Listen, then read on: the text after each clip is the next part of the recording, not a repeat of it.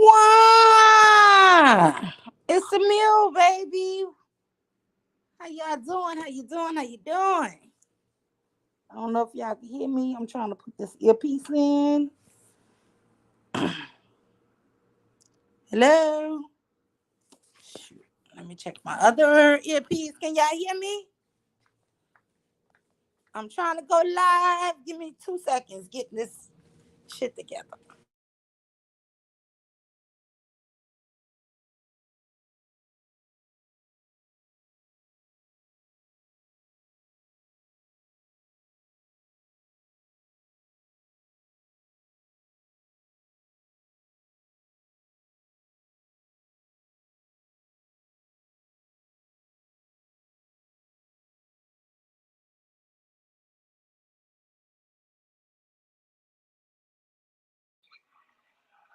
Hello, can y'all hear me? I put both earpieces in, and I think.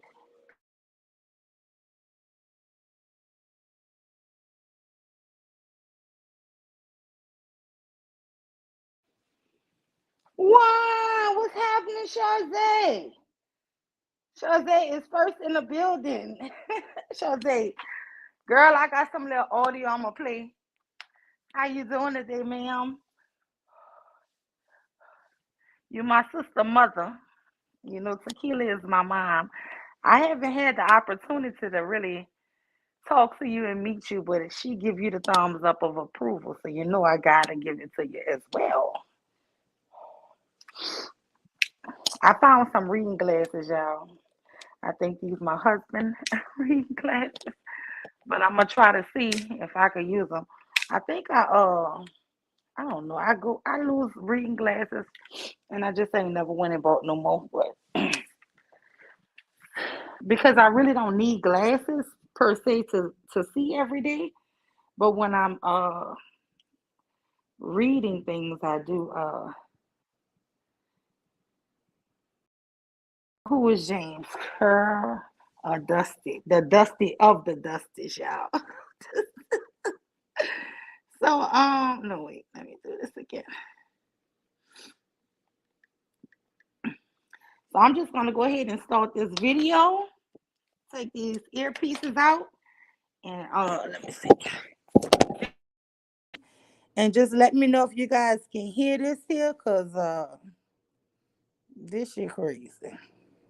So I'm gonna start it close to the right here. Okay. I have a question for you, Diesel. Okay. All right. I know we're laughing and stuff, but I want to ask you for real. Why are all the cops quitting? Because for one, um, the pay is horrible, and two, the support in the community is not there. You know, I've always taught that policing is not one of those. Um, it's not a fulfilling career. You never get thanked, but you always get blamed. You know what I'm saying? Okay, you guys, can y'all hear that? What's up, Louis Safari? Hey, bro, what's happening? I want to just say welcome, everybody. Please hit the like and the subscribe button. If you're at the Argument League, please hit the like and subscribe button. Let's be trying to show Suave love and show me love. I want to grow, and I also want his channel to grow while he's out on his little hiatus right now. But he will be back shortly, you guys. So we just want to keep everything going. So. All right, and Shazay, you say who was James? I don't know if you subscribe to Nala and Taz, but girl, James was the guy who said that his daddy tried to kill them by hitting him with an 18-wheeler, but he hated his mom who died when he was like a baby. So anyway, wow, what's good, Hood Therapy? Everybody, welcome, welcome, welcome. What's up, Sharice, Sister Sharice? Let me I'm gonna play a little bit of this audio, y'all. This here is so. This shit was so funny to me, but on a for real, it's so sad. And I just had to share this here, really and truly. I just have to share it with y'all. I just had to share it. Hold on. Let me go ahead and play. And so a lot of people have gotten into this profession not knowing exactly what it is. And now that they see what it is, you know, they thought it was something different. But it's nothing like that. When it comes to real life, yeah, the TV glorifies law enforcement, media does, but when it comes to real life, it's not anything like that. And then you don't hardly get paid as well. It's not something, you know. Would you enjoy your job if we took out calls for like mental health? And I think that was a great question, guys.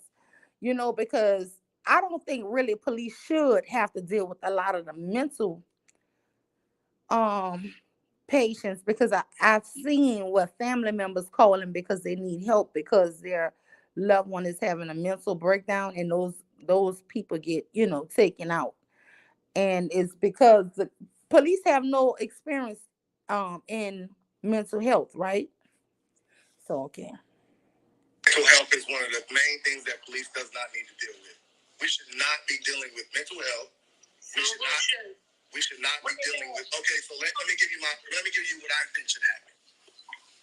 There are a lot of hospitals that have their own security staff, that have their own police department, and all that stuff. I think. Okay, friends, I'm gonna go ahead and skip because I agree with what this guy's saying. So I wrote down on this paper when this fool come in on this conversation. Let me see when he started talking. Because that shit right here, it was just too much for moi.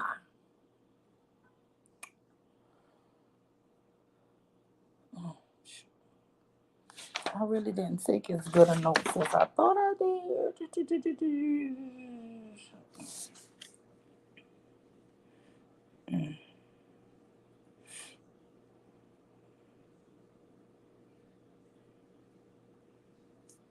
All right, I'm gonna start it right here.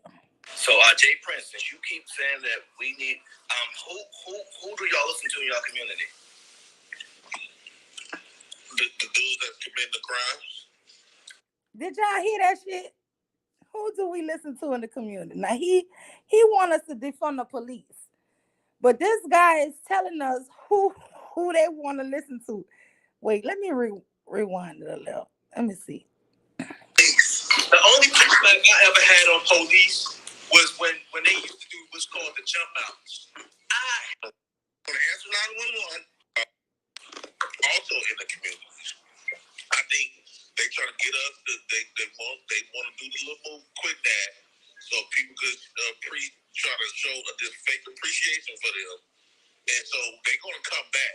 So then when they come back, the community is not going to be calling out all the bullshit that the police have done. So I don't totally agree with that, Jake, because there are police officers now that just don't do anything.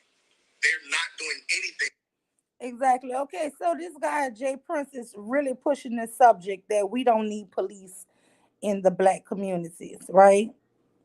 So this is why I'm saying I was all in that chat, y'all, last night saying I backed the blue, and I ain't never in my life thought I would be screaming that the mule backs the blue. But listening to this here guy, I'm gonna have to stop, y'all. Hold on, Diesel. I know that I'm tired of this conversation. I did a show on this about community policing, right? Oh. So, Jay Prince, since you keep saying that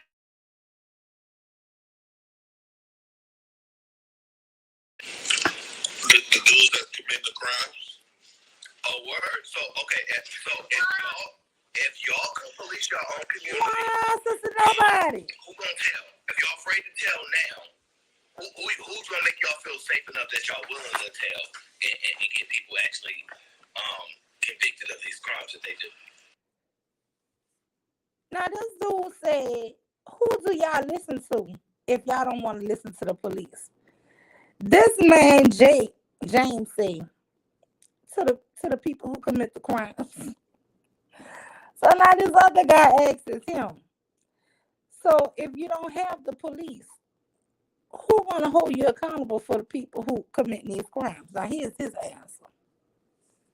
We're not talking about conviction. No, we trying to remove the conviction.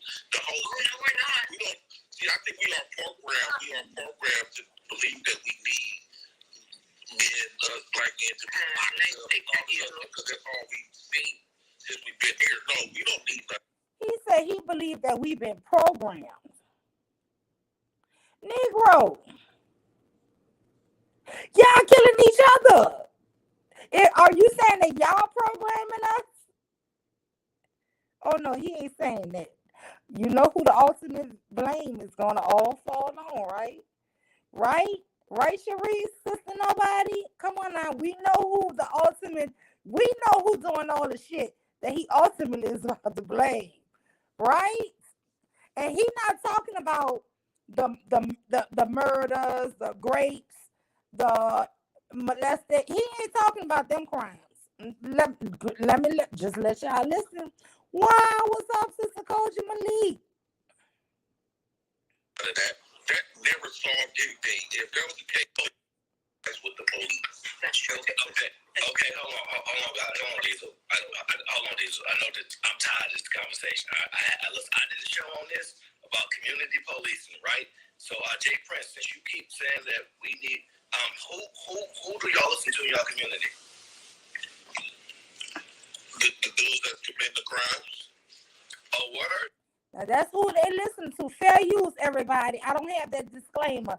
Anybody know the disclaimer? We using this for commentary and education and Negro stuff. So all kind of everything we using it for. So come on. So okay, so if y'all can police your own community, who gonna tell? If y'all afraid to tell now, who's gonna make y'all feel safe enough that y'all willing to tell and get people actually convicted of these crimes that they do? We're not talking about convictions. No, we trying to remove the conviction, the whole thing. We're not. We don't see. I think we are programmed. We are programmed to believe that we need men, black men to. That's me, y'all. Oh no, we not. Because that's all we've seen since we've been here. No, we don't need none of that. That never solved anything. If that was the case, if all these convictions and all this stuff, other stuff is supposed to solve the problem, how come niggas feel like they commit these crimes and they gonna commit crimes tomorrow? So that's not gonna stop nothing. That's the first of all, that wasn't my question, but I'll reiterate. If you're afraid to talk about you, and they sleeping with the cops and all that, here's the difference. Okay, now what about the old people? Their family members. Okay, what you just explained is exactly the same thing when you talk about cops in white neighborhoods. Those cops is the white people, sons, nephews, no? And they sleeping with the cops and all that. Here's the difference. White people. Do y'all hear how dumb this dude is? I'm just for real. This dude, oh Lord, don't call people that. I'm trying to be better today. Better than I was yesterday. Do y'all hear this? This brother. Oh.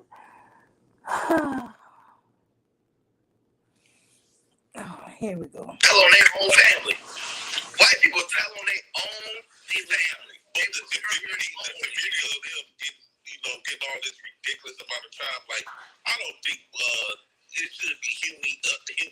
I think the judge just put people in prison for all this length of time.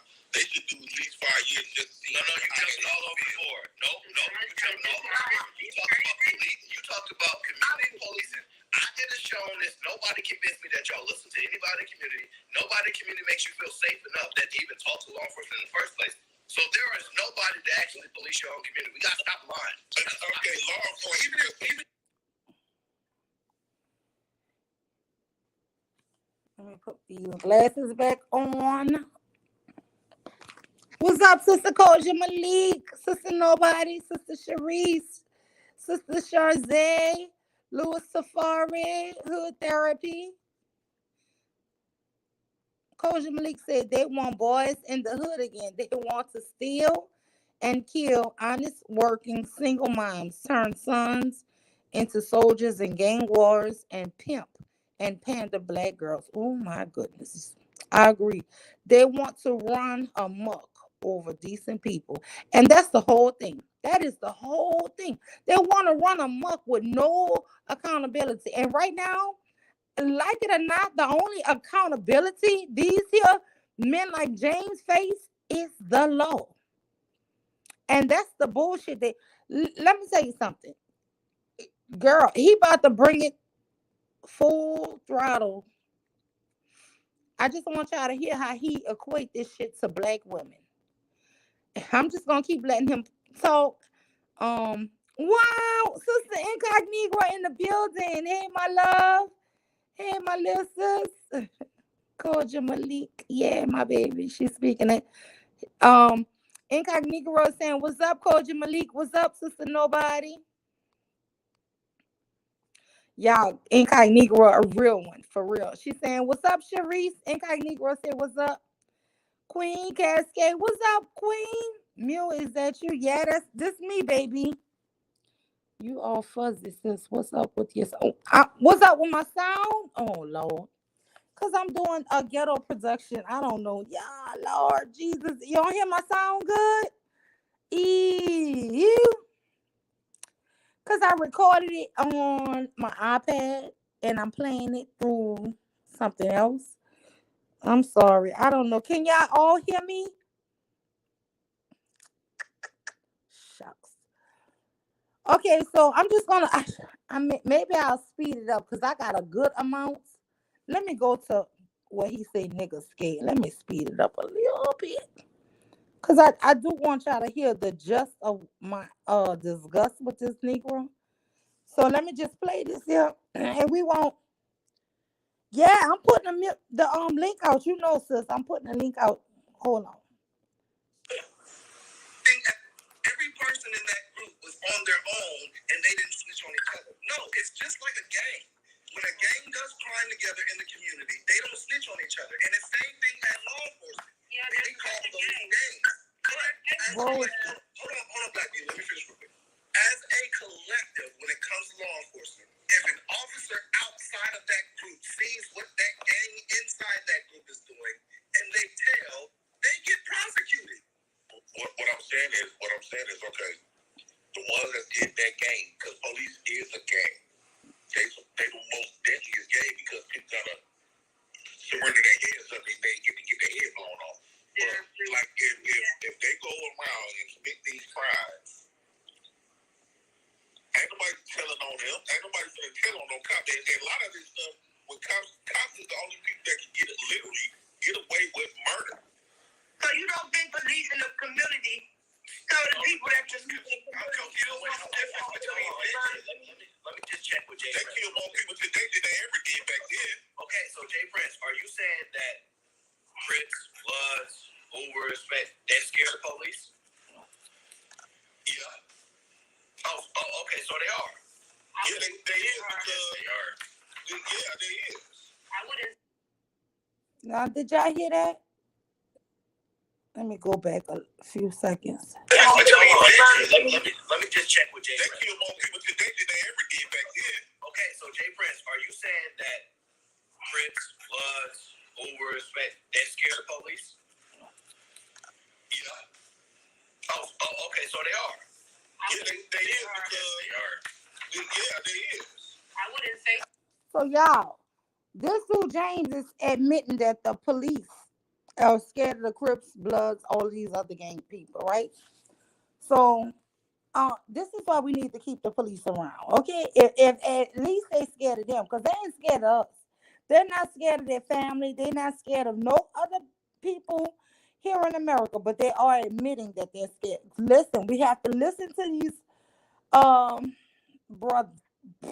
brethren. I'm trying to do better, but we have to listen to them and believe them. Hold on. Because their behavior wouldn't show me we don't talk to be afraid of police officers. But why? No, not you, Jay Prince. I'm literally talking about, you're talking about actual active gang members are terrified of police officers. They don't want no smoke with police. So basically when police come around, they suck us. That's basically what you're saying. Yeah, because the mindset that we was taught, like I believe that's not true. For me, I believe that snitching, with that word snitching, all that other stuff won't matter. Now I'm gonna tell y'all this here. That shit is true what he's saying. Because I grew up in New Orleans and I would know a guy who done killed 13, 14 people. and will be bragging that he done did all this dirt. But when the police pull up, he throw his hands in the air. And guess what? He gonna drop that gun, throw his hands in the air, and get on his knees and be face down, ass up. But he done killed your uncle, your brother, and all kind of other people. So this is what we need to hear. We need to hear this shit. Okay, so they are. Yeah, they is because they are. Yeah, they is. I wouldn't say so because their behavior wouldn't show that they were.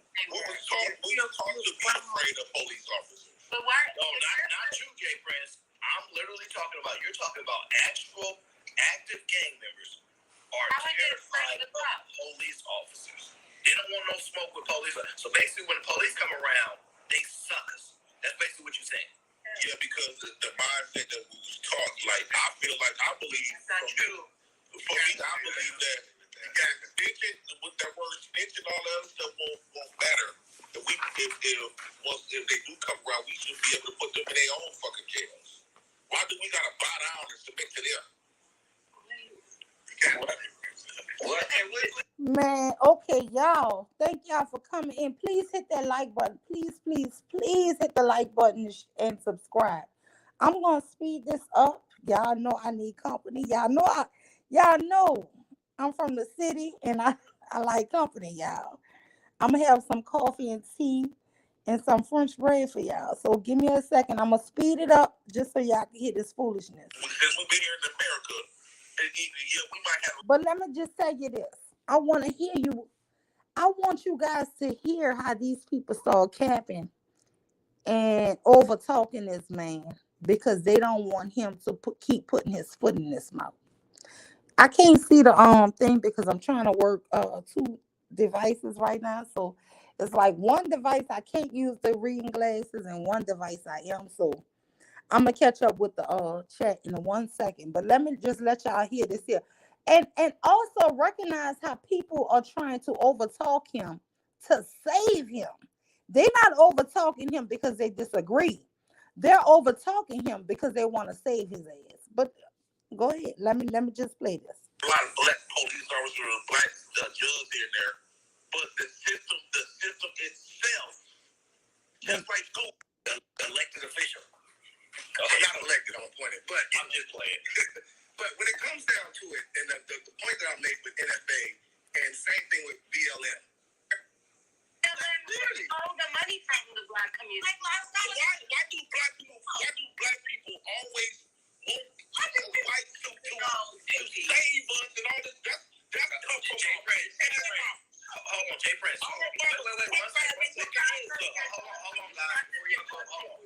You heard that shit? That come from our weak ass mamas. That listen, this nigga about to break it down where all this degeneracy shit come from. Hold on. Diesel finished his point as he is the only elected official. I'm not elected, I'm appointed, but I'm just playing.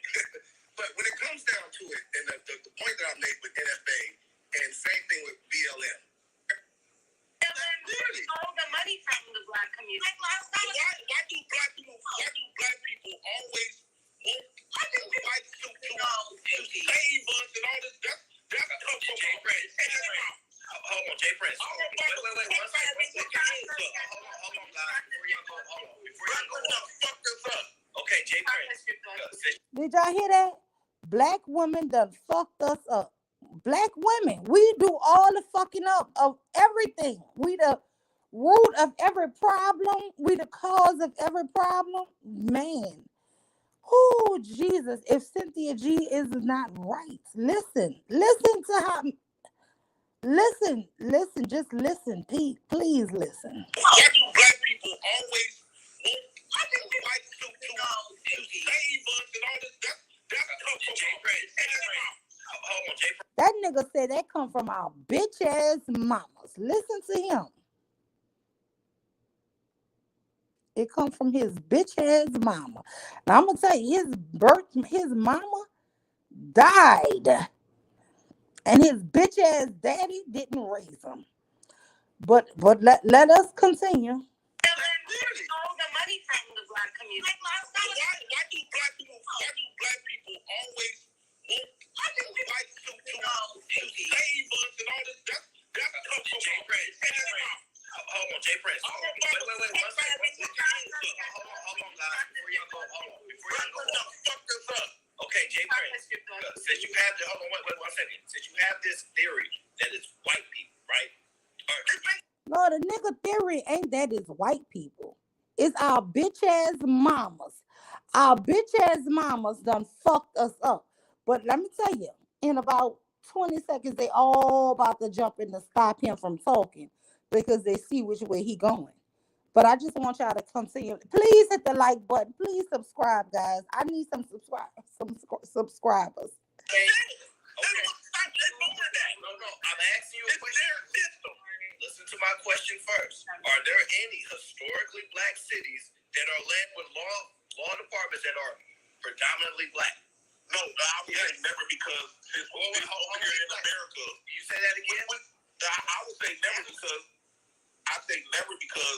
since we've been here in America, and we might have a lot of black police officers or black judges here and there, but the system itself, just like schools, the curriculum itself is white based. So you saying you think the system is so done? The reason why a lot of black women okay, let me say this here, Aaron. The reason why a lot of black women advocate for these police and the system and stuff like that, because let's keep it 100. If it ever come to a point where the policemen say, okay, y'all can't call us, and we're not gonna call you off the shit. At that point, black women need black women need for black men to be afraid of the white policemen in that. Now, why does he suppose that black women need black men to be afraid of the police?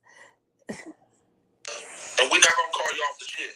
At that point, black women need black women need for black men to be afraid of the white policemen in that system. Hold on, man. Let me finish. See, this is the Captain Saverhose about to jump in. But let me replay what he's trying to tell us. Let me replay it. And the system and stuff like that, because let's keep it 100. If it ever come to a point where the policemen say, okay, y'all can't call us, and we're not gonna call you off the shit.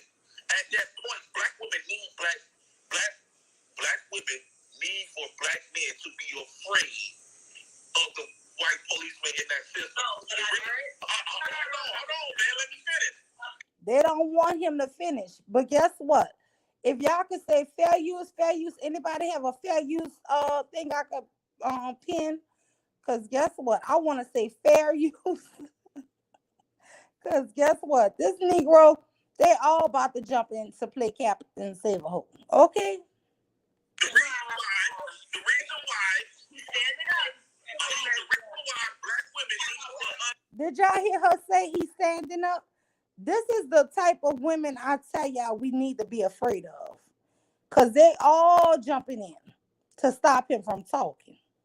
And we're not going to call you off the shit. At that point, black women need black women need for black men to be afraid of the white policemen in that system. Hold on, man. Let me finish.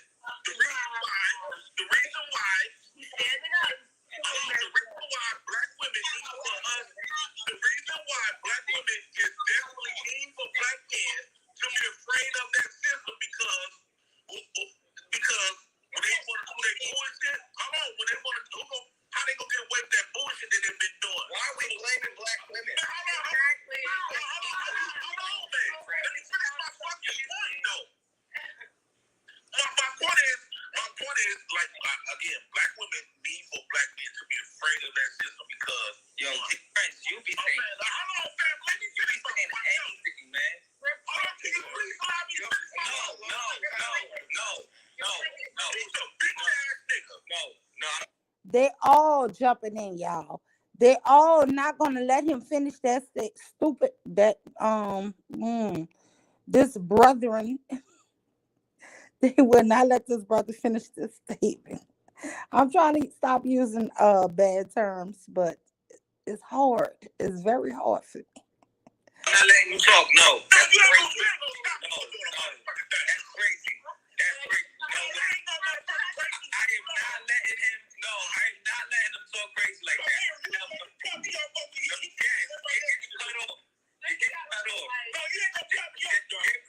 But let me tell y'all, they cut him off for almost 10 minutes. But guess what? He came back. So let me speed it up. Let me speed it on up to where he started back. Because all of this here, it was, I promise you, almost 10 minutes of deflection and him screaming and hollering about, please let me talk, let me talk, let me finish what I want to say. And they just was like, hell no. So let's start about right here.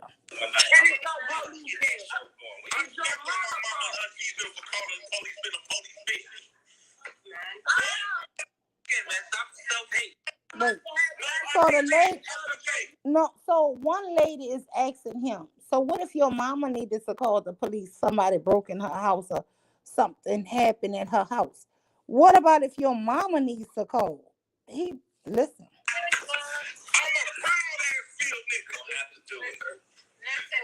Listen. Black people gonna have to get cancellation. I'm really gonna have to do it now. It's always the dark-skinned ones, guys. It's always the dark-skinned ones, man. We don't need no more money telling us how to run our black community. You too dark to speak. People that's very privileged.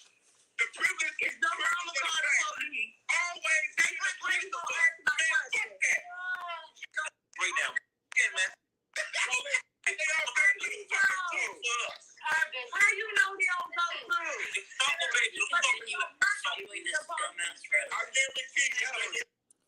So there's this woman who keep shouting. Now, what if your mama needs to call the police? What if your mama needs to call the police? This lady just is relentless, asking him, begging him. What if what if your mama needs to call the police? So finally, he answered. Y'all gotta relax. I bet you got the top paying job in the black community. I guarantee you that he got more resources than any field nigga I know. And I already know that nigga. I just know how it goes. I'm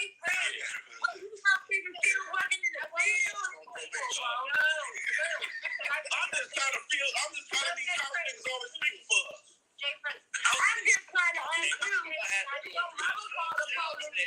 might have to do I'm stuck on my mama aunties for calling the police in the police business. Why you gotta get all these bitches, go, Jake? Because that's what the fuck they is. What? We don't need no motherfucking police in our hood. We don't need no motherfucking white man. We don't need no motherfucking white man to tell us what the fuck we need to do. We grown motherfucking men. We don't need to be chastised by no motherfucking white man. Why do we have to Every time we gotta, dog, it's all over the board for black men. Every time we even go to Jesus, we gotta call on another motherfucking white man to save us. Man, fuck all that shit. No. You a white man, nigga. You a white man. Do not in this clip.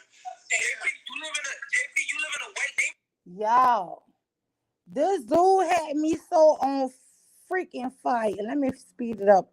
Let me play one more little stupid point. Brethren point he makes. Oh Jesus!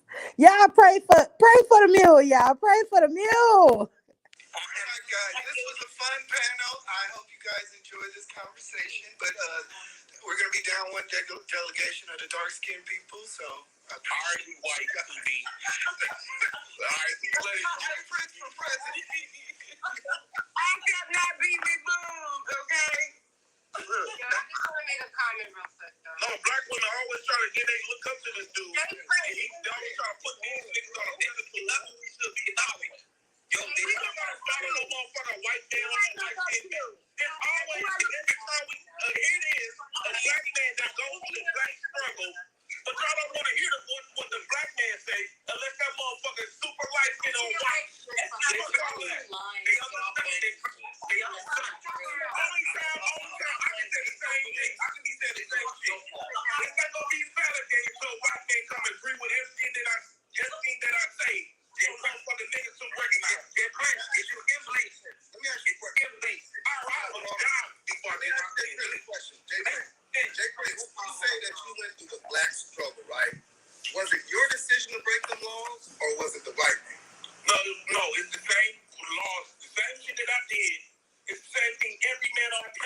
it depends on the circumstance. Nah, bro.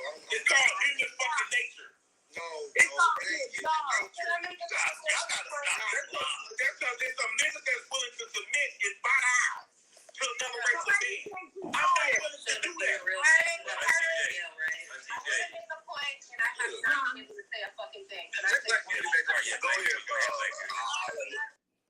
Y'all. Oh, wait. Let me put my little, Let me see.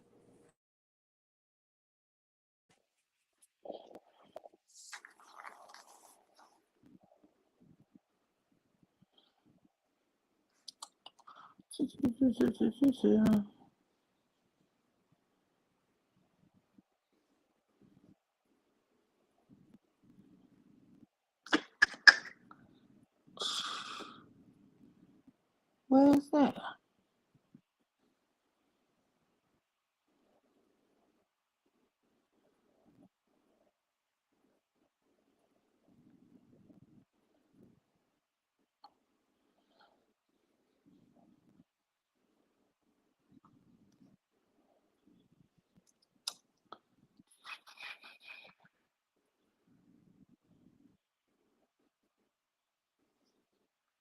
Let me see. Y'all, what do y'all think about this foolishness? Oh my God. This is the same. Oh, no. Oh, wait, no. Oh, shucks. Lord.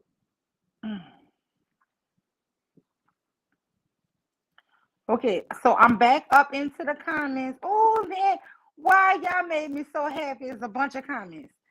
Wow. Sister Nobody says, Negro, y'all killing each other. Y'all doing the programming. Exactly. He's talking about we been programmed. Well, who programming us? Koja Malik said, what community police? Half of them can't pass a drug test. In the third grade level reading and math test. Many can't even work with elderly and kids. Koja! Yeah. Oh my God. Wow. Miss Zenova, 24. Welcome, sis. Welcome. Cherie says, Incognito, what's up, sis? She says she love you. She's smiling. Peace. Damn you. I want to hit the link. Cherie, hit the link, baby. Hit the link. Incognito. Oh, we hear it, but it's fuzzy. Oh, shit. I don't know. My internet a little funny, too. Oh, the audio was fuzzy. You know what? I need to learn how to do the audio from one device instead of playing it on two. Yes, they want. Sister Nobody says yes, they want to do what they want to do without repercussions, but that don't work. There was a study done saying 1 in 3 men would grape if they wouldn't go to jail. Ain't that some shit, girl? What study that was? Shit, if it wasn't illegal. So she's saying, Sister Nobody B, y'all, is saying that there was a study done that 1 in 3 men were great people if they couldn't go to jail for it. Sharice, exactly. Listen to the niggas. Hey, love. Nobody says, Sister Incognito. Hey, love bug. Think maybe there's something wrong with my phone. I didn't see a comment. Let me try to. Sharice said, Mule. I read NOLA was the most interested in the U.S. Girl, NOLA is a motherfucker. Lima don't got her specs still. You gotta write it down. Oh, don't do me, sis. Listen, I'm gonna tell y'all, I have maybe 30 pair of reading glasses, y'all. But let me tell y'all something. About a year ago, my husband started needing reading glasses. So he just takes them and he leave them at his job, he leave them in his work, he leave them everywhere. And I do the same thing. So me and him are constantly without. And the saddest thing, I don't know if I just been with this man too long, y'all, but why our reading prescription is the same? It's horrible. So it's like I buy a pair, he can see exactly out of mine. And if he get a pair, I can see exactly, great out of his. So it's just like the first pair we pick up, we claim. So then it leaves me looking for something. Thank you, Queen Cascade. She said, smash that like button, y'all. Support. Thank you so much. Why? My sister, I'm not for everyone. What's up, Kira? I love you. Queen, why? I love my little sis, because I'm older than actually Queen Cascade. I just think Queen Cascade has this, okay, so let me just tell y'all the story. I am younger than most of my siblings. I have 2 siblings that are actually younger than me. But all of my life, I was the youngest. I grew up as the baby, right? Until I was 17. Then another one came, and then 5 years after that one, another one came. So all my childhood, I was the baby. However, I am the one for my siblings who are 1, 2, and 3 years. They joke and say I'm their big little sister, right? Because even though I was younger than them, I think I was just a very alert child. So I think they feel like I always boss them. So they always joking, tell me I'm their big little sister because I'm younger than them, but I always act like their older sister, right? My brother, who is actually 2 years older than me, always tell people I'm his big sister. Always, right? So yeah. Queen Cascade says, hey y'all, why? It's the mule, baby. I like to hear Queen say that, y'all. And she don't say why, she say wagon, because she Jamaican and English. So who was James? Girl, James was a guy who came on Nyla and Taz's panel. And he was telling his life story.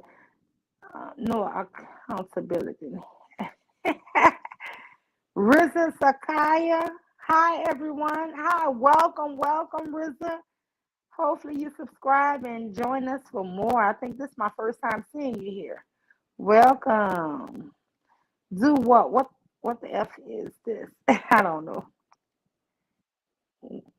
C-Mule, he lied. Queen says C-Mule, he lied when he was on the Ghost channel saying he realized he was wrong. Now he begs to the same. Yeah, girl, that's why I had to play this. Because, and listen, it's more. It's just that I saw that you guys were saying it was fuzzy, so I stopped. But girl, he blamed women for everything. Koja Malik says they mama should let they R sit in jail instead of finding theirs. Exactly. Queen says James needs serious therapy. Yes.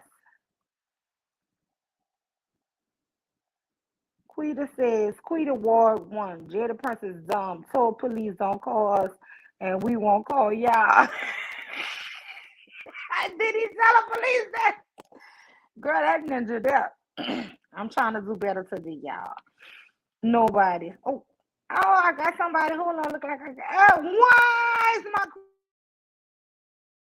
what's up, sis? Queen Cascade in the building. What? It's the mule, baby. I should be saying my own name. What? It's Queen Cascade, baby. Why? It's Queen Cascade 2.0, baby. Oh my What's up, God. sis? Midaya. Okay. I've just been like the last few days. Queen, do you remember James? Yes. How could I forget that emotional degenerate dust mite who needs some serious therapeutic help? Okay. Wait, hold on. Wow, what's up, Cherise? Sister Cherise, do you remember James? Oh, she might be having some issues. What happened? Okay. I'm not sure if it's a lady or a man. Is it? I'm not for everybody. Wow, what's up? I'm not for everyone. That's Kira. Sister Kira, can you hear me? Okay. Yeah, I can hear you. Cherise, yeah, what's up? Do you remember James from Taz and Nyla? There's Okay. Queen Cascade Wait. is right. There's so many emotional men on there. I don't know which one you're talking about. So James was the emotional dust mite, yeah. He was stalking Nyla's panels, Yes. yeah. She let him up at one point, and he told this story about his experience about nearly being unalived, but he blamed his attempted unaliving by his father on his aunt and the death of his mother. Does that ring any bells? I think so. Okay, let me go back a little bit because obviously there's some people in the chat that Wow, don't. Okay. hold Hey, on, can Sheree. y'all hear me? Cause am I? We I can hear can't even you hear. perfectly. Okay, there we go. I think you might have a page open in the back, Sharice. Yeah. So that's my phone. James basically told this story about the fact that his mom had passed away. Yeah.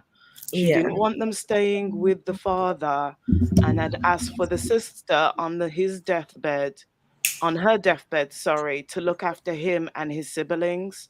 Now, what we came to understand from the other parts of the backstory is James's father was a trucker, spreading his ancestors all over the place in different parts of the states.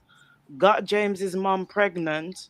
By the time she found out that he was already married in a relationship with how many kids, it's the usual shit show in terms of not being honest about situations and circumstances. So it sounds like from the story, if I remember correctly, she tried to get away from him. He wouldn't leave her alone. Um, After the mother died and stuff, he didn't want to take responsibility for James and his siblings. He turned around and basically stated how the father came to the hospital, and the father turned around and said something along the lines of to the aunt that I can't manage these kids, so you keep them. The aunt, who seemed to have had a decent quality of lifestyle, changed her whole lifestyle to take on board these children, which James was one of. And because of an argument that was impending between adults about James's father's behavior, he decided that he was going to take his truck and ram it into the back of his auntie's car, which included James and his other siblings. And he has had a vendetta against his mom, seemingly since he was a child. And his aunt, because he said that his aunt had to get on like assistance while she was taking care of them, because she had other kids too when she took him in. So he's a fucking weirdo. He needs serious, serious help. And then he's gone through the Hey, MJ. space, tried to attack Goat, tried to set Goat up in some foolishness. Goat was trying to talk to him because he was coming on there calling us bitches and hoes and calling us out our names and all that kind of stuff. So you know how Goat does. And then at the end of it, like the little bit of, not that I had much respect for this emotional dust mite, but Goat was doing his little mini therapy sessions. We kept saying to James, you need to go and seek therapy. You need to go and seek counseling. The way you're behaving is not normal.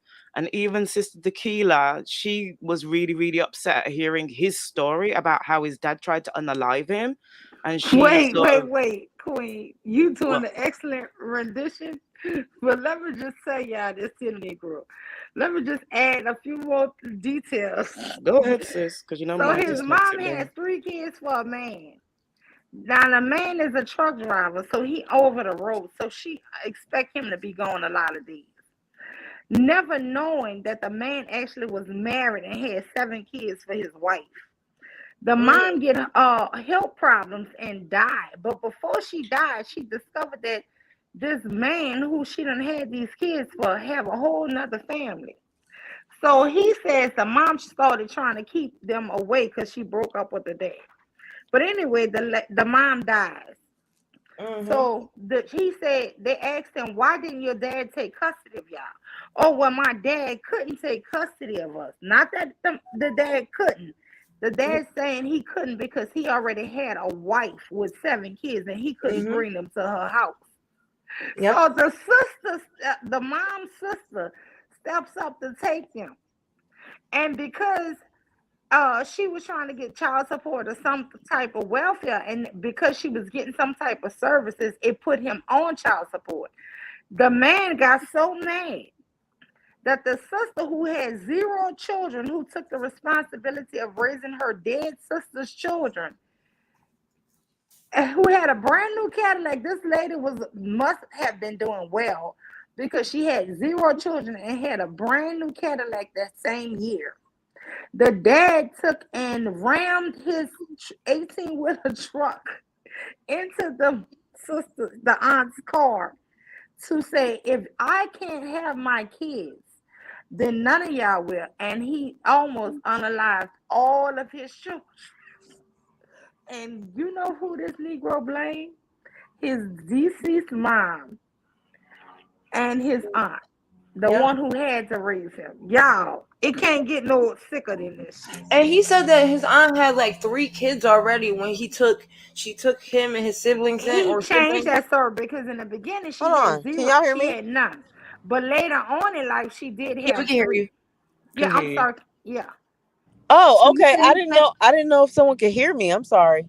we Who is couldn't? that, You wasn't. Sharice? We just heard you now for the first time. But so Oh, you're saying that at first Wow, he what's said up, that she didn't. Sharice?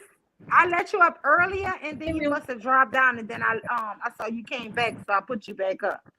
Yeah, my no. like What my did James do this time? Girl, on yeah. a What did he panel, do? Wait, can sitting y'all up hear me here. good? Do I sound clear? We can hear you. Yeah, we can hear Yeah, you. I can hear you, but it's like maybe you're outside. If I'm not somebody's outside. outside or maybe they're driving because there's Yeah. feedback. I can hear you though. I can hear you clear. Okay. I can hear you. It's just when you talk, it sounds like something in your background is there. That's what I That might be me. But can you guys hear me? Yeah, I can hear We you can clear hear too. you. Okay, cool. Yeah. What did James do this time? Because he full of shit. Well, real quick. Yeah. No, it wasn't the 18-wheeler that he ran into his aunt's car. What happened was his dad took his car and got into a fight with the family members and everything. And he tried to leave with the kids in the car and said, if I can't, and ran into a pole. And he lost his Yes, license. that is what happened. Yeah, Yes, he did. I remember his story because he's trash. Yeah, Like, he ran into a pole. You're right. Then he Yep. lost his he driving trash. license, innit? He lost his Yes, and he trucking lost his license. CDL, and he blamed all of that on the dead mama. Yeah, he blamed it on his mom and everything because his dad, without his mom's permission, made her literally a side chick that was around the corner or whatever. Right. And then because of course she didn't know that he was married. And then when the mom passed on, the kids went to the aunt because his daddy didn't want him because he had a whole family with 7 damn kids on the other side of town and everything. And then he still somehow blamed the aunt for that shit because she got on welfare and all this other shit. Not to mention, this is the same James who was sitting there trying to figure out how he can figure out how his child is being molested and all this other shit. Like, it's the same James. Oh my God, Yeah. I forgot about the girl being molested. Oh my God, y'all. Let me give y'all another backstory. Queen, do you know this? Oh my God, so he called in another time to Nala's show, and he was saying he got his daughter. He thinks she being molested. Oh my God. But he like, I don't know if I should keep her. I'm gonna send her back. I'm like, and so Nala was like, if you think somebody doing something to your child, why would you send her back? I don't want her to blame it on me. Girl, we Wow, was I didn't even so hear that one. enraged in Girl, that we chat. went in during that live. We was like, why would it be blamed on you unless your ass some evidence points to you? Yes, I and I'm vaguely like, remember that call part, but I didn't hear. 911, bring that baby to the hospital, girl. I was so in that chat going in. I It even was hit the selfish. panel. I vaguely Yes. remember that, It but I was didn't hear him selfish. say that. It was selfish because if you know you didn't do anything to your daughter, why the hell wouldn't you take her to the hospital? You would want to figure out what's going on with her. But because he wanted to be selfish and didn't want to be accused of shit, he sat there and is just gonna let her out here in this Another world scary possibly being ass molested. nigga. You would never Scary. be accused if you didn't do If nothing. So I you knew must I have did didn't do something. nothing, guess what? The first thing I'm doing, I'm bringing my child to get checked the hell out. Exactly, and you My wouldn't child even got think to like go that if you wasn't to doing the nothing. seat. But the first thing coming, this Negro mind is, I don't want to be blamed. Right? Who think The like fuck? that? Nobody. Come on, man. He Nobody hate women. thinks He like hate that. women too much. And my thing is, his daughters, I believe, because my mom always says that how you acted as a kid, basically, and how you treat people, your kids are going to be your karma. So with my daughter, she has an attitude problem. I had an attitude problem. So my mom would say she's my karma. James hates women. So his daughters is his karma. And he still doesn't know how to act like a father to daughters, because you act like you can't even take her to the hospital or figure out what's going on with her because you too scared you're going to be accused. Why the hell does that matter unless you know that you're doing some shit? That shouldn't even matter. It's something really wrong with him because Because he's a pedophile. Because he's a pedophile.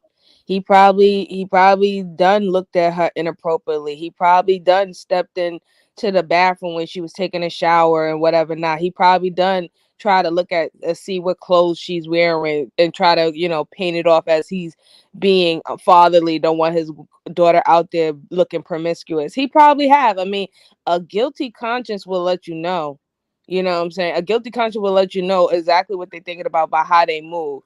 If the first thing that you were supposed to do if you feel that your child is being assaulted or molested or even being touched is to start getting law enforcement involved or getting a mandated report done. Unless you did it. For her to get checked. But even if you unless you did something. Shit, unless your butt did something, because guess what? Ain't no way in hell I'm gonna suspect or have an inkling or a thought that something is going wrong and not try to figure it out. We don't do that as normal people.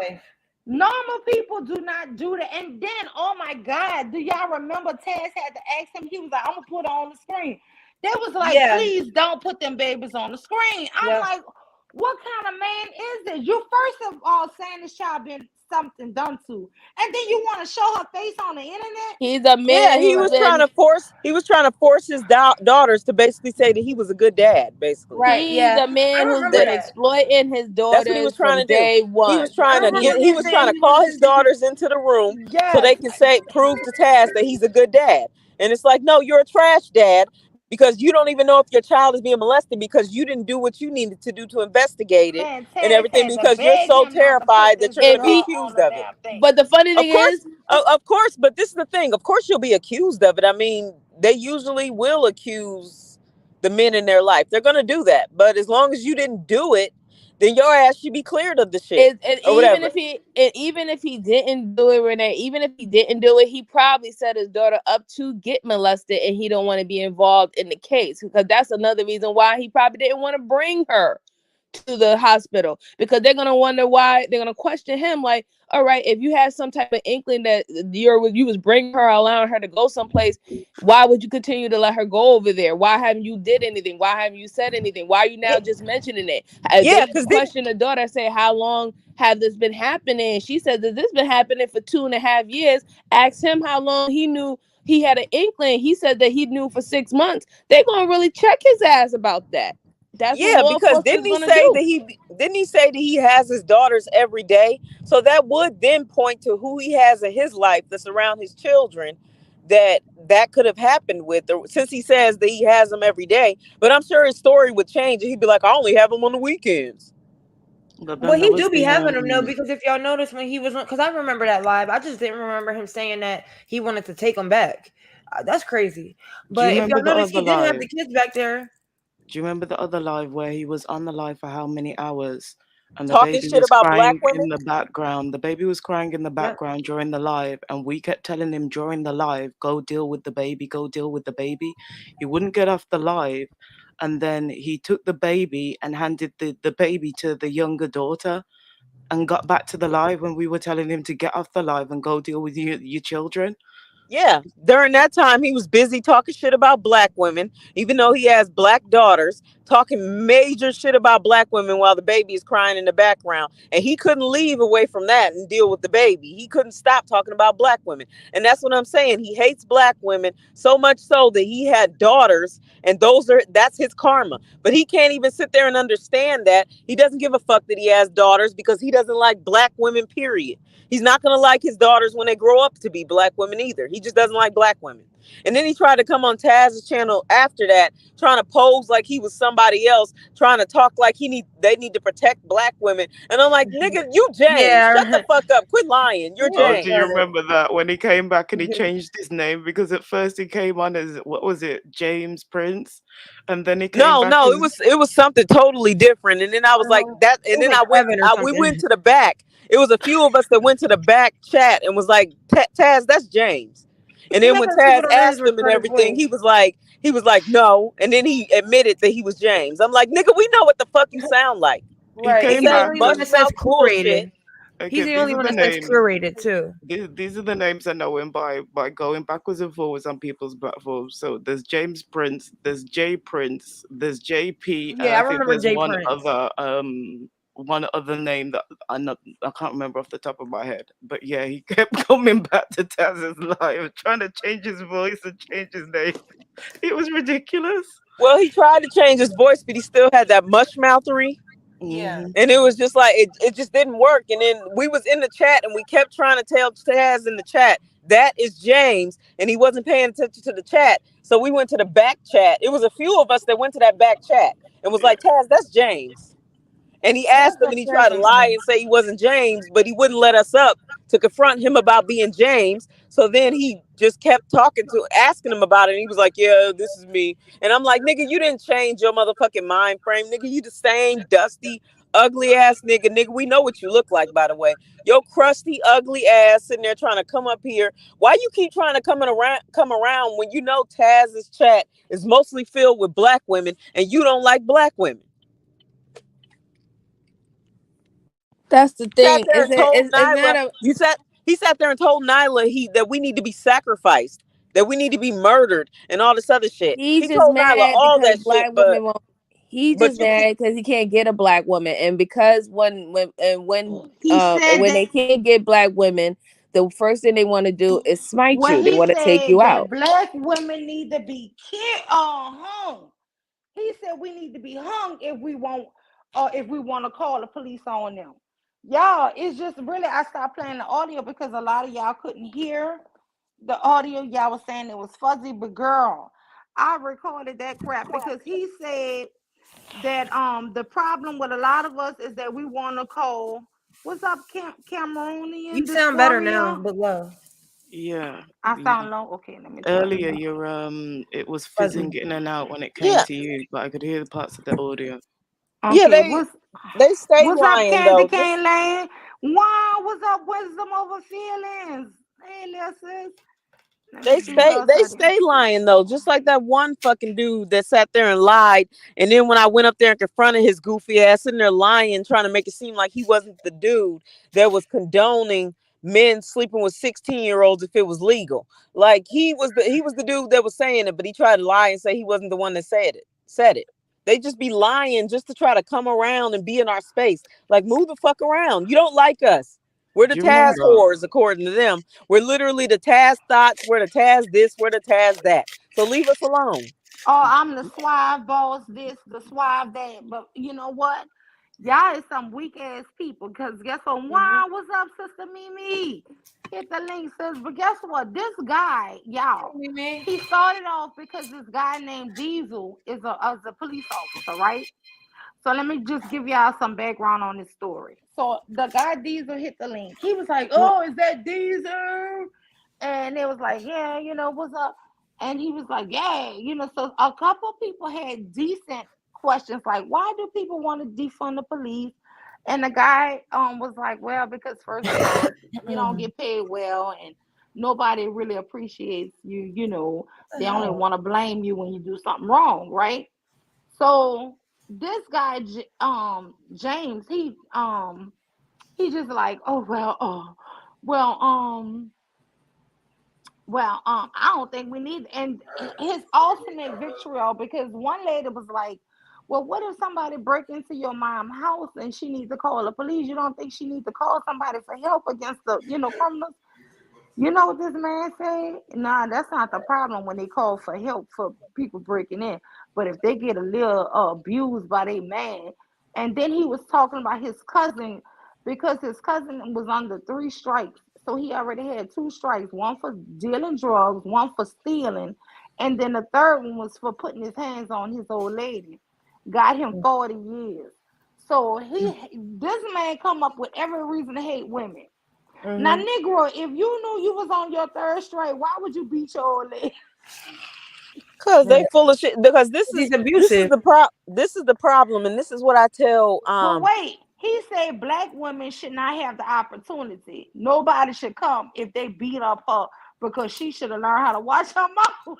Yeah, no, they And when they really get do. and They when they really get do kneed believe on, that and because when a cop I want a was knee on. on their neck, I, then they deserve that too. because I was on TikTok and this dude sat there and made a video reply to what I had wrote, and he tried to sit there and make it seem like that there's this mass epidemic of black women falsely calling the police and falsely getting black men arrested and everything for abuse when they don't do nothing to them. And I was like, yeah, but usually police officers, they mark down things in their report, things like bruises and marks and they also mark down things as far as hospital visits. Some of them go to the hospital with the victim. The hospital marks down all this stuff. Ain't nobody sitting there making these damn false claims against y'all dusty motherfuckers. Y'all just abusing people. And you trying to sit there and take like a 0.1% of the population that falsely accuses men of abusing them and stuff and trying to make it the overall narrative. And that's not what it is. His ass never responded to me. But guess what? A fucking mammy did though. Yes. And I had to chin check the fuck out of her Girl, goofy wait. ass. When I'm like, girl, he shut was your ass up. You probably one of the main ones he talking about. Wait, hold on. Let me tell y'all, when he was going in on the black women, I skipped over it for us because there was about 6 girl, all the mammies and all the men started over talking him. He was like, "Can I finish him?" I thought they was like, "No, no, no," the men and the women. And he was steady talking, y'all, for a long time, for like 10 minutes.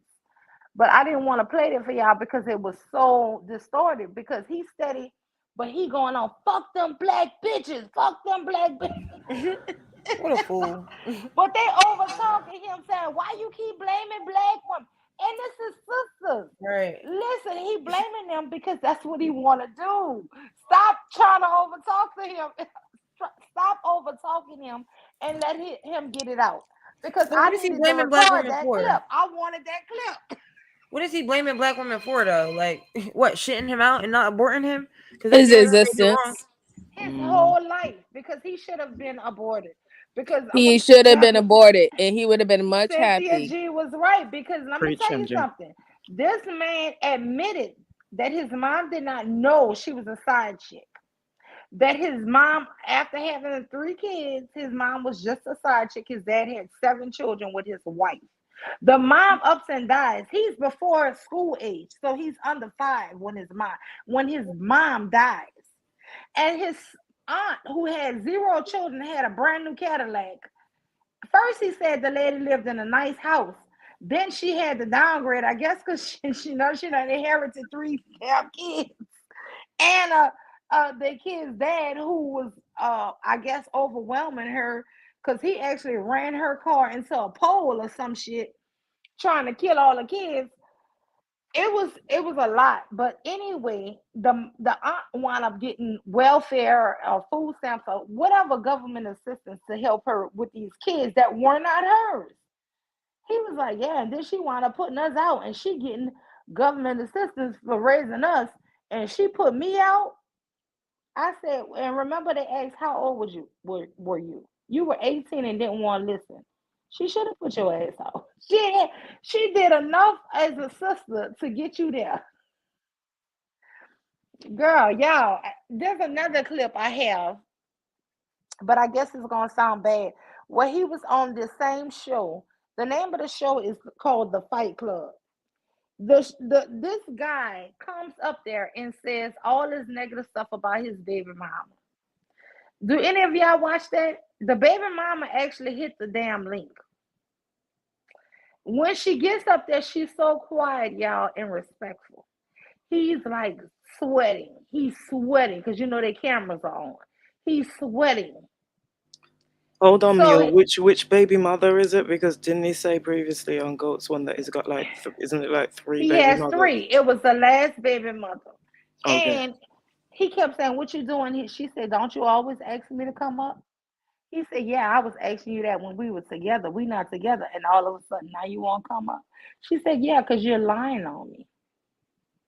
He told them that this last baby mother had 3 children by 3 men, and she had custody of none of her children. Right?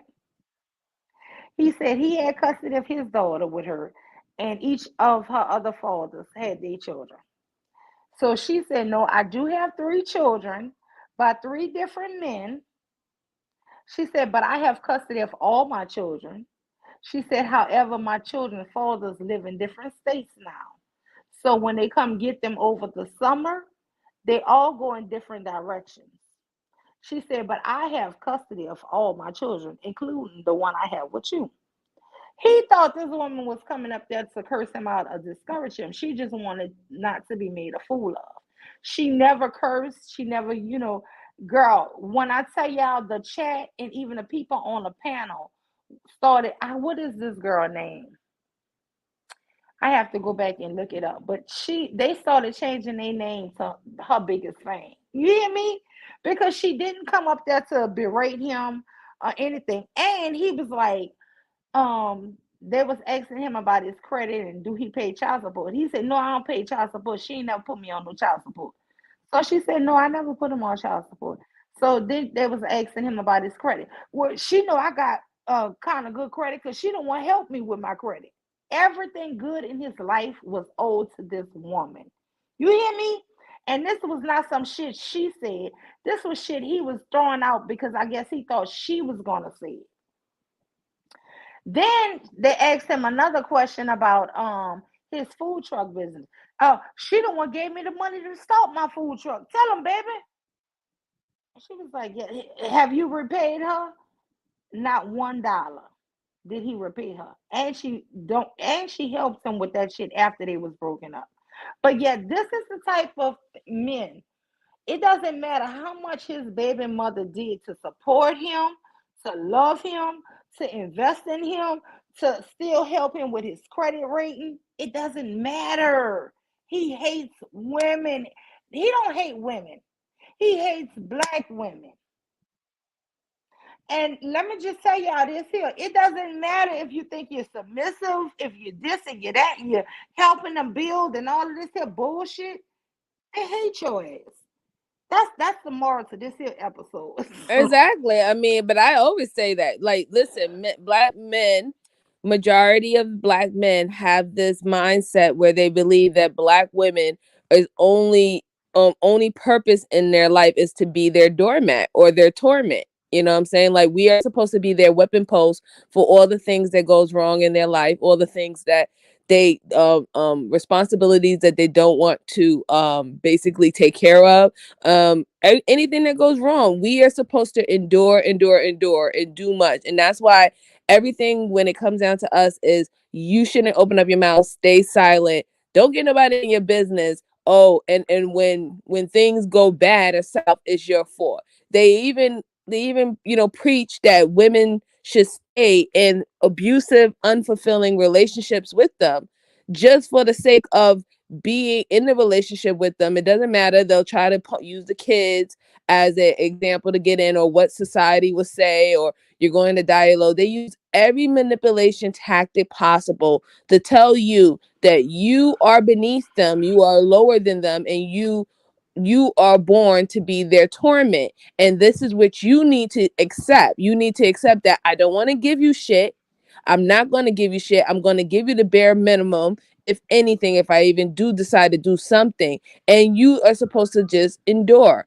And that's been their motto. That's been everything they've been preaching for a very, very long time. And they're even more blunt with it now because it's a death rattle that's going on, because they're at their last leg where women are like, you know what? I'd rather die alone than to even be around any of you motherfuckers. Fuck you and your waterheadism. I hope you choke on your own sperm. Try birthing your own babies out your own fucking rib. Women are just sick of it. And now it's like, let me cry, let me plead. Oh, we're fighting each other. We're fighting each other. We need to stop this. We need to come together. No, why should I come together with anyone who has literally said for the past decades that they wouldn't piss on me if I was on fucking fire, that they they're willing to take me out or even take out my children just because I have an opinion, just because I don't agree with your stance, just because I don't like being cheated on. They like to push polygamy but then don't have no fucking resources, but they think that it's okay to have sex with 2 women and spread STDs and shit, but then go back outside on media and say that y'all the motherfucking HIV hoes. Like, you can't make this shit up. Hold on. Sister Sister MJ, let me be clear on this shit. Are you trying to say that you're not down with a man having 3 wives and all of them work hard, laborers, jobs, truck If I drivers, can have, Walmart? Hold on. All 3 of his wives gotta work hard for the money. And he can be a stay-at-home dad to a 20-year-old. Exactly. Yes, I'm not down with that. He is there protecting the kingdom. What is wrong with you, MJ? What kingdom? Usually the women supply the housing. Community peen, okay? Because even, and the matter of fact, he doesn't even protect that because it's riddled with fucking STDs and gonorrhea and everything under the fucking sun. They don't even take care of their fucking self. Even the women that they fucking disrespect and violate and call bitches was fucking taking care of them. Going to go get their health checks and go and report back to them saying, yeah, I'm clean, and they think they're clean. No, motherfucker, you the fucking carrier. You don't know nothing about fucking medical. You don't know medical terminology or anything about actual personal health. You don't care about personal health. You don't know nothing about protection because every single time these women be getting hurt out here, y'all the first one videotape and talk about War Star and want to post it up and use it for money and clout. You're not protecting shit. You don't even protect your own fucking image. Like they're a walking fucking oxymoron. They shouldn't be paid attention to. They don't deserve children. They don't deserve nothing. They deserve to be dry balled and probably even castrated. I said what I said. No, and then MJ, real quick, if I could say this, I've been looking high and low on all these different social media platforms, all these different comment sections and everything. I'm steady looking for when men say some crazy shit about black women, when black men say crazy stuff about us. How come I never see we need to stick together and unite when it's on they shit? They only come to women's shit when we calling them out on their bullshit to say that shit. I can go and look high and low. I'll just use TikTok as an example. I have not seen yet. Usually the only thing I see that black men say in that comment section, if it's somebody that's basically taking up for black women or something, instead of them saying, well, yeah, you're right, bro, we need to stick together and all that, they run to black women's shit and say that shit, and then they turn around and call that man a simp. That's the only thing they do. They don't never sit there and say under their shit when they're bashing us and everything, oh, we need to unite and be together, and we need to, we're the strongest together and we're made for each other. They never say it under a black man shit that's bashing a black woman, but they'll say that shit under ours. It's not about coming together. It's Rochelle. all about women. They just want us to shut up. But ain't nobody about to shut up for their goofy asses. MJ, I'm gonna marry you some help. Y'all just need a man who gonna not cheat, but marry y'all 4-5 different. I'm not interested women. In marriage. You don't want no 4-5 sister wives? No, I don't even want marriage with one man without any sister wives. I just don't want marriage. God, these Negroes is too much. It's too much, girl. This man says the whole problem with our community is us. Not that the fact that somebody broke into his mom's house or his aunt's house and that she don't need to call no police. It ain't the problem that somebody is robbing and stealing out the homes. It's no problem that she's getting her purse snatched. And these are not problems in our society we should worry about. We should not worry about people who are drug dealing. We should not worry about the murdering of our sons and daughters on the streets who are being killed by gang violence and drive-bys and all. We just should not call the police. No, they should only worry about the women that don't want to deal with them. That's all they care about, apparently. Like Rochelle, it sounds like you're a snitch. It sounds like you're trying to advocate for snitching. Oh yeah, I would definitely snitch. I don't give a fuck.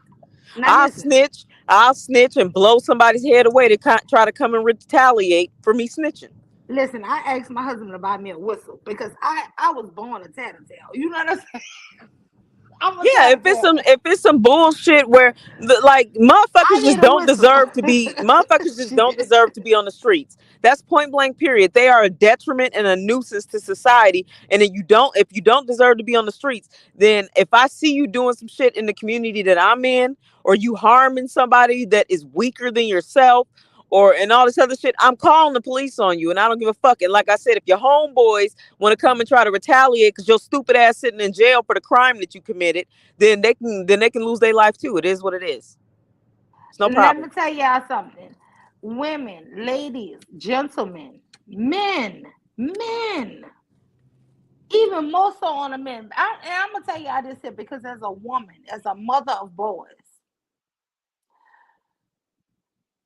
I work so hard, y'all. Let me tell you something. I'm talking about quitting working and for years at a time just to be in a high school with two boys who was just not acting right. And through the grace of my ancestors, my grandmother praying for me and everything eventually worked out well for my boys, right? I only was blessed with one daughter. I never had to worry about my daughter really as much as I always had to fear and worry about the boys. I'm going to just tell y'all the truth. When people sit up here in this society and say the girls need all this protection, listen. My daughter helped protect her brothers from their own not dumb, I'm not using that word, from their own foolish things that was going to harm them. And I thank God that I had the sense to train her and teach her, even though they were older than her, watch them, because I knew the foolishness my brothers got into. And at that age, honestly, I didn't go tell. So I prepared my daughter to be, yes, a tattletale. When you see them trying to do something and cutting school, call me. Girl, I was volunteering at the high school. One of my son's teacher called me. This boy skipped school and he knew I was in the building.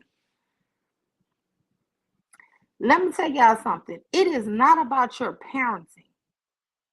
When these kids are going off to doing this thing, the only saving grace I know I had was that I had a spouse that allowed me the opportunity to take a bunch of leaves of absence that I didn't get paid for. So I would have to stop working, y'all, to make sure.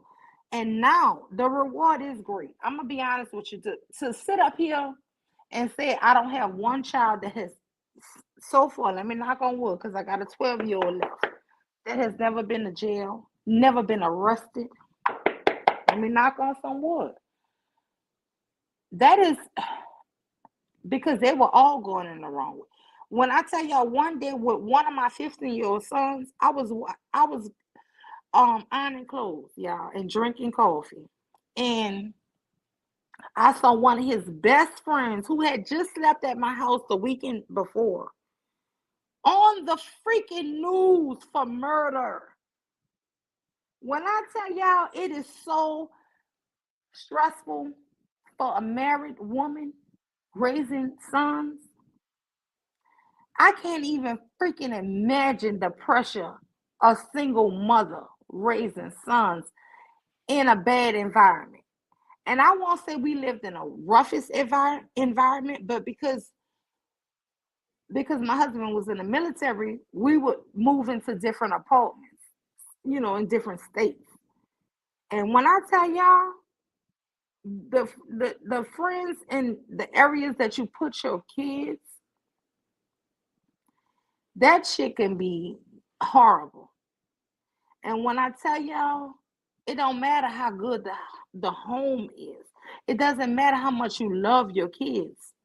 The culture, the streets, and also to me, even where I live now, which is a really nice neighborhood, these kids want to be real.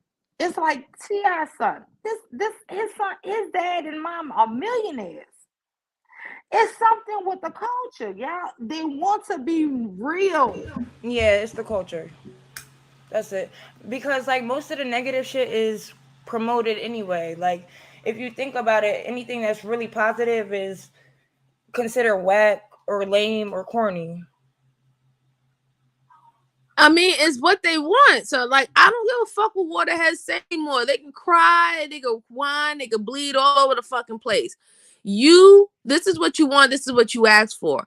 This is the culture that you created. You want to talk about drill music. Drill music ain't nothing about talking about killing other people that look like you, because you definitely ain't going into fucking Brad's fucking community fucking drilling anything. So you're talking about killing your own fucking people. The people that you go to school with, the people that lives in your neighborhood and everything. That's who you kill. That's who you're killing. When you talk about impregnating girls or pump and dump and shit like that, you're talking about the girls in your neighborhood. You're not running into these other fucking communities pumping and dumping and getting away with it and thinking nobody know your name or know your car and shit like that. It's not happening like that. So they could cry all they want.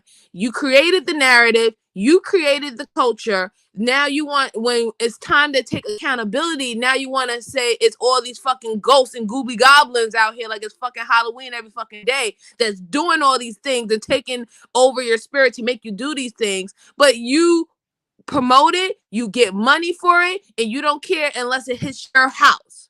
And unless it hits you personally, you don't care what it does to anybody in the community or anybody else. So this whole community building, community minded, you're not community minded. You're people who love to take from communities. You know what I'm saying? You like to hustle your community, scam your community, and blench it dry. But completely dry. You take everything to suck the soul, the life, and everything. You don't give everything that was built in these communities for people to have something of their own to be proud of. You gave it to other fucking communities for them to exploit you for it. They're exploiting you to fucking harm, kill, rape, and abuse everybody in your fucking community. But as long as you get fucking money, you don't fucking care. You know, as long as your family's good, you don't fucking care. Because you get run to other fucking people communities and act like you was always there. Fuck you. Take your waterhead and your waterheadism and your fucking mammies and go kill yourself. That's how I feel about it. Point blank, period. Well said. I can't say shit after that. Point blank, period. God damn. I don't know who's trying to join us. I see it's me. I'm Not For Everyone. Sharice, MJ, Rochelle. I don't know. I don't see. I keep seeing somebody trying to join, but then when you're trying to join, it's not showing me a picture. I need to see a profile pic or something I recognize you guys, because I did get pwned by them one time, and I'm just not trying to do that again, because I had to delete that whole stream because I got a flag, and I don't want to do that again. Oh, this comment right here, 100%. That's exactly what they do, and it's annoying. And they pretend like that's not what they're doing. Yeah, They want to take everything from women and not give shit back. It's really no point to, and this is why I say that it's no point of arguing. There's too much information and research out here that you can, and stats that we can pull, that we know what's up. So anybody coming trying to basically go against that and not showing any proof and effort that it's not what we're saying is only here to buy more time so they can continue on with the status quo. And this is what women needs to realize, that anybody who's coming up here and who's trying to quote unquote advocate for this and this and that, they're only just buying time. And that's why they always love to say that women are emotional and men are logical, because they always love to play on your emotions. If women become more logical, they don't have a chance to abuse you. They don't have a chance to manipulate you. They don't have a chance to violate you, and they know that. So everything has to be done by pulling on your heartstrings. That's why they will throw stories from way back in Cadillac. Well, my grandfather, him and my grandmother was together for 35 years. Rochelle, what happened? I added you. Yeah. Can y'all hear me? Yeah, you on here twice though. Did y'all hear anything I said? No. Oh, you dropped off again. You dropped off one. Oh, I'm sorry because Oh no, MJ. that's good. That's good. No, Okay. MJ had paused, or at least on my side, she paused. So I started saying something, but I don't even know if anything I said was even heard. We didn't hear anything. So go ahead. But look, Tequila said James last baby mama name was Roro. And guess what? I was on Team Roro, honey. Yeah, Queen of War. We was Team Roro, baby. Okay, go ahead. I didn't hear you, Rochelle. So a lot of what it got to a point where I couldn't hear what MJ was saying, so I apologize if it's completely off topic. But what I was saying was that they don't actually give a fuck about the community. The majority doesn't. They only say that they care about the community when it's convenient to say it. It could be something involving some type of racism or something like that. Then they'll say it as if we're just this tight-knit group that is all about the community. When in all actuality, mostly Black women care about the community, and they love that shit because then they don't have to do a fucking thing to prove that they care about the community. And they know Black women will do as much as we can do to show that we care about the community. And then they basically ride on the coattail of that and say, well, you see Black people, we care about the community. When in all actuality, you don't see anything that they do for community that shows that they care for it. They're the main ones that's causing the most violence, the robberies, the threat of just not being safe, period. They haven't done anything to make the community sustainable or safe for women and children, yet they always want to claim they care about the community. But again, they'll sit there and ride on the coattails of Black women business owners and all this other shit and you see what the Black people are doing for our community. We care about the community. Yes, we do. Yes, we do, sir. We care about the community, but they're the main ones that cause the most harm to the community, and they don't do shit to show that they care about the community. All they do is say that they care and we need to unite and we need to come together. Okay, nigga, like, even if we don't unite with you guys, what the fuck is really stopping y'all? What is really stopping y'all from doing something to show that you care about the community, i.e., making the community safer for women and children? They don't even understand that shit, because then they feel like they don't have to do that because Black women, a majority, in my opinion, Black women literally just allow them to just walk around and claim they love the community and care about the community, and they do no type of actions to show otherwise. They don't do like to show that they do. They don't have to. They don't have to. See, so this is what I'm talking about. Wait, hold on. I agree. I totally agree. I want to say, hey, what's up to Tequila? Why, Sister Tequila, hit the link, sis. So I want to say, hey to Scar Beauty. I'm sorry, MJ. Let me go ahead, sis. Just a quick minute in the chat. Scar Beauty says, I do love that about New Orleans back in the day, because if the parents volunteered to work at the schools, the school would let them, because my mama said at the school, girl, and you know what? Scar from New Orleans? Yes, Scar Beauty. Why? I never knew that. I never knew that to this day. But guess what? Let me tell y'all this story. Hold on real quick. I'm sorry. I know this is your panel, but I want to answer Marvel. You are a naker because I see you all over the place. You be saying the most stupid ass shit. You're a naker. Marvel no, but see, this is what I'm saying. Like, even to what Marvel is saying in the chat. They come with, this is why you can't have conversation with certain people, especially when they're going to be dishonest up front. Now, Queen Cascade mentioned the the $50 billion that Black men is costing the government, and because he doesn't want to admit that that's what the stats said, and that's what the article came out that said Black men, it didn't say Black women. He would say Black people is causing that number. You see what I'm saying? The dishonesty, because again, you can't complain that Black women having jobs and being educated is stopping Black men to take those positions, but then also say that we're also contributing to the $50 billion deficit. You can't make this shit up, and this is why you got to stop having conversation with people who wants to be dishonest up front when they just want to buy time and peg on your emotions, so you become emotional, and then you start accepting abuse. Even someone lying to you and continue to lie in your face, and you know that they're lying to you, is a form of abuse. We gotta stop it. Sure okay, well, let me just say this, Marvel. Marvel, I could give a fat rat ass about you saying that there's anger. I don't give a fuck. I don't care. You can think I'm angry. Who the fuck are you, nigga? Nobody give a fuck about your opinion. You're just some random ass nigga on YouTube. I don't have to not be angry just to make you be feel mad too. good or wanted about something. I don't have to feel like I can feel how I want to feel. I mean, it is what it is. You can say I'm angry. That's not going to stop me from saying what the fuck I got to say. So next. And you be mad too. More than half, if you be mad too, if half the population that lives on this planet really don't want to do their job that they claim that they were naturally born to do, you be mad too. But it's not real anger. So if you want to get into it, we can get into it. But I guarantee you, you will run away from this conversation. Be grateful and thankful that women are using their anger at the moment, or whatever you want to call it. Be thankful, because if we get to the other side Marvel of it, ain't getting no fucking body. You need to sit your roach looking ass down somewhere. I'm sorry, I didn't mean to interrupt. I'm a little tipsy.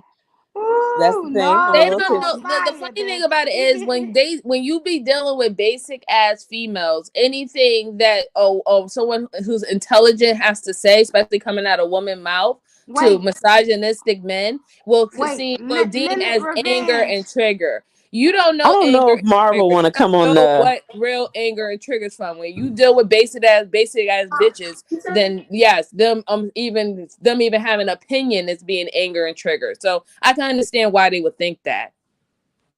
No, exactly. Marvel, you can come up but it's not if anger, you'll let you come up, but with someone like me, I don't know if you want to come up here. Because not only am I going to quote unquote sound angry, but I'm actually going to spit logic. Rochelle, MG, Marvel is trying to come up. Do y'all want him to come up? He can absolutely come up, but I'm not trying to hear that, oh, you sound angry bullshit when I start speaking logic and start speaking stats and all this other stuff. I don't want to hear that who hurt you and all this other shit. I don't want to hear it. Okay, so Marvel, when you come up, please, I don't want any cussing. I do not want to hear the B word. Okay, and hopefully this is Marvel and not a porn bomb. I'm gonna let him come up. I really haven't been letting people up I don't know. So let me just try this. Oh, look, the quote unquote Naker fucking comment, who hurt y'all? If we did say, let's say for instance somebody did hurt us, and let's say it was black men, then wouldn't we be justified for the shit that we say? And why is it that all these different black women in different continents, different countries, different states can literally have the same fucking complaints, but it's always who hurt y'all?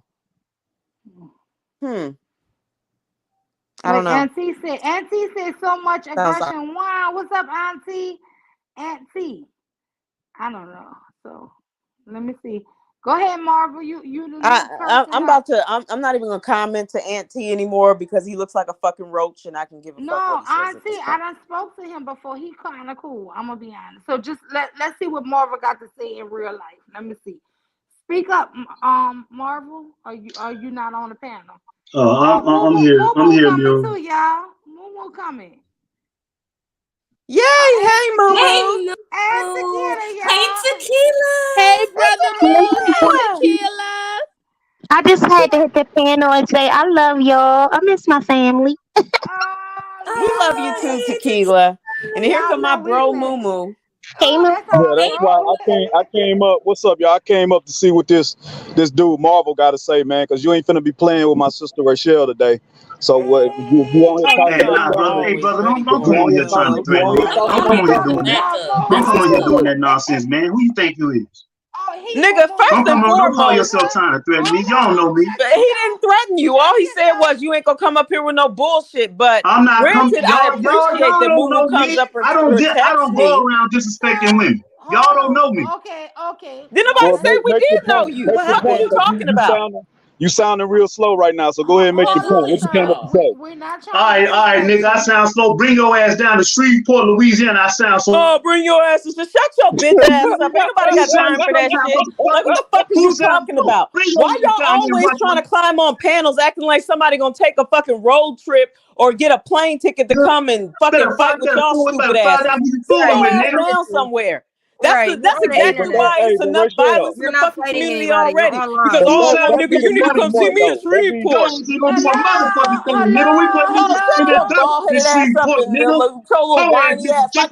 Hey, what you came on to say, bro? What you came on to say? Because all that ain't gonna get you nowhere. He's not gonna say nothing anyway. I'm sorry, y'all. Listen, Marvel, I had to kick you because I had been trying to mute you to explain that Moo was just coming to make sure that you was coming in peace. But every time I muted you, you kept unmuting yourself. So we not about to have that kind of level of disrespect. Mule. No. You I'm just know, saying, Mule. if he wants to come and speak his piece in a respectful manner, because Mumu, one thing, Marvel, Mumu is a very respectful man. He's not coming at you. He just basically wanted to make sure that we're okay, that Rochelle was okay, that MJ is okay. So you have to, as a real man, respect the guy to say, I'm just coming up here to make sure Sister Rochelle gonna be okay. Right. That was I'm it. gonna be But okay. I'm saying I'll that go on. wasn't to be a disrespect to him. That's what I'm saying. You know Right. what I'm saying? And Momo, first of all, is my brother. So I don't really give a fuck what he said, because I know he's a good dude, and I know he's respectful to women and men. He's not just respectful one way, and he's very logical. So And see, I'm Mule, sorry. Y'all can that's go what. ahead and talk. Yeah, I love you, but Yeah, what was that? I want to hear what Marvel got to say, and I just want to let him know, like, all of that tough talk, we ain't never got to do that on the internet, because, like, you know what I'm saying? That'll never move me in real life. I'm not ever worried. Hold on, no, listen, Mule. I'm not finna go there. What I'm saying is, I'm never worried about no man like that in real life. So all of that, we can skip that. He can. So if he got that part off, he's a tough guy. Okay, that's fine. Now let's get into some intellect. So that's what I wanted. If he wanted to come up and had something to say on the intellectual tip, let's get into that, so we can skip all the tough guy stuff. Yeah, Momo, he didn't have nothing intellectual to say. He came up here to chastise women, and when you came up here, you being a man, you became a threat, because see, these men only got smoke for women. They don't really have smoke for other men standing up there to be supporting women, for them to actually speak their mind. So that's why he quickly went to, I want to fight, or you can come see me, whatever, not because that would draw away attention of him not really having actually anything intellectual to say to the discussion. No, and MJ if I can, right. The only reason why I kicked him, because this is the first person I've ever kicked. I'm gonna be honest, and it's only because he inciting violence. I'm not about to play that shit. You're not about to say Mumu could come somewhere. We don't want to hear that kind of stupid shit. We don't. I mean, I'm trying to do better with the stupid and dumb, because I've been calling people stupid and dumb, y'all, all week. I don't know what's wrong Mule, with me. if I could say this real quick, I do. I'm not about to. I will go on mute and let Marvel say what he wants to say. But first of all, I have a soft spot and a protective spirit, period. And there is some black men that I will go to bat for, and Mumu is one of them. There's several of them, especially in YouTube space. And nigga, you not about to come up here talking about Shreveport, and nobody gives a damn about that. Like that was my whole thing and everything. So don't come at Mumu, because I mean, this ain't the first time. Mumu never asked me, of course. He never asked me. He usually does the protecting. But I have a soft spot for some black men on YouTube.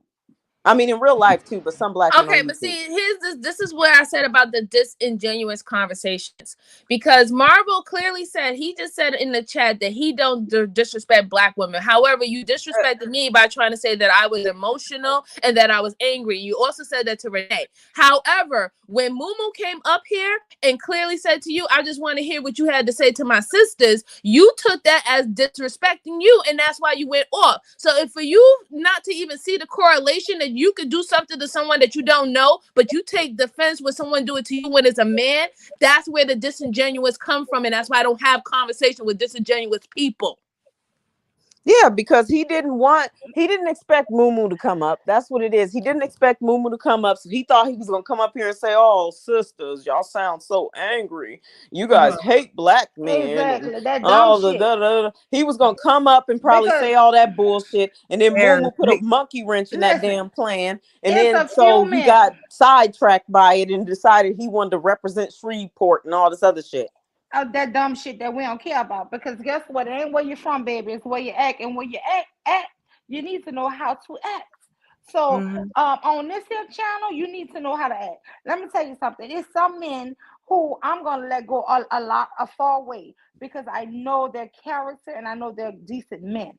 And as Mumu, of course, we all love Mumu. I don't know if everybody know KF504. is suave. Because see, it's some men who not coming to start shit. It's some men who not coming to, even if we disagree with them, they'll challenge our mental. They come in with some intellectual shit on us, or a different version of what we may think. They're not coming to blame everything on us. That is the problem. I'm not saying that Black women haven't been at fault for some things, but what I will say is, you Negroes do all the crime and the violence. If we can get that shit in our communities under hand, it would be a lot more cooperation with everybody. Because right now, we are running from each other. I promise you, Black people who are even in the hood don't want to be there. They're just trapped, and they're looking for a way out of that shit so they can move to a suburb far away from other Black people. And what I would like as a perfect society is for us to want to be just like white people want to be with white people, Asians want to be with Asians, Hispanics, Arabs want to be with Arabs, Indians. I want us to have a society, a utopia like that. But we would never have that shit because we have so many people who justify and exemplify degeneracy. And until we can get that shit out of the way, like this guy James talking about women should be beat if they get smart and all this stuff, we have to get rid of people like this. And we have to name these degenerates. You understand? Because listen, I don't know. I don't want to go on my crusade. But I would say I don't think Black women did it like have any fault with anything. I mean, no, Black women aren't perfect, but as far as the community goes, it's not really much that Black women have taken part in. Nah, let me tell you, hold on. You know what? Let me tell you what the hell the fault they got. There was a lady when I was a little girl. I idolized this lady. My birth mom died, y'all. I was 3 years old. Oh, I'm sorry to hear that. And let me just say, I got legally adopted. My dad got remarried, and at 7, I got legally adopted. I mean, I wore the white dress, me and my sisters, and one of my sisters and one of my brothers. My older sister would not do it because she's way older and she really remembers my birth mom. But we really didn't. Like I said, I was 3 when my birth mom. I have the stories of what they told me. But let me just tell you this here. This is what I say to people. And I think this is why I had so many children and really wanted to be married. Listen, we as a collective have a community that really, even when you have hardworking parents, it's a community of degenerates. Your parents could be at work thinking you are AB students and you guys are so good and so smart and you can watch yourself finally. And you know what you're going to do? You're going to succumb to that community. Why is it that they hate the movie The Woman King, but they love the TV show Power? Why? Why is it everything that we want to support and think is good for our Black people to watch is drug dealing and murdering? Right. Why? I just want Aunt T to come up. Now, that's all I want. Let me tell you, he has nothing to say. Twice. No, but he don't. No, yeah, I want him to come up so he can tell me how most of the crime and violence that goes on in the community doesn't contribute to the males in the community. I want him to come up and prove that to me. No, in my opinion, and he won't. But I mean, so far as what I remember of Auntie, he's a good dude. But I mean, I can't vouch for what he trying to say. No, I can't tell because he's full of shit. Well, yeah, why don't he come up? In my opinion, he's taking the angle. He's not taking the angle that, this is on women. He's taking the angle more of women do it too. Women are also do this, that, and the third. He's doing one of those, well, y'all do it as well, but it's disingenuous because it's not equal. Black women have not taken part in destroying the community. Who said Wait, that y'all, Trinity just said she about to do something strange for a piece of change. If you gonna do something strange, baby, change better be involved. You heard me? $dollar bills.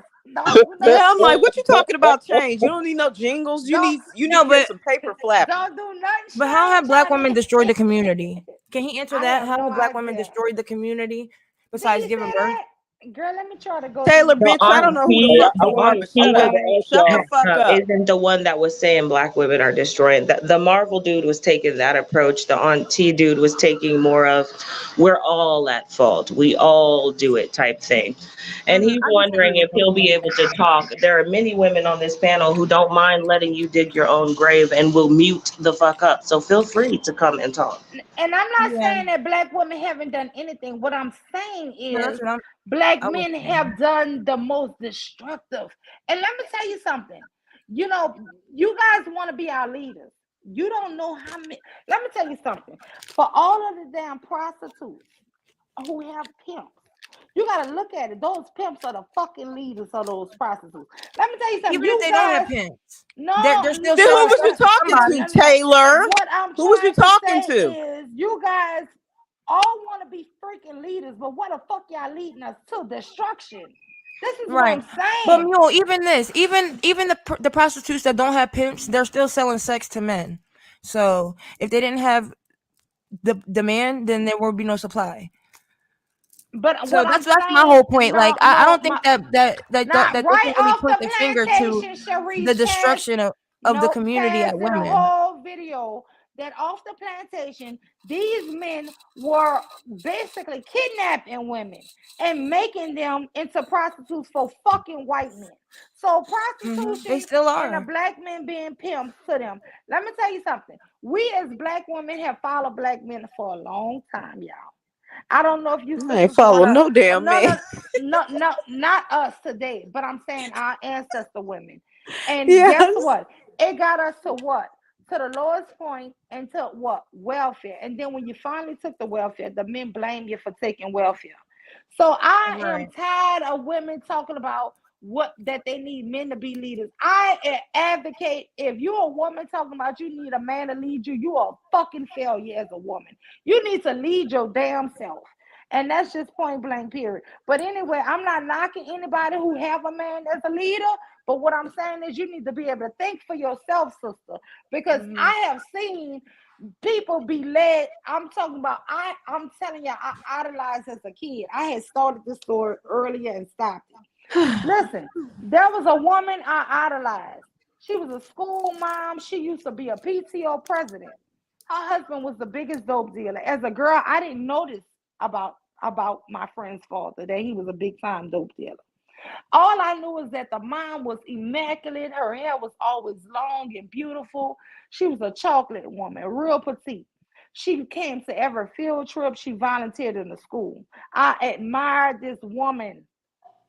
Do you know within a few years, this lady started losing even more weight? The man went to jail, y'all, her husband. Now, he done got the woman on drugs. My friend wound up telling me this shit when we was like in junior high. Her mom, by the time we was in high school, was prostituting her body on Chef Mental Highway, y'all, in New Orleans East. And when I tell y'all, I have learned I was young in this shit. And I was always observant. I didn't have to go through shit. If you smart, you can pay attention to shit that's going around you and not repeat that shit. 100%. But what I tell y'all, I saw a beautiful fucking queen go down because she was sampling drugs with her fucking husband. And guess what? He got her hooked on that shit. She wasn't no longer volunteering as a PTO mom. She was a fucking crackhead. And so you got to be careful where y'all all want these men to lead y'all. Use your own damn brain. Here's the thing. I'm sorry to cut you off, Lima, but here's the thing, right? One of the things that always like drives me insane, especially with some men who be on social media who's talking about now the big move is to try to uneducate and make black women jobless, right? Or not get jobs, right? So they can quote unquote ascend from the dust to be the quote unquote leaders and providers because black women don't allow them to do that because we're so good at it, right? the thing about it is, what's the first thing that these men say to you when they're no longer in a relationship? Let's say you are that submissive woman, that uneducated woman, the woman who doesn't have a good paying job. When the relationship is over, what's the first thing they say that come out their mouth? They want you to be independent. Why you don't have, why you, you with a new man? Why is he not paying the bills in the house or providing for my kids or things of that sort? The first thing they want you to do when they crave for you to be quote unquote this submissive little meek woman with no education and no resources is that you need to be independent. You need to be independent because we're no longer in a relationship anymore. I am no longer responsible to take care of you or the family that I create. This is why you cannot listen to these dudes. You can't listen to them. It's a double-ended story. You're not going to win because their logic is that they always benefit. You can't listen to them. Hey, Mew. Hey, I love you, man. I'm about to jump off. Love all y'all, man. Y'all be cool. I gotta go back. Love you, Momo. Momo, where you at? Charles, where you at? I'm at work. I got this white dude next to me listening to y'all. Okay, no. And y'all Put y'all on the got this harness, motherfucker- bro. Y'all Put got on this the motherfucker. harness. Be safe, brother. Be safe. Don't be falling off of poles or none of that stuff, Moo. I'm on the ground today, falling off of poles. I'm on the ground. I'm about to say, you be up in high spaces and stuff You make doing it sound stuff. like I'm a stripper or something, man. I don't work on. No, my bad. No, Y'all sure did make it sound like that. Damn, yeah, no. He be on like high. He be High up high. skyscrapers and Not on stripper like, poles. okay. Yeah, nah. I don't be doing nothing strange for change. But no, my bad. I didn't mean it like that. Nah, I know I'm messing with you. But yeah, y'all be good, man. I gotta go back to work. All right. All right, thank you, Hey, bro. ladies. Juan, Mule. How you doing, sis? Hey, Wisdom. Hey, Wisdom. I just want to come up and chat with y'all just for a little bit. I'm getting ready for work as we speak. Girl, you been getting ready for work. What the hell? Well, I just came back to the store with Mama. Yeah, me and Mama ran to the store right quick. So, because, it's that time of the month, y'all. I guess I'm syncing up with the ladies at work now because they started theirs. And I said, oh, that means mine around the corner. Mine started last night. Yes, but you know what? You got to be careful about that because guess what? If yours doesn't change, that means they're more dominant than you. Well, see, mine changed like it's part of the moon cycle. It can start on the new moon, half moon, new moon. Mine's daily change. So I said, Jesus, because I knew because it was like two ladies that came up to me. One was like, hey, you got an extra pad? When I'm with my sisters, for some reason, my older sister, because she's so domineering over me, oh my God, my stuff will link up and change with hers. Like yes. And I noticed that. Yeah. If I could say this, Mule, let me go ahead and apologize to Taylor. I'm sorry. You probably were timed out because you responded to me for calling you a name. I'm sorry. I don't have patience for mammies. They really, really annoy me.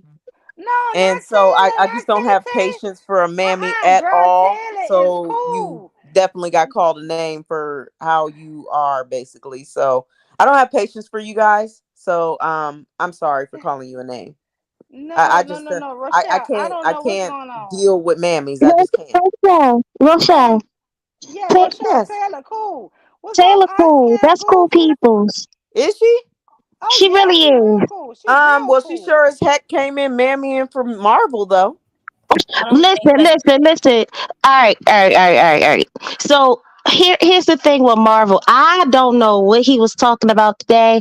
I don't even really understand the context of. I gotta go back and really read the chat, but because I've been listening to y'all in the clouds. But what I will say is Marvel usually is really respectful and really nice. So I don't know what this is about. But I want to hear what he had to say. So Tequila, I'm gonna tell you what happened. You know me, when I drill. When I speak the truth, and I do it without no chaser. Apparently, he didn't like what I was saying, so now I become angry. And who hurt you? And so was Renee, and there's so much anger and things of that sort. So then he comes. So how then many he F words has she said? And I said a fucking lot. And then I said, how many times are black women tone police? And then that's when he said she sounds aggressive, and what she said was pointless. Yeah, so Right. Tequila, you already, honey, you already know how I am. Like when it comes to dudes spewing the same talking points as Dusty Nakers, then you can't really tell the difference between a nice guy and a Dusty Naker if they sound the same with their talking points.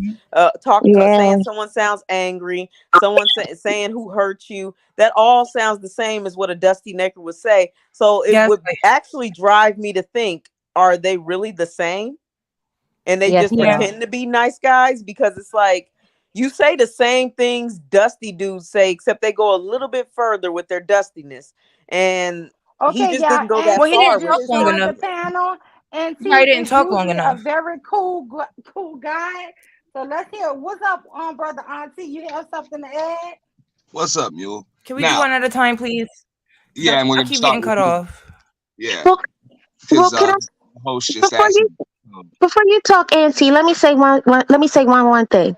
I want to say this, because I'm probably gonna forget it. Listen, men, I really would like to see men and just women, everybody, to not weaponize the who hurt you thing, because to be honest, a lot of women are hurt, and to be honest, men be hurt too. They be hurt from things that happened to them when they were children. And my thing is, honestly, we're all trying to heal. I find it kind of disrespectful and disingenuous for people to be like, well, who hurt you? Why are you so angry? So I mean, I would like to see us not say that. Yeah, because it came down to the conversation. If I can say real quick, the conversation was about James and his fuckery and all the stupid stuff that he says, and how he literally will spend panel conversations for hours calling us B words, saying that we need to die, we need to be sacrificed, and then here comes some dudes in the chat talking about you sound angry, who hurt you? Wait. Absolutely right, because that man did wish that for me. Do y'all want me to finish playing the audio from earlier? Then he called me a bitch. Yes. Tequila, that black women need to be sacrificed and hanged. What we lying about, Taylor? Why don't you come up and tell us what we're lying about? I mean, hey, I don't even see why she what I talk about. The mammy ass shit. That's some mammy ass shit. What you mean that we lying about something? So you mean to tell me that we lying that somebody said we sound angry? We lying that somebody said who hurt you? What we lying about? That's not what she's saying. She thought that you said that she didn't ask who hurt nobody. Right. That's what she was saying. That's what I'm saying. I was the one, and the host tried to pass it to me. It wasn't Taylor though that said who hurt you or anything. So no, I don't know what she's saying that we lying about though. Nobody can hear, guys. I'm the one that said it, and I'll tell you why right now. Okay, let Auntie speak. Okay, it doesn't matter because you gaslighting, but okay, hold on, Auntie. Okay, I'm gonna give him the floor. Anybody come up here and talk to me? Auntie, don't worry about you got to get these bitter bitches up out of here, man. Straight up, bitches. Not no, your mama's a fucking bitch. The fuck is you talking about? You dusty, dirty, raggedy, road-faced, ugly ass nigga. Hold on, Renee. Lima, do you see what I'm talking about? Ladies, do you see what I'm talking about? Wow, because you see how people exposes themselves, and this is why you need to allow them to speak. Nobody can hear you because both of y'all are talking at the same time. Please, we can't understand any of y'all. You got to go one at a time. Oh, we can't hear anything. Auntie did say it was not Taylor. So that's no, what it wasn't We're Taylor. Getting a lot of confusion right now. But listen, so okay, let me just give advice to the chat and to the panel. So when we're on the panel, because so much words get spewed in the chat, sometimes we don't catch it all. So when we do start seeing it, it's kind of out of context, right? So I have learned not to respond to everything I see in the chat, because a lot of times there can be even arguments within the chat that don't really have nothing to do with you, what we're saying. So that's all I'm going to give advice to. I can't tell you what to do because I'm not your mama. But I'm just saying that sometimes it's not good to always respond to the chat. Okay. So I hear you. Like I said, Auntie done been up here a couple times, and he's welcome to come back I've been in chat rooms with Marvel 318 from from Alexandria. He usually is cool. I had to take him today. I've taken out a couple of people. I've never done that before, but you will not come up here and curse nobody out. Now, all I will say is I don't know what's going on. Maybe it's the full moon or some bullshit, but listen, if you're triggered, just don't come up. That's my only thing I can suggest. Because it is a triggering shit that I heard this nigga saying that black women need to be hung for calling the police. Listen, if a man is abusing me, I'm calling 911 on you motherfuckers. You heard me? So y'all could not like what I got to say at all about it. I am telling you now, I do not agree with no man talking about, and I don't agree with no Black Lives Matter. Talk about defund the police. Who else we gonna have when some shit going wrong? Now, I'm going to be honest with you. I've been lucky not to ever be abused by my husband. But if that nigga ever want to grow wings because he way bigger and stronger, I'm going to have to use 911. And that's point blank, period. Shit.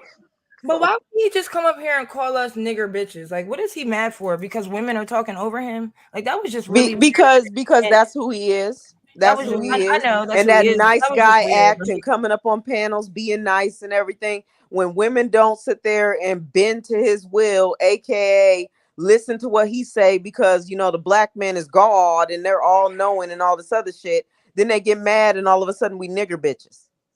Yeah, that was just weird and like demonic. Like, I can't. Like, you look crazy and retarded. Like,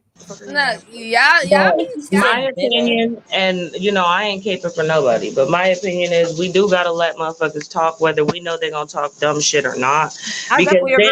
Because then people in the playback and people in the chat and everybody gonna be like, oh, y'all didn't let him talk, y'all didn't give him a chance. Then he looked like a victim. He looked like a victim. Yeah, because look what Queen Cascade said. What the F? We need to go one at a time. Auntie. And that's what I'm saying, because he's really not known for doing he's that. really he's really good at putting on a facade.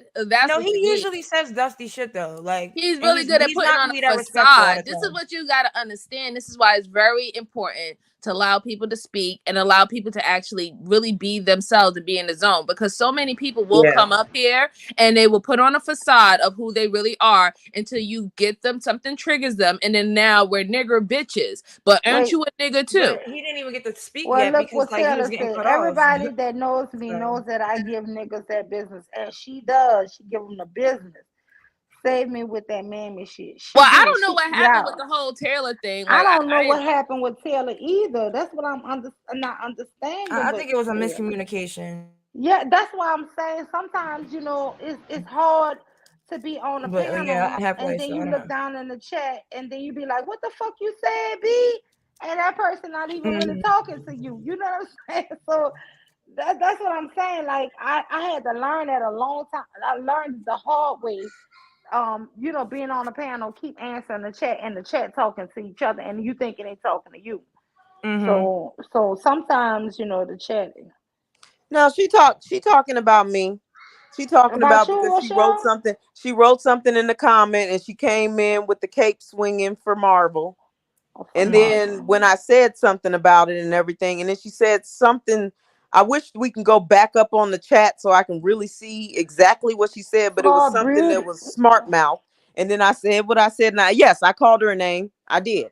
Called her a name, and then she been crying about it ever since. Yeah, I missed that because I didn't even hear the Marvel conversation. My bad.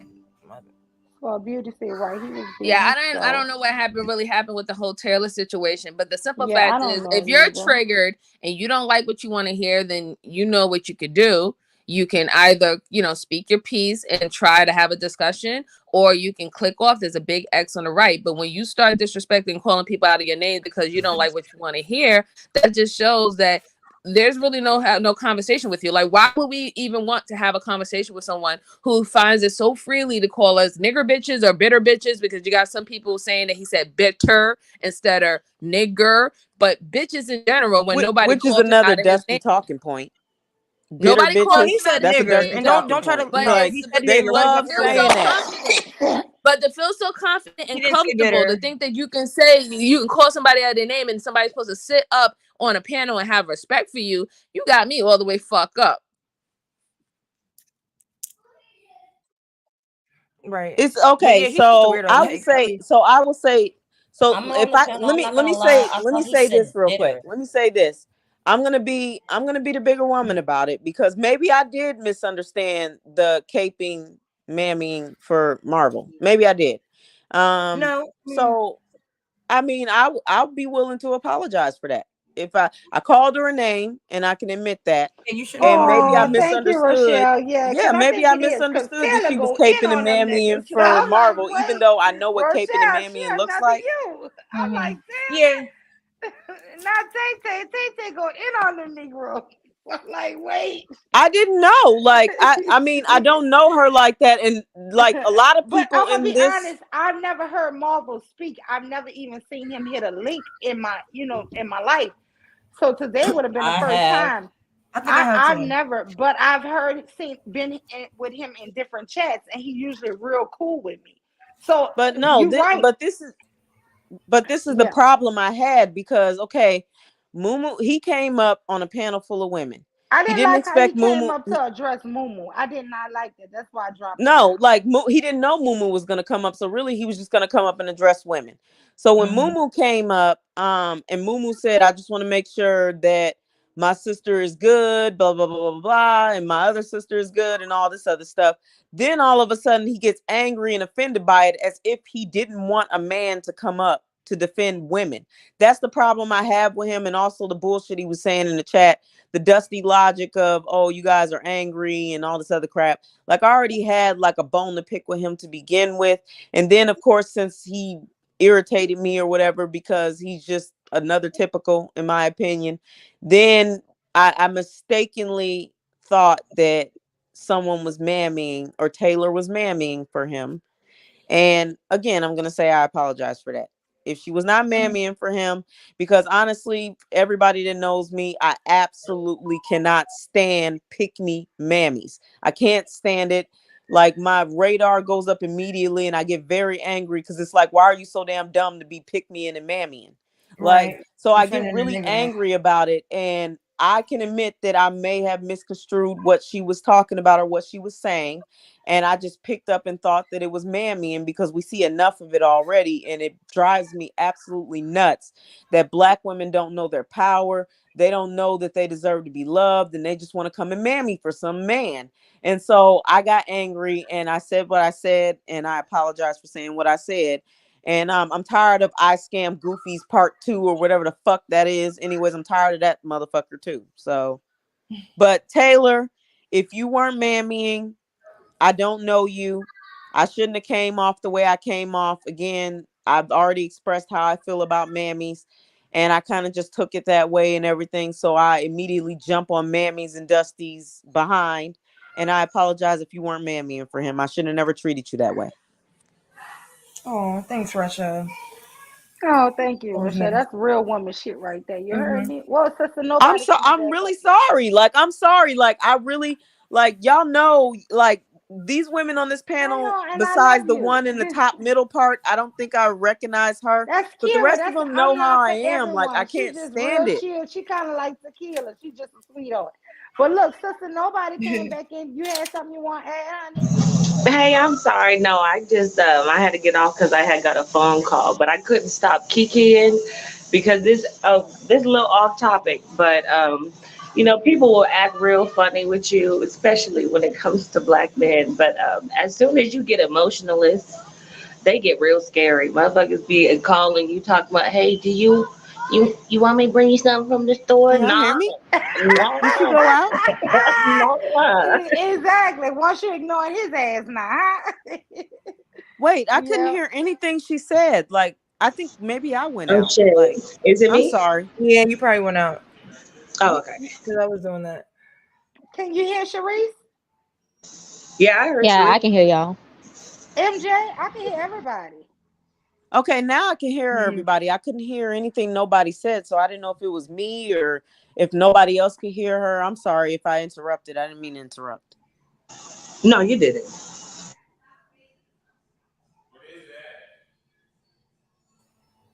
Okay, so Okay, this it. And like I said, this is a kind of a triggering episode for the show, but I mean, I have to show the James, y'all, Oh my because God, I this hate him. James, listen, Rochelle, it's I very hate triggering. him. Listen, but I just have to just bear with me a little longer, you guys, because okay, let's take a vote. Who want to hear the rest of this Negro? Well, real quick, if I can address someone real quick, Okay. Mule. Trinity, I don't like mammies and pick-me's because I want all Black women to succeed. I really do. Like, I really, as much as I may not show it, I really do care about all Black women, except mammies and pick-me's, because I'm just like, why are you like that? Like, a man is not your end all be all. You do not have to sit there and literally throw, like, the reason why I don't like going against Black women they over throw over everybody under the bus for the sake of a man. They'll throw their children under a bus for the sake of a man. Them are the type of women that will literally say, well, my 10-year-old daughter seduced my boyfriend. Those are the type of women that mammies and pick-me's are, and I absolutely cannot stand them. So I don't respect them at all, and that's why I have a problem with mammies and pick-me's. Me personally, I have a kind of unpopular opinion because I know the mammy spectrum ranges like autism, but I mostly feel bad for them. And honestly, I probably showed them more love than I should, because not only do they get their ass beat by women with sense, they get their ass beat by these same dudes they're trying to protect. It's like they get the shittiest end of the stick, and it's like they're doing it out of love, but it's also out of ignorance. And I do think it has a lot to do with programming and religion and all of the stuff that some of us are really just spoon fed as young Black girls. Like, so some of them are mammies and don't even know they mammies. Some of them are mammying to their own detriment just based off of a religion or what they were taught. And I feel bad for them. I do. I really do. I mean, and if I can address Cameroonian, hold on, can I say something? I do think that I did used to feel bad for them, but I do think that a lot of them know what's going on, because they'll complain about shit that niggers do when it's not benefiting them. But like Rochelle just said, they'll go against women, their own children. They'll say that men aren't predators, but children can be predators. Like, I've heard women say that. Like, so yeah, I mean, I've literally heard a mammy. I've literally heard a mammy say that the little girl that got abused by a grown man that's facing charges at this point had the Jezebel spirit. And then people are supposed to protect that and love that and support that. I'm not about to do that. And as for Cameroonian, like, anybody can get this smoke. You sitting there talking about why don't we sit there and give this same type of venom to the colonists and all this other stuff. Okay, well, first and foremost, actually, Black women get killed more by them niggas that look like them, not by non-Black men. So stop. Right. And me personally, I'm not going to make white men my enemy when they're the one providing me all the resources. So y'all can say that white men are y'all's enemies and then cry about how they won't give you scholarships and they won't give you Section 8, even though they do give you all of these things. Yeah, like, y'all say these same men are your enemies, but then you ask for them to be your allies. Like, I'm not going to make them my enemies. Sorry, I already have enough enemies. Thank you. Right. And y'all already established yourselves as Black women enemies. Create, ain't that some shit? Yeah, that's exactly what I was about to say. We didn't even create. Well, that's exactly what I say. You can't sit there and say things like, oh, well, why don't you have the smoke for the colonists and all this other stuff? But then when FAFSA rolls around, you take their money for school. You try to get scholarships. You expect them to give you welfare. You want them to give you money to survive on. You work for them. You do all this stuff, but everybody is supposed to hate the colonists and not the motherfuckers that's sitting there destroying the community. MJ, don't you complain about not having shit? They complain that they don't give them anything. They don't give them programs and money. Right. MJ, don't you do real estate? When they do gentrification, don't they basically make the hood into a livable place? Yeah, they do. Oh, okay. I was just checking. They make it more sustainable. They get it up to codes. You know, the codes that they seem to never know how to complete when regular old smuggler folks try to put it in. Yeah, they do that. So right. Yeah.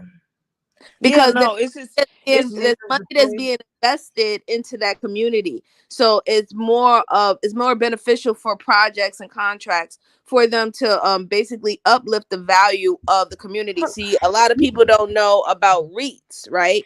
Like when you think about stock markets, when you think about stocks, a lot of people just think about stocks for corporations or businesses. But there's actually invested stocks into property for the property value. It's called REITs. You can be a regular person, and let's say you examine a location where the property value of that is projected to increase by like 30%. So let's say it's like 50 million, and now it's going to increase up to like maybe like 80 million or so within the next couple of years. You can actually invest in that property value of that community to increase, and that's how people make money that way too. There's many different avenues and ways that you can make money, but if people ain't talking about that and they only talking about drill music and and these hoes ain't loyal, then I don't know what to tell you. Well, Cameroon said, how can you say that when Caucasians that mass incarcerate your children aren't your enemies?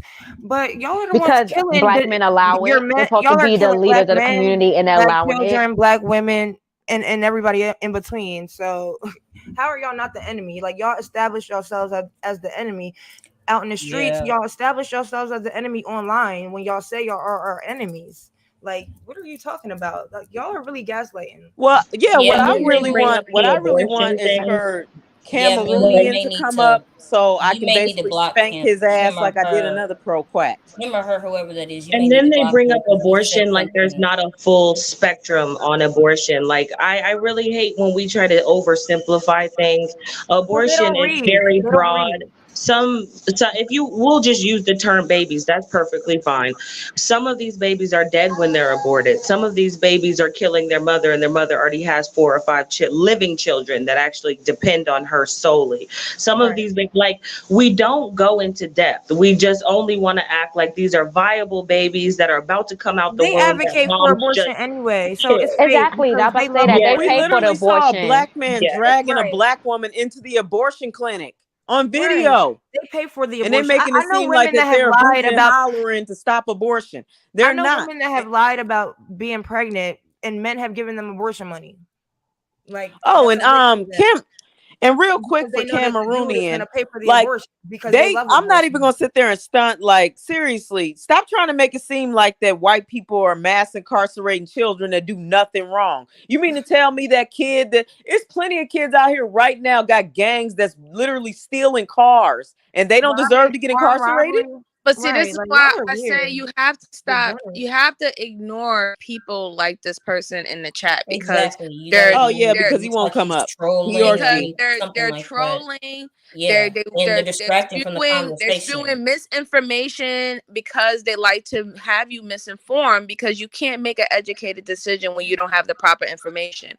So this is where the manipulation tactic 101 starts, and this is what they do. He knows what the truth is, but he will glance over the truth to just tell you his narrative because that's more beneficial. You cannot have. I guarantee the person got felonies.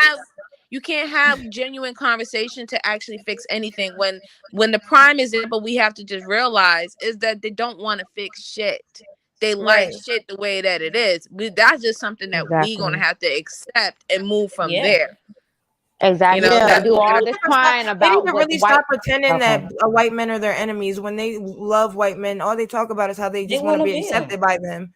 That's all they want, is to be accepted by them. So don't be mad because they don't want. And they're not doing anything about it. What are they doing to these colonizers for them to stop doing what they're doing? What are they doing? They're not even fighting back. All they're doing is crying about it. What are they doing?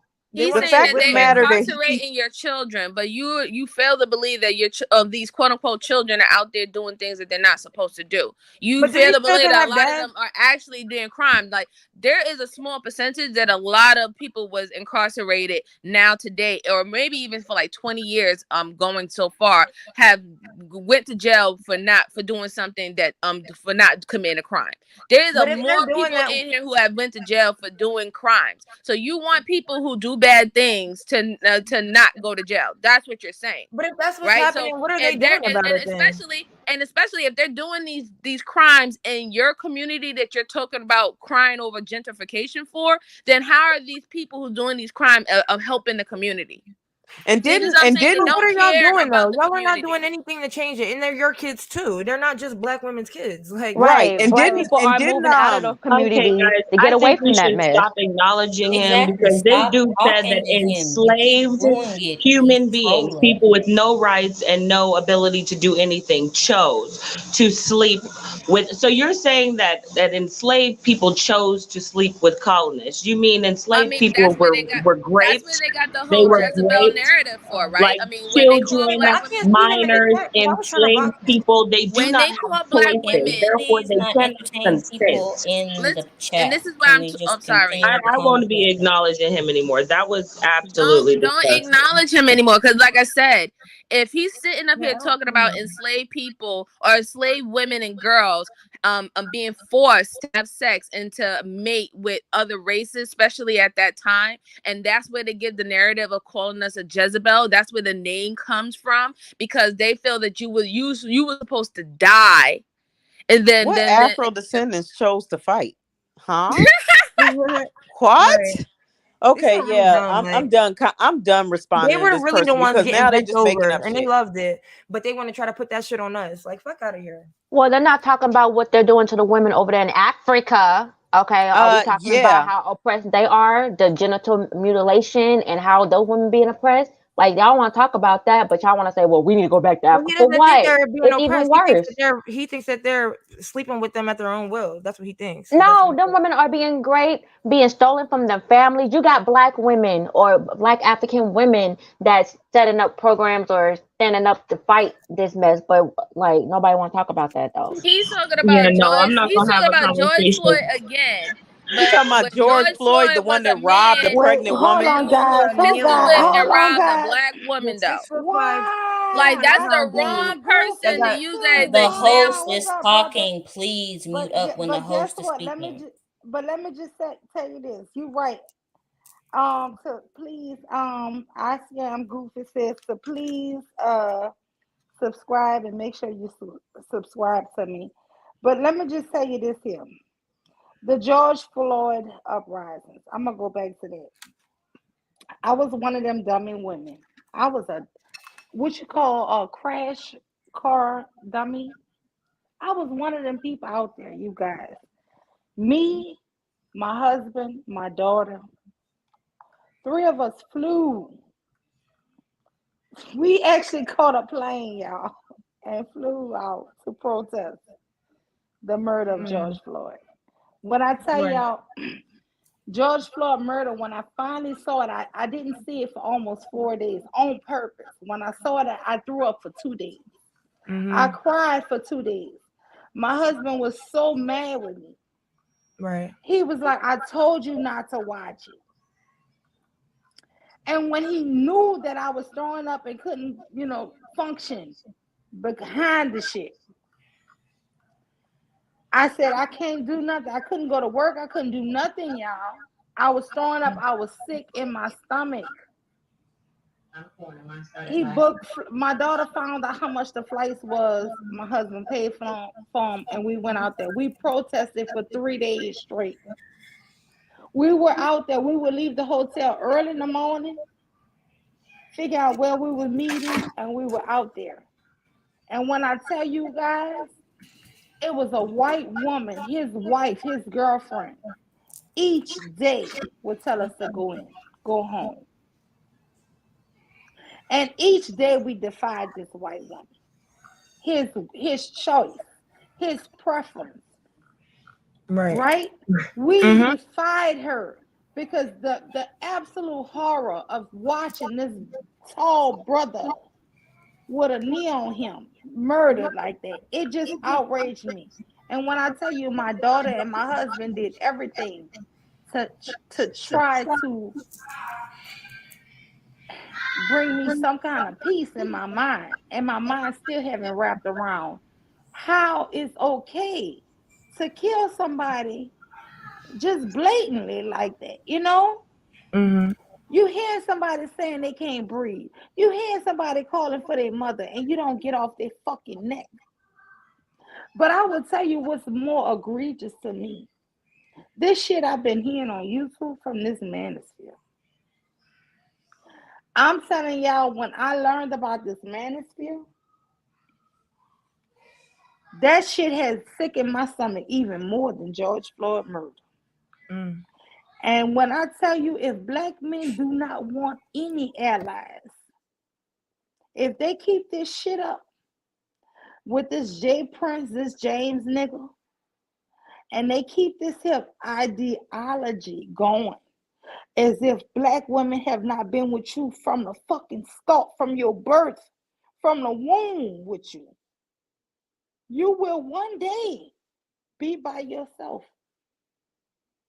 But I want to tell my sisters, when we leave them out to dry and they all 100% completely by themselves, it will be to the demise of us as well. It will be no us versus them. This is the trickery the enemy wants. Once we leave these Negroes who hate us, and the saddest thing is they show us that they hate us.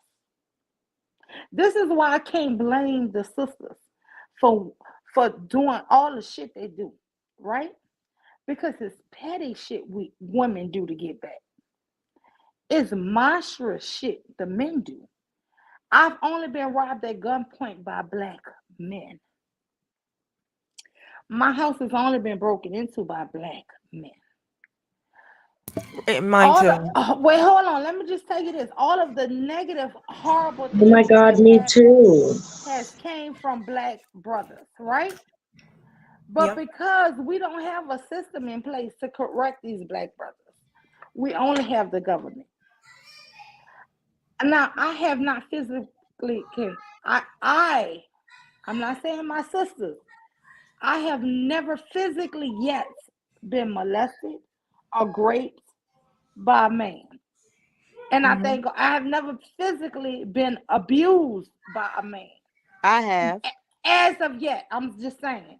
I'm not saying what's going to happen tomorrow. But what I'm saying is as of today, what is today? 9/24. I can only speak for today, right? So far from today, 9/24/2022, I have not. But what I'm saying is the millions of women who have, you guys need to stop. I'm not even saying hold yourself accountable. I'm saying realize who the fuck been there for you and stop the fuckery. Stop the lies. Stop blaming everything on black women, because when we finally leave your ass, it's a done for all. You're done. This shit is not going to get better for you without us. And keep blaming women for fuckery. The most heinous of heinous crimes that you choosing to commit. And you know what pisses me off with brothers? The only time y'all mad with the white men is when you think he get away with more crimes than your ass. Who give a shit? You chose to do them crimes, nigga. I don't have sympathy for that shit. You sit up here and talk about, oh, the white man sold cocaine and we sold crack and we got way more time. Well, nigga, you sold crack and destroyed a fucking nation. I don't feel sorry for all of the shit y'all want me to feel sorry for. And I want to tell you why. It's not that I don't love you. It's because, you know what? You need to fucking either do better or disappear. You need to acknowledge and respect the women who, let me tell you something. Every man who done did domestic violence on a damn woman, his mom, his sisters come bail him out of jail. We have to teach our sons. I have trained my sons. If you got to beat a woman, you don't need her. You need to hurry up and run and leave her. Do not ever put your hands on a woman. And I teach my kids this. I taught my daughter, if a man hit you once, call me. I'm coming to get you. We coming day or night, whatever. You got to get out of there. My son, a truck driver.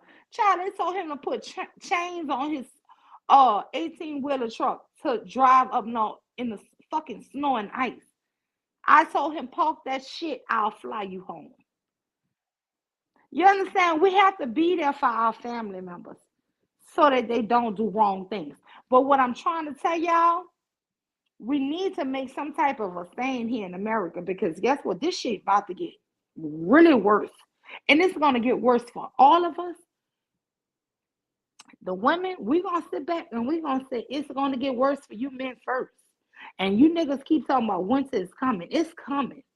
But I bet you go through that storm before us. When we have zero protection and zero people to count on, oh, we will feel it. But it's coming for you guys first. I'm sorry. Go ahead and talk. Yeah, I just And we know how to weather a storm. We've done it for years alone. Exactly. Yep. If I can say something real quick, this is the thing when it comes to me. While you know, people feel like how they feel as far as how I feel about black men or whatever, I have respect for some.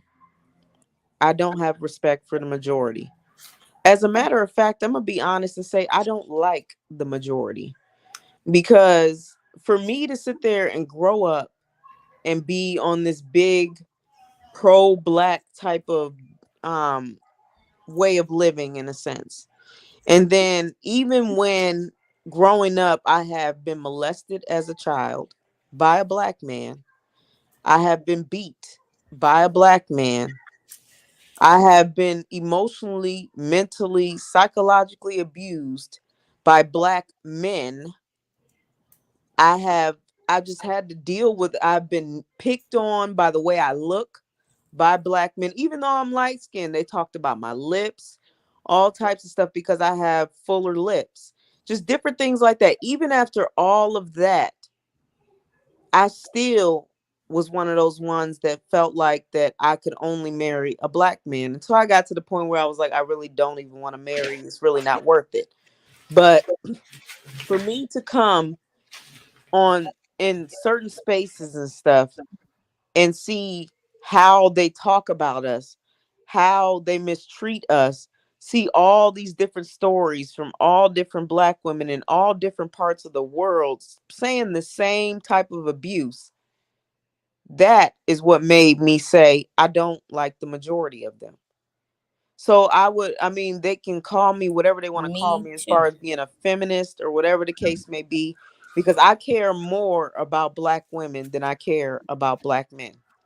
And that's the honest truth. And they continue to prove me right every day, even with fools in this chat, by spewing all this rhetoric about all this blah, blah, blah, and the colonizer and all this other stuff.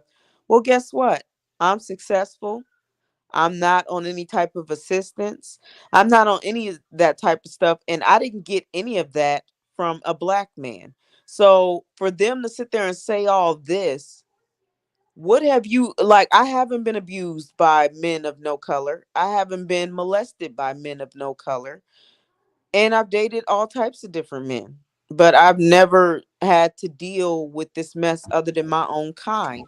And for them to sit there and really just try to say, yeah, black men abused you, black men molested you, black men did this, black men did that to you, but you're angry and who hurt you and all this other stuff, and you should just stick by us regardless. We don't do shit for you. We don't make the community safe for you and children, women and children.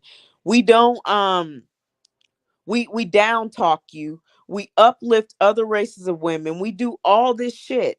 But we want you to stick by us because George Floyd was taken out, even though he robbed a pregnant woman at gunpoint.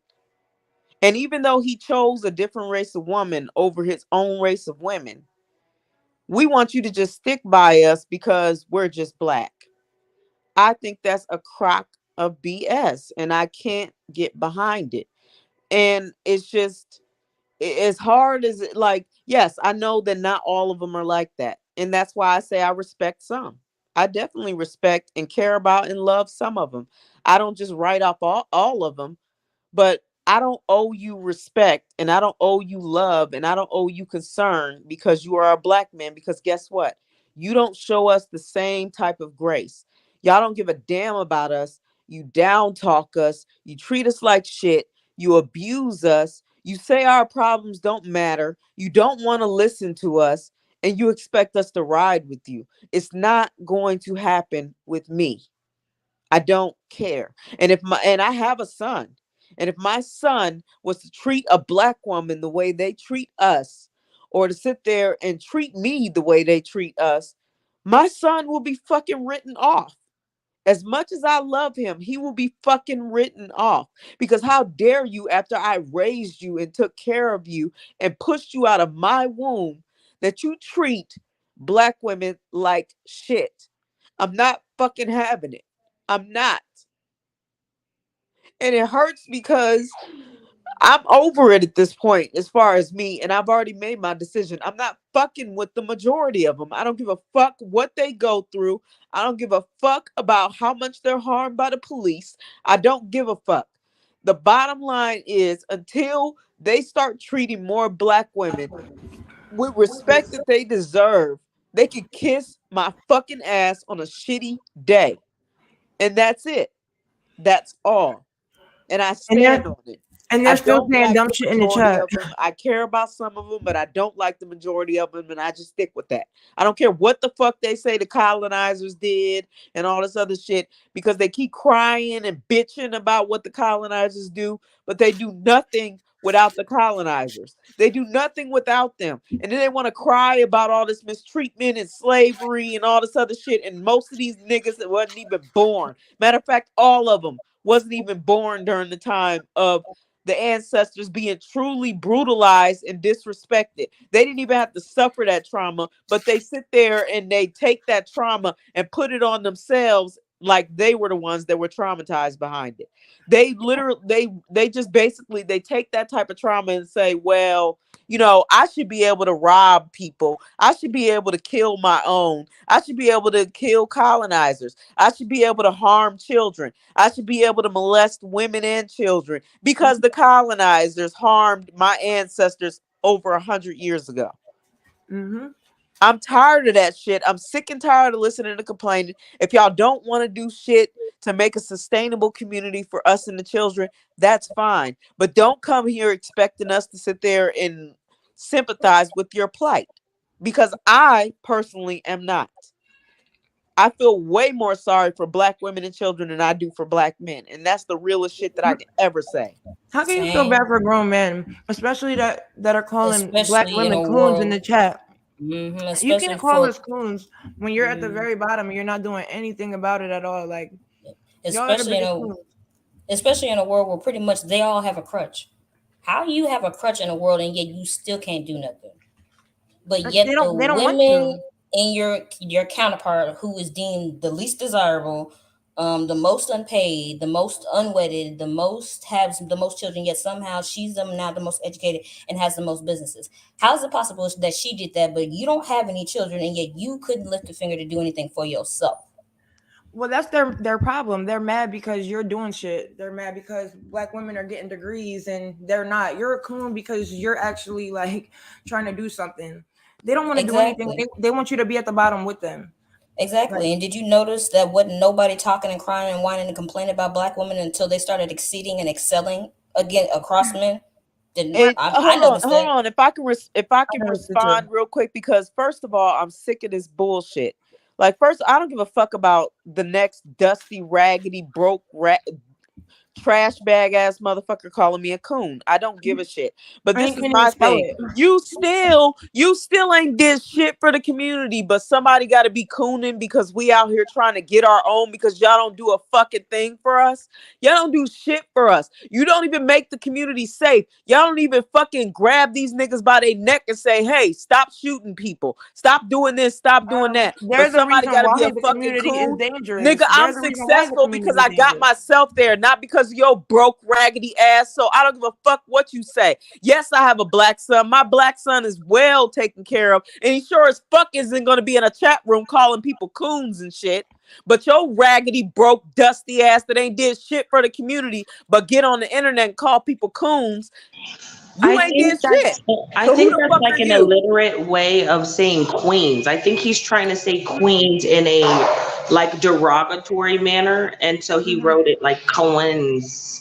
I think it's queens. If that's the case, then he dumb as fuck because he can't spell. Which then proves the point again because they asses don't graduate in high school in high numbers. He's doing absolutely nothing. Like you're doing nothing. You're twerking your pussy in the chat room. Like how are you gonna call black women coons? Like what are you doing? You're the one. It's not that you're not doing anything for the community. You're actually the ones that are making it dangerous.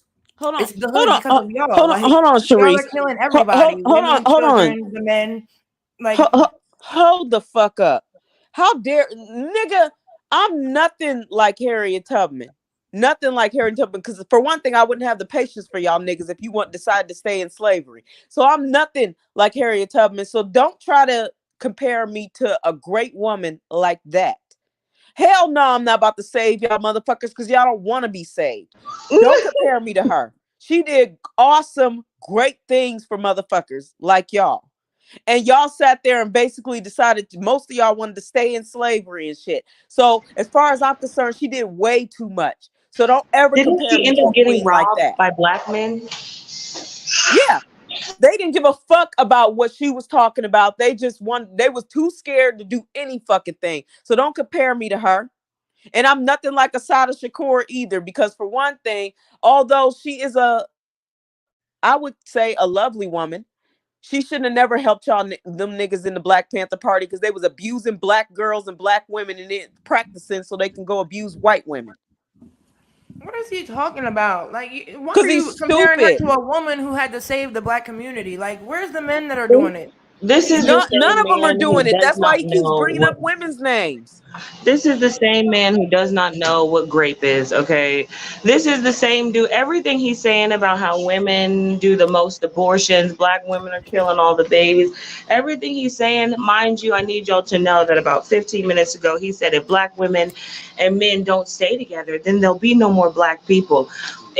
Our community reminds me of an abusive baby mama, baby daddy scenario. Wait, let me just maybe I didn't say this earlier, so I'm simultaneously streaming on two platforms right now. This is not just Mu University. This is also the Argument League. So some of the people who you guys are talking to are not actually on our channel. They're actually on the Argument League. Yeah, because I'm like, where is it? I do not see him. Yes, so that is why you can't see them because they're actually on the Argument League. Cameroon, you need to worry about what the fuck them men over there in Africa is doing. Yeah, but you can't black see women. them because we are simultaneously podcasting for Sister Hurricane Cameroonian, kiss my black ass. Kiss my black ass because obviously black women didn't do a good enough job as far as abortion because your stupid ass is here. And that's what I was getting at. The fact that they'll say all of this, so many of them across Manosphere, across Red Pill, all of them will talk mad shit about black women. But at the end of the day, when it comes down to it, they'll always say, we need black women and black men to stay together so that we can keep the community going. Y'all don't like us. We ain't shit, remember? We this, we that. Why would y'all want to keep the black community going? Exactly. Hey, they just don't want us. They don't want us to say what they really on. They don't want us to expose their type of behavior. They want as if the shit is a secret. Everybody knows what the fuck they do. Why is it that white people can run around saying that y'all abandon your children? But it's because you're doing it in plain view and everybody knows it, and you're doing it in such high numbers that everybody sees that it's a problem. Yet they get mad when we speak on it, and then all of a sudden when we speak on it, we need to stick together. But when black men talk about black women's weaves and how we look masculine and we are masculine and we're manly and all this other shit, they have nothing to say. They don't be over there. They don't be over there saying but here's the thing. Pride of women. But then y'all lying and say y'all are the most active fathers. Like everybody doesn't know. It's a running joke that y'all don't take care of y'all kids. Like it was a meme about the Little Mermaid because she's black, and they were saying how like I guess she don't know her dad or like. Tell your mama to stop cooning. She should have drunk that Drano shake. Well, Hey, but I'm fuck him. He's saying dumb shit. Like, I think we should just ignore him because he's not saying nothing. Like, he's a low level idiot. Like, let me just say And to something. me, I it gotta really get out here, shows. y'all. Oh, Let me just sorry. say something. I gotta go. I gotta get to work. I Hey, know I be getting to wisdom. work. Okay, wait, no, okay, go ahead. I'm about to let somebody else. I'm not fair. Kira coming back in. I don't know. She Okay, must have got yeah, kicked I'm out. finna jump down, but all I'm gonna say is they need to stop trying to hold black women hostage because they only know they can come through this realm and through our wombs, and that's the only reason why they need us. But no, we're not gonna keep giving birth to y'all because y'all don't like us in the first fucking place. But ladies, I love you. I'm finna go to work. Mule, Much have a love. great live. Much I will be love. I in the love you chat. too, wisdom. Love you too, Bye, honey. Wisdom. I love you Bye, too. y'all. Thank you so have a much good for day. coming. See you later, Wisdom. Okay. And I think it shows a certain level of disdain they have for their own children when you're not willing to fix the environment. You're not willing to fix the reason a lot of these women are having abortions, the environment, the fact that, there's a lot of people who can't get, proper food or can't afford this, that, and the third. There's no two-parent households. Like, you're not willing to fix the reason for the abortions. You just want the abortions to stop. So you just want children to be born into this environment. It just shows No, can I a say lot of something? selfishness and disdain for the children, They don't want the And then abortions to they're gonna stop. They hate want you you for to. being a single mother. That's the thing. Can I just say Women something have real been quick? hold on. Women have historically had those kids, and then all they do is talk about they've been raised by a single mother. You see what I'm saying? But they don't want the abortions to stop. They just want you to not choose to have one. Because What's when up, they want Sister you to have Doja one Malik? and you don't want to have one, then that's a problem. They want That's to a good physically point. try to force you Yep, to have an abortion, that and they is a want to pay good point. money to give you to have you have an abortion. But No, now that black women are saying that they want to abort them, it's a problem. this is my theory. These men don't Honestly, want they don't to. want Oh, you to you have know what? And that's abortions exactly only the same as because the sex they, industry. When we take it into our own hands, whether it's the sex industry or having abortion, they want the choice and not for us to have Right. the choice. But when we have, that was a good fucking point. You made a good fucking point. yeah, because what I wanted to add to that is I don't feel like I feel like they only want black women to stop having abortions so they can basically use it as a way to make black women suffer. Because if you know that you are sleeping with this woman that hardly has anything, she's probably not working or whatever the case may be, and you impregnate her and abandon her with a child, and you don't want her to have an abortion And then because you're she can't gay on take the care of this low. child, that means that you want her literally to struggle and suffer. And you want that child to suffer too. And that's how you know they don't give a damn about black children and they don't give a damn But about black women. you have to Because put all of the things that they say together because they drop breadcrumbs. But if you're not listening to all the conversations, number Yeah. one, they don't want single mothers to be married because a lot of them black men feel like if I put a baby there, I can always go back there. My baby mama let me have a place to sleep on her sofa or whatever because Yep. we got kids. So they trying to create this thing where they say black women who are single moms have no value because they always want a couch to sleep on. And while they talk about black mothers, whenever they need help or a place to stay, they don't go to their homeboys because their homeboys ain't letting them come in. They can't go to their brothers because their brothers ain't letting them come in. They can't go to their male cousins. They go to the women in their family who let them come and sleep on their couch in their extra room or whatever. We just saw the old lady who would not let her, I don't know if it was her daughter or whoever, she would let the daughter stay, but she wouldn't let the grown man stay because this is a tactic of men. They're always have And he was trying to beg to stay. And they want to be able. Now imagine if we didn't have no police. We done seen what black men do when they don't have police in the community. They turn projects into gang places. So they want black women unprotected so they could break in your house. Like you say, ain't no white man never broke in my house. They want to break in your house. They want to rape you. They want to be able to steal from the working people and turn our son into soldiers in gang culture. And that's why they don't want police there. Not because of us, because they want to run amok. And I see them. I almost cried the other day. I actually did have to hold back. I go into the open bay dorm at the prison. That's because some dorms in cells, but this is open bay. I see white sheets on top of a bunch of men sleep at like 8 o'clock, 9 o'clock in the day. It looked like nap time at a daycare. They are fine. They didn't want to leave slavery because they're fine with it. And I see those grown ass men sit there and run the equivalent of a plantation, and they're happy. They all have jobs. They all go to school. And they won't even go to KFC and work for $15 an hour. But them motherfuckers on Tuesday, which is chicken day, will work like hell for an extra tray. It is their mindset. I don't know why they so defeated. And now they're mad because we aren't. And our success, even though we aren't doing it to shame them, shames them without us trying.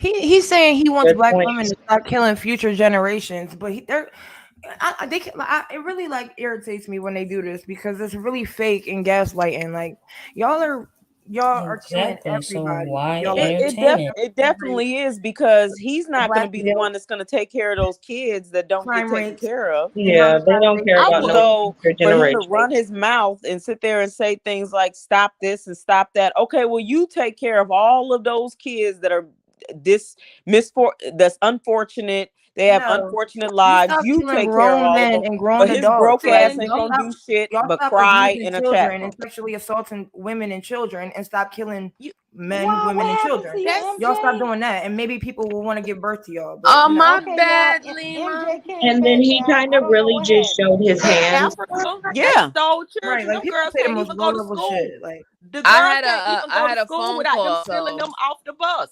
The girls can't even go to school without them stealing them off the bus. So they ain't got the time to worry about what the fuck happening over here. Because I'm not saying I they don't just know say dumb African shit. culture, Like, but I ain't trying to get back over there no time soon because they have less protections over there than they have over here. The little girl, this gas went up. nobody. Her family selling her off to marriage because she can't go to school free no more. And that's in a country where they the majority at, and that's what's going on. And I ain't gonna say I don't know if I'm seeing everything that's truthful or not, but ain't no way I'm trying to go back to Africa.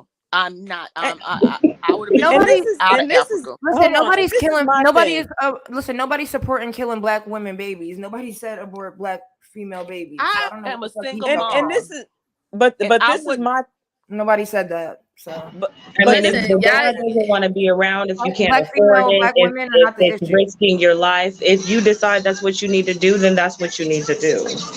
but this is my but I but don't this is even hear women saying that because black women are not the issue. I truly believe that Cameroon Western guy is the Afro diaspora nationalist guy. He just changed his name because I've the seen his things that talking he's points saying, before. yeah, those are the same talking points. It's the same thing. So that's why I'm not even paying attention. But before I left Lima, I had a phone call and it cut me off, so you couldn't even hear me. But I wanted to talk a little bit based on what you said earlier.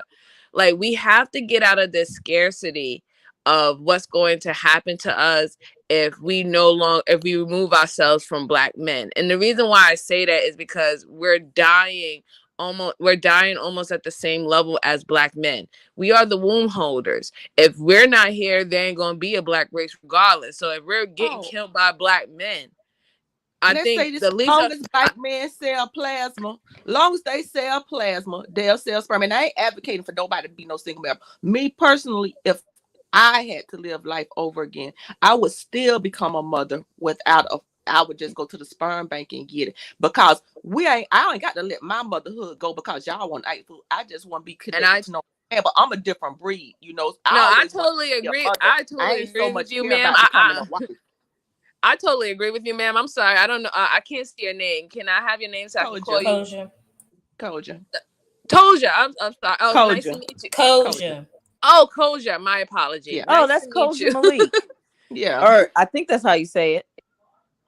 Yeah, so I would always be Malik? mother. Yeah, but we have everybody we have have their to get out of this scarcity thing. Like that's where they want to fear you at. You notice that's one of their their fear tactics when they speak to us, when they want to manipulate us, is who's going to defend you, who's going to protect you. When the white man comes and they want to and take us all out, y'all gonna be asked out. This is their biggest thing when they're talking about the winter is here situation. But the thing is, these men are already taking you out. These men literally are on social media and every platform saying that they're gonna replace black women with fucking white women, and because they're the seed of the father, that they're gonna have black children with white women. So at this point, they already deem you not needed to quote unquote create the black race. Like, we have to get to the point where we can't have this kind of fear that if we remove ourselves away from black men to survive, that eventually we're going to be killed off.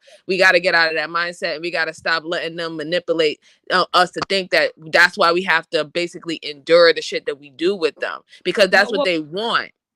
We will not have to be connected to them to have babies, and that's what they want. See, they want.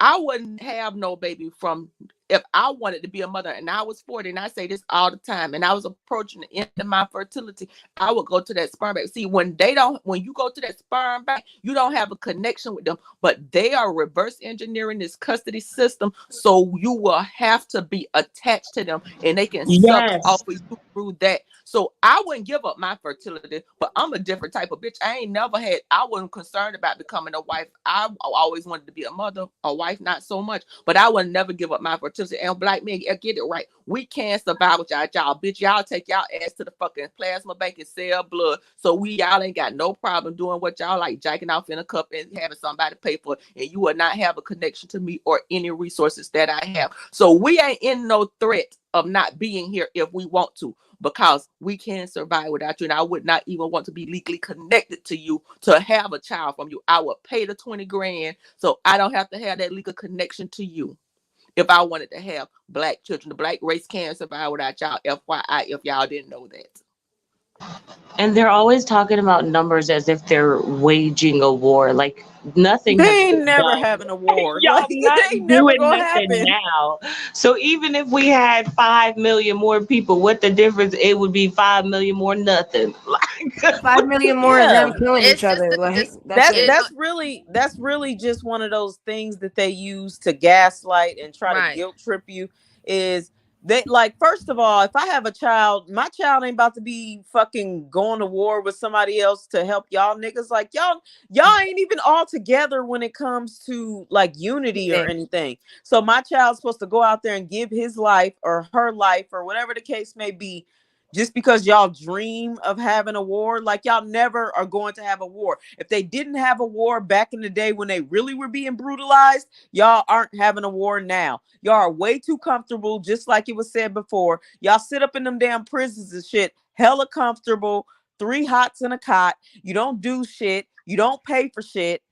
People actually pay for you to live, basically, because they send you money on commissary and all this other shit. So I'm not trying to hear that shit about abortions, and I don't give a damn about what people are talking about as far as abortions. If a black woman wants to have an abortion, then I feel like that she should have one. I mean, obviously, she feels like that she's the not going to be a delusion for me, suitable though. mother.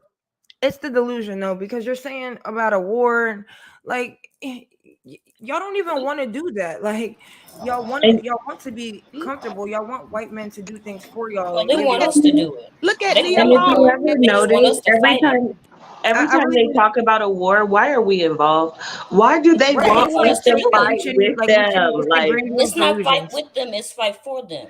When they say, they got us when want to they stay say, right quote next unquote, to them, killing people and doing The crazy only shit. people that they fight is black You know people. that when They they say don't want to fight they mean anybody. women. They're only in competition with black people. Anytime they say we need to get the phone. community together, they're talking about women. They're saying you Yeah. women need to get the community Why together. don't but they say why don't we. you black women focus on the colonizers? What do y'all want us to do to them, bro? Yeah, what the hell we supposed to do to the colonizers? Y'all ain't doing shit. Y'all not even doing Y'all shit. ain't doing Y'all shit want to women them, to but do we supposed to something? do something to them. But y'all say y'all are stronger than women. And then they sit there and they make it seem like that we're just like any other race. No, other races of men, they do not make their women go on front lines of fucking war. They don't But they make make them it do seem that. like the women got in line and then the men did something. That's not how it works. You remember you're masculine though. The men are already they're doing always shit. talking. They're always talking about you picking up work and doing stuff that is quote unquote deemed masculine, but then they say that they don't have feminine women to be feminine with, like, or going off of what they say. It's not masculine for you to defend yourself. That's just, that's what that's self-preservation. That's what anybody is supposed to do. When there's a threat happening to you and your offspring, you're supposed to defend yourself. But they don't know nothing about that because they have never defended themselves, let alone any other family that they have created. They don't defend. They don't defend their community. They don't defend their name. They don't defend their honor. They don't defend nothing. And like I said, they don't want you. Oh no, they don't want you to defend yourselves. They want you to be vulnerable so they can prey on you. They don't want you to defend yourself. Literally, dude is in the chat talking about we should be taking on Becky's. As soon as we hit a Becky, her Tyrone gonna come punch us in the face. No, thank you. Right, and as soon as we get punched in the y'all face, are not doing anything. Y'all are not taking on no groups of men.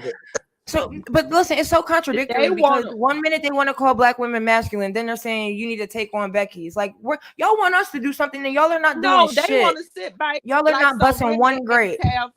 They want to sit back like a queen and have two women jousting over them.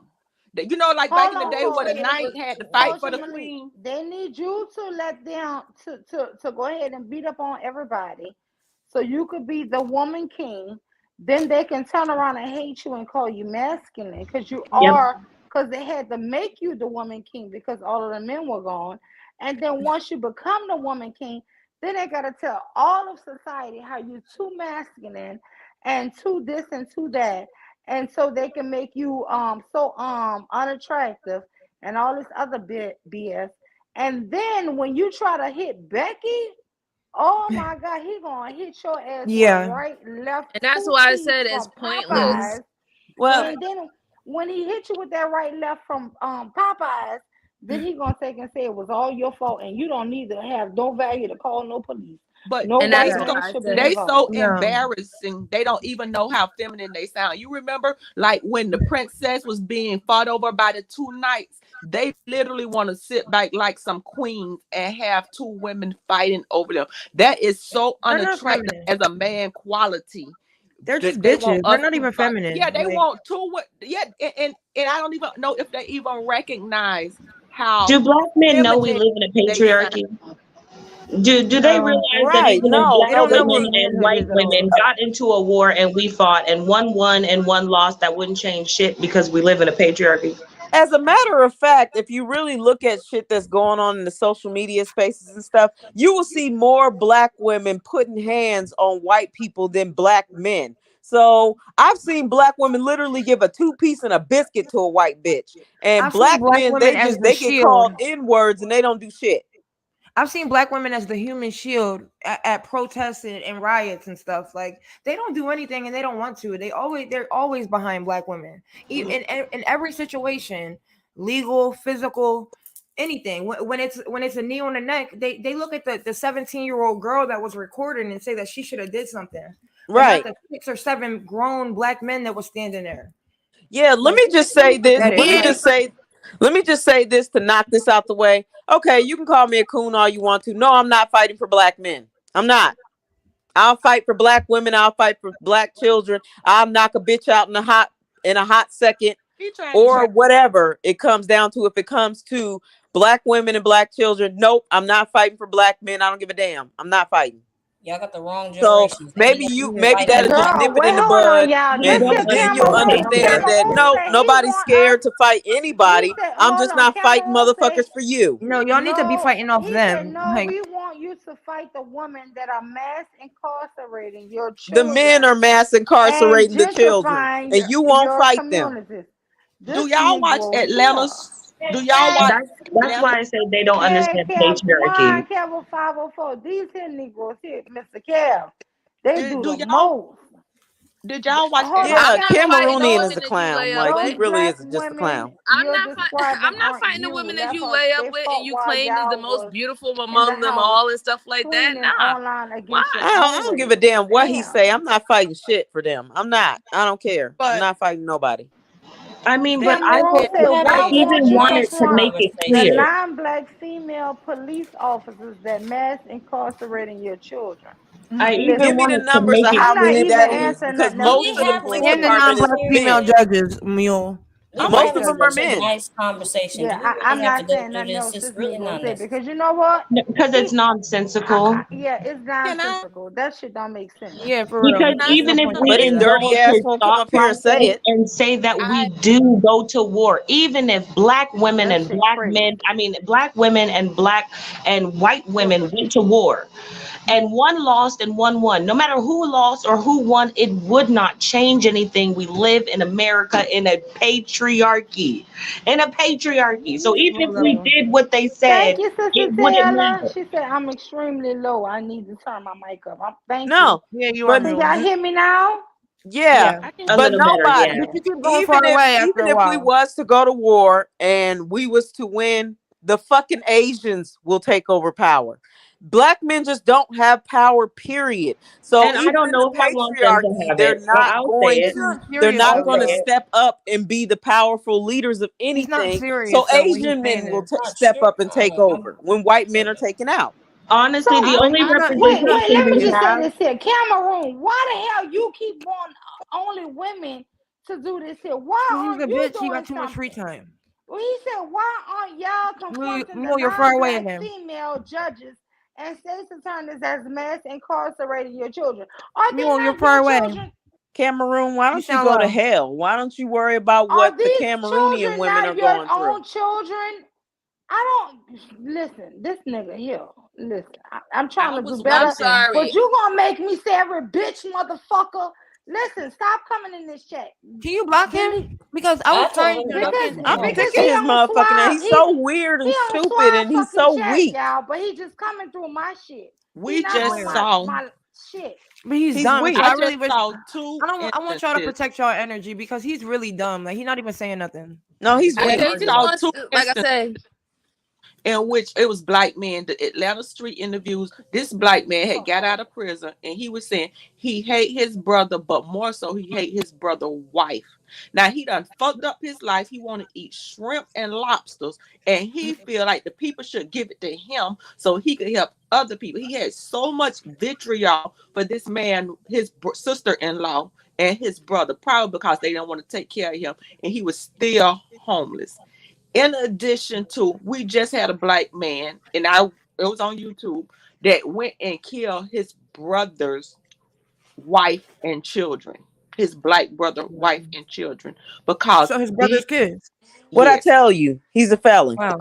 I said that Black shit men earlier. I was like, I fucked up bet their you his lives. motherfucking ass got This nigga felony. killed They're his I calling black guarantee brother he women been wife. charged because and black shit. women don't And want to his fuck with motherfucking them. ass didn't Like go that's to weird. jail. He didn't go to jail for Entertaining confronting him. He's a police. He went to troll. jail because he was doing some bullshit. Nobody Any- cares. Anybody Right. else? Anybody else on the panel Where your dad at? afraid if black men Cameroon. did get Where's the power? men? Why I aren't the am. men confronting the Yeah, I am, but not really because you know it's not gonna non-black happen. judges and state's Men are not attorneys good that mass people, period. incarcerate your children? Exactly, Cameroon. Kojo. Where on, are People those just need to men? start admitting it. Tell me where the Fine. men at. No matter the race, but some are a little more Right, civilized Mule. than others Right. at this time. But that men are not good people, period. And I just No, wish they're not. No, they're not. would They're really They're not. not. understand the true nature of I bet you did man. beat the felony charges. Stop fucking Agreed. lying, nigga.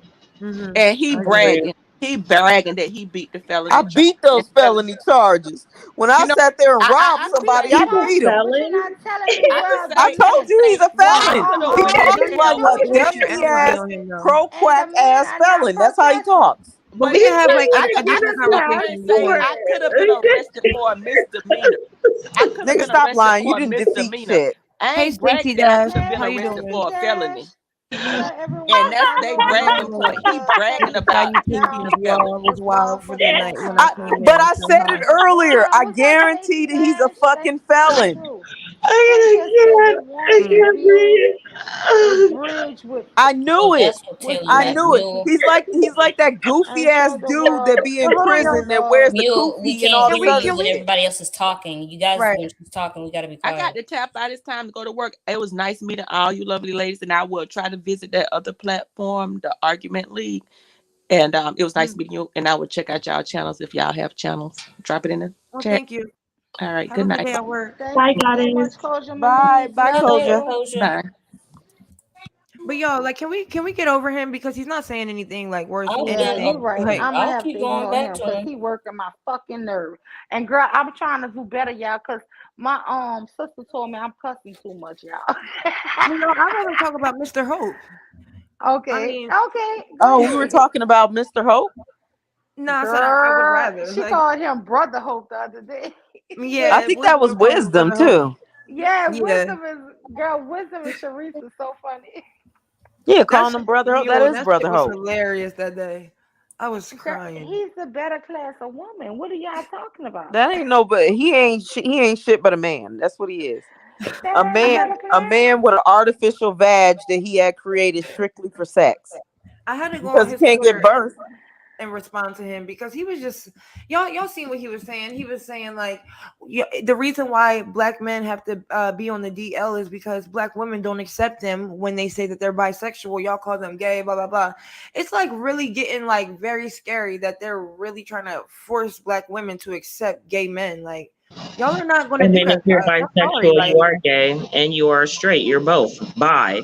They Too. try to But it's like get women to be forced to accept a lot of things. That's complete bullshit. Okay, who want to bring Good the point. whole audience in the chat up to the story of Hope Giselle? Because I don't want us to start right here in kind of the middle. I want us to start about how she I will do it. Thank I'll you. start. Thank you. All right. So Hope or Mr. Hope was on a panel on Fox with Cynthia G where they were debating in reference of is black men, like I think it was black men under threat or something like that.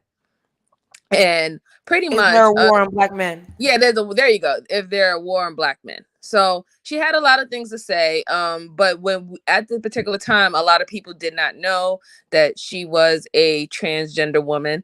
And then we found out about it. And then when we found out about it, we felt that it was kind of unfair that, there was only 2 biological women on the panel and pretty much 3 men, But that's not even the tip. He was also being very misogynistic because we dug into his social media and a lot of skeletons fell out the closet where he's saying that he's more of a woman than us. We're cisgender women and he's more feminine. And he called Cynthia. He said that he didn't know if Cynthia was a real woman or not. Right. And that's the problem because see, those are the era of the new modern women. Like these transgender women are really trying to usurp womanhood from actual natural born women. And it's so funny is that I wouldn't have an issue if he was discussing why. I would say like this. I do have an issue. Why are you discussing heterosexual relationship when you are in fact not in a heterosexual relationship? You are in a relationship with a man. You are a transgender woman. You're a transgender woman, but you're a man. You was born a man, so it's not heterosexual. And it just seems that Mr. Hope is getting clout by being in heterosexual spaces while we're having conversations, getting their 2 cents in. These conversations that's going on in the LGBTQ community and his community, where there's a lot of DL men, a lot of men who are bisexual or pretending to be or in a heterosexual relationship per se, the numbers of STDs, HIV is rising in black women who believe that they're in heterosexual relationships and not knowing that the men that they are with are actually DL or transgender.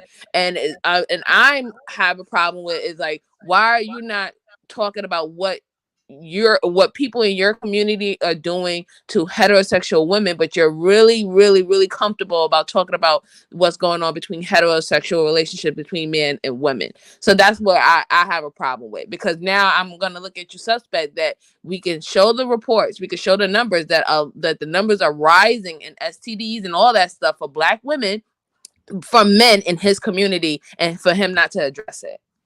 Well, he was trying to be deceptive. Like he didn't really care. Like his whole thing there was him being in a space where people didn't really know him, her like that, and he could portray himself as a woman. Like when we went through her videos, he was saying how he set it up a certain way. He didn't show his cleavage. He had on a certain outfit.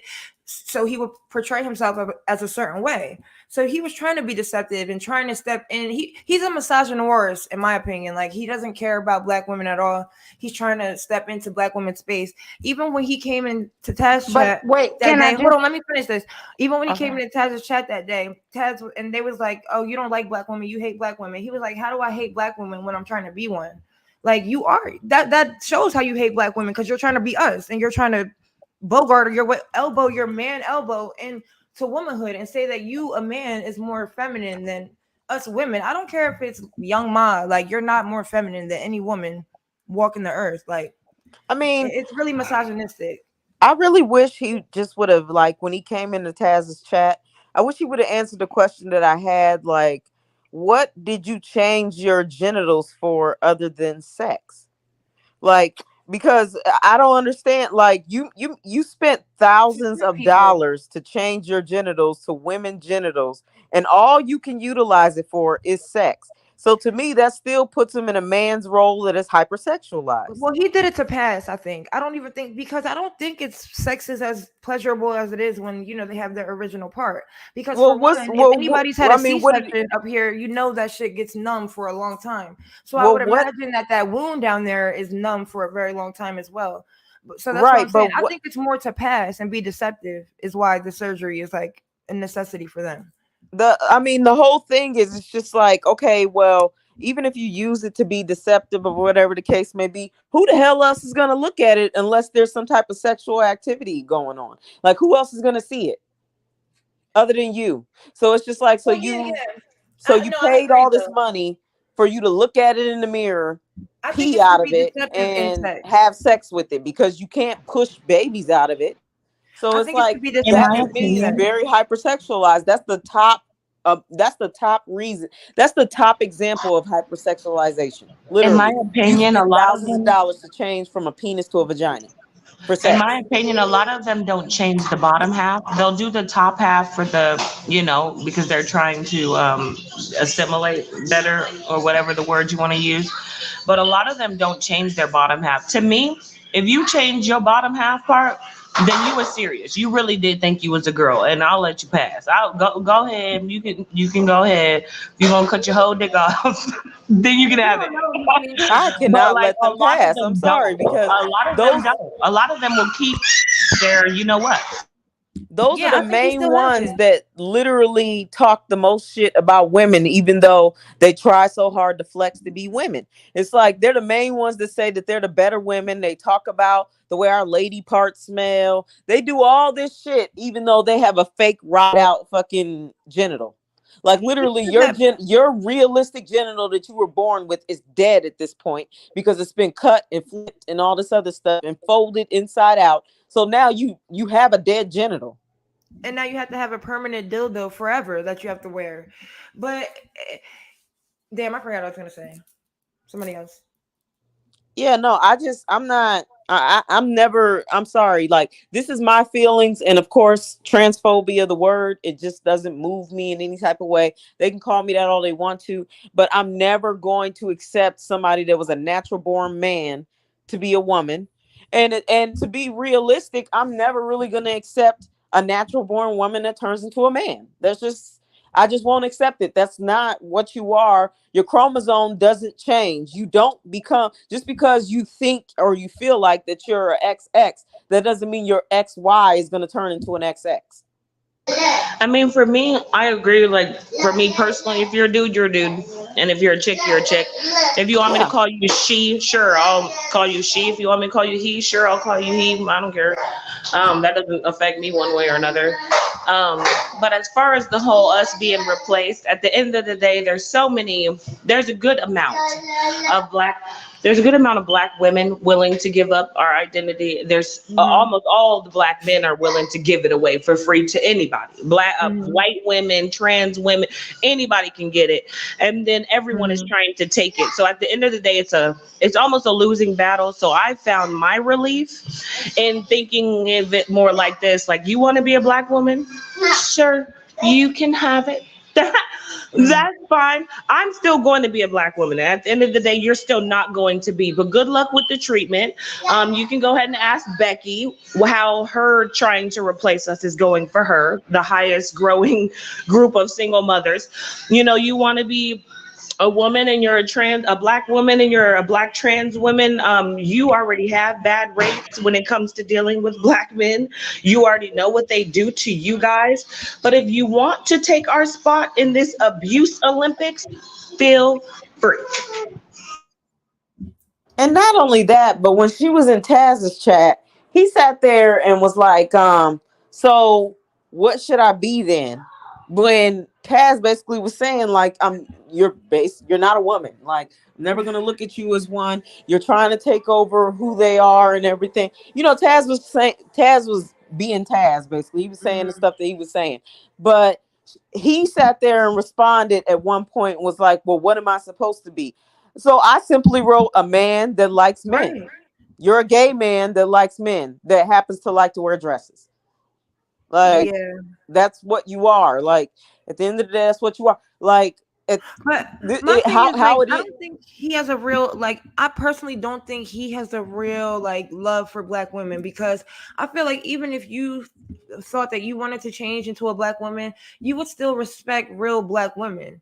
Like, you would know that you're trans and you're not more feminine than us. Yeah, you're not us, and we're not nothing else but black women. We're not cis or anything else. We're just black women, and you're trans, and that's cool or whatever. Like, exactly. That's a great point.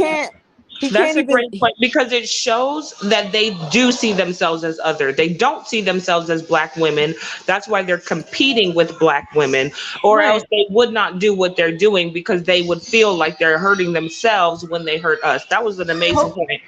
And Hope even said that we're jealous of him. Black women are jealous of him because our men look at him when he walks by and thinks that he's one of us. Like, yeah, no, and this is no woman would ever think, like, why would a woman be jealous of a man that wants to be a woman? Like, that makes no sense. Like, and this is the thing that really trips me out, the fucking hypocrisy with it all. And this is how you know that he still has his male type of traits when it comes to the things that he says and how he thinks, because he literally said that black women are out here twerking for chicken boxes. Meanwhile, you go on his TikTok and see him literally twerking for likes.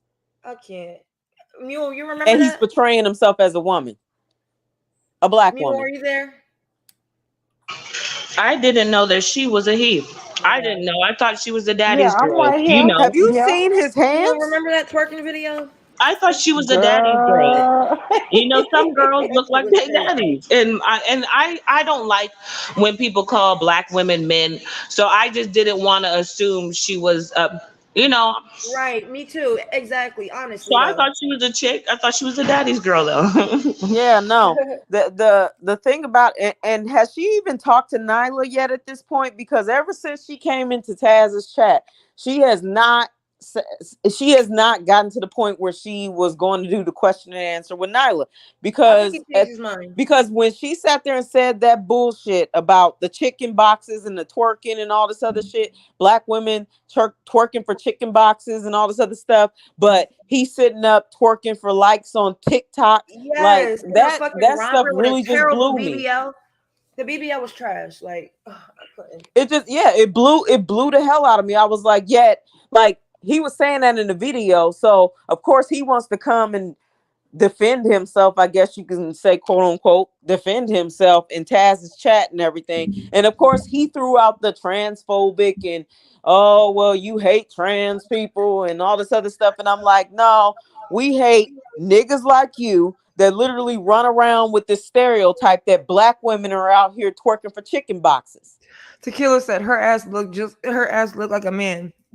But for real, like, I really don't hate trans people. I've been cool with people that have told me they're trans. Like, it's just like, you know what you're doing. You're a misogynistic nigger, like, and we're not going to pretend that you're not. Like, you don't care about black women at all. And that's why you would get up there and pretend on Five Soul that you were a black woman. Like, why would you ever get on there and pretend that why wouldn't you just go speak for trans? Like, if you really cared about trans people in your own plight, then you would be trying to speak up for your plight. Like, you're not going to come on here and try to impersonate and deceive all of us. Like, yeah.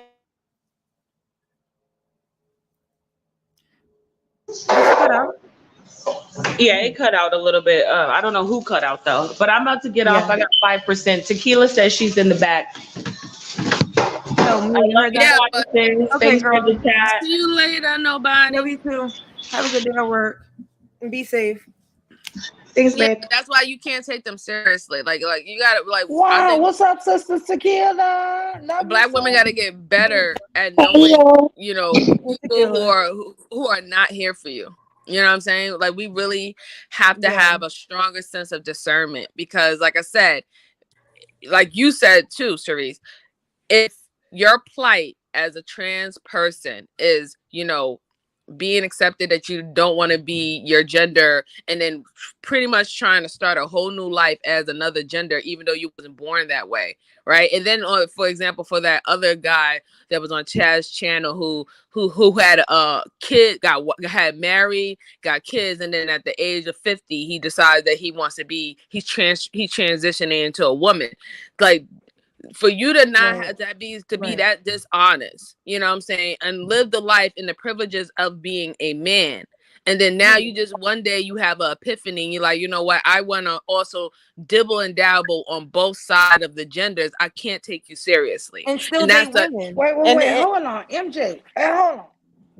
When this conversation happened? That happened before Hope Last started week. getting into the last week before Hope started coming into the chat and wanted to just to speak with Taz. There was a guy who came in and he said that he's 50 years old and he was like how he had pretty much his whole life. He said that he knew by the age of 6 It's Van that he Barner. wanted to be a woman. He said that he knew by the age of 6 that he wanted to be a woman, that he was born in the wrong body or the wrong gender. But he played a life up to 50 years dealing with women, getting married and having children. And now at the age of 50, he decided that he wants to do a full-on Caitlyn Jenner. And my thing is that you lied to women, the women that you have dealt with, and you put on a facade and created children, you know, with a woman who probably did not want to be with a man who wants to transgender. Like you lie about your whole existence. Yeah, everything about your life. Oh my God. I saw this guy Van. Yeah, that's Van Barner. Whatever. Van Barner. I've been seeing him in the chat. Yeah, but he keeps coming around, even though. Story. Oh my goodness. No, even though he knows how we feel ultimately as far as our thought process when it comes to him, because it's just like, dude, he literally was caping for Hope in the chat when she came and got obliterated, and he did it to, I keep saying she, but he, whatever. It did it to itself. Like it came to the chat, to Taz's chat, and decided it wanted to come up in there, and things didn't go its way. It thought that it was dealing with another Umar, basically, and it didn't turn out that way. So, of course, it decided to say, oh, well, you hate trans people. But Van came up in there talking all that crap and everything. So I was like, dude, you are deceptive as fuck. You literally played the women that had your children, played them completely. I don't think that there was a thought in their mind that they literally was sleeping with a transgender woman and having children with this transgender woman that's posing as a man. You are the worst of them. Right. Like now your kids have to sit there and go from dad to mom. And you know what's the kicker about that too? He said that he was still into women. So you want to cosplay, as a woman and then still date women. So you want to be a lesbian. Like this is literally a whole transgender woman who wants to basically not usurp Black women identity, but also usurp lesbianism identity. Because now you want to trick women who are into other women to date you. What if they don't want to date you? Like you see what's in common, I think though. Majority of them have this. I think a lot of them either want to be with a trans person, a trans man that's transitioned to a woman, or they want to be a woman. Because if you notice, like how just the way they maneuver in the world, the way they speak to women, Black women especially, how they compete with us, compare themselves to us, think that we're supposed to be doing something that they're not even doing. Like, I think majority of them do want to be us. And like people like Hope just actually have the balls to do it. Like, because even when we saw Hope's boyfriend, like he just seems so happy to be with Hope, and I feel like it's because he's living in his truth. You know what I mean? He's not in the closet. He gets to be who he wants to be and pretend that he's with a woman, but he knows he's really with a dude. And I think a lot of them have that issue. And you see what the common thing is. Both they hate of them women. are men that want to be in a victim position. Both of them was whining in that chat like they're being picked on, yet they came to that space to try to confront something or to cape for someone and all this other stuff. And then they get upset when somebody doesn't say, oh yeah, you know, you can all of a sudden turn into a black woman overnight, even though you've been a black man your damn near whole life. Like, yeah, kudos to you. Like, they literally want somebody to pick me and mammy for them consistently. And it's like, no, we're not. You don't go through anything we go through. Rochelle, does anybody know how old Van Vorner children are? I think they're grown. Some of them are children. They're grown, and they don't. And he said they're having a hard time accepting it. Like the fuck. Yeah, I think fine with that. I think one of them is still a child. One is 18, I think. No, I think one of them is still a teenager. Yeah, like 13, 14 or something. Yeah, like 13 or something like that. 13 or 14. Yeah. I think the youngest. And then of course he got mad because of everything that Taz was saying, everything that everybody was saying in the chat. So then he decided, oh, well, you know, Hope, you should go to Nyla's channel so she can basically coddle you. And that's what he's thinking at this point.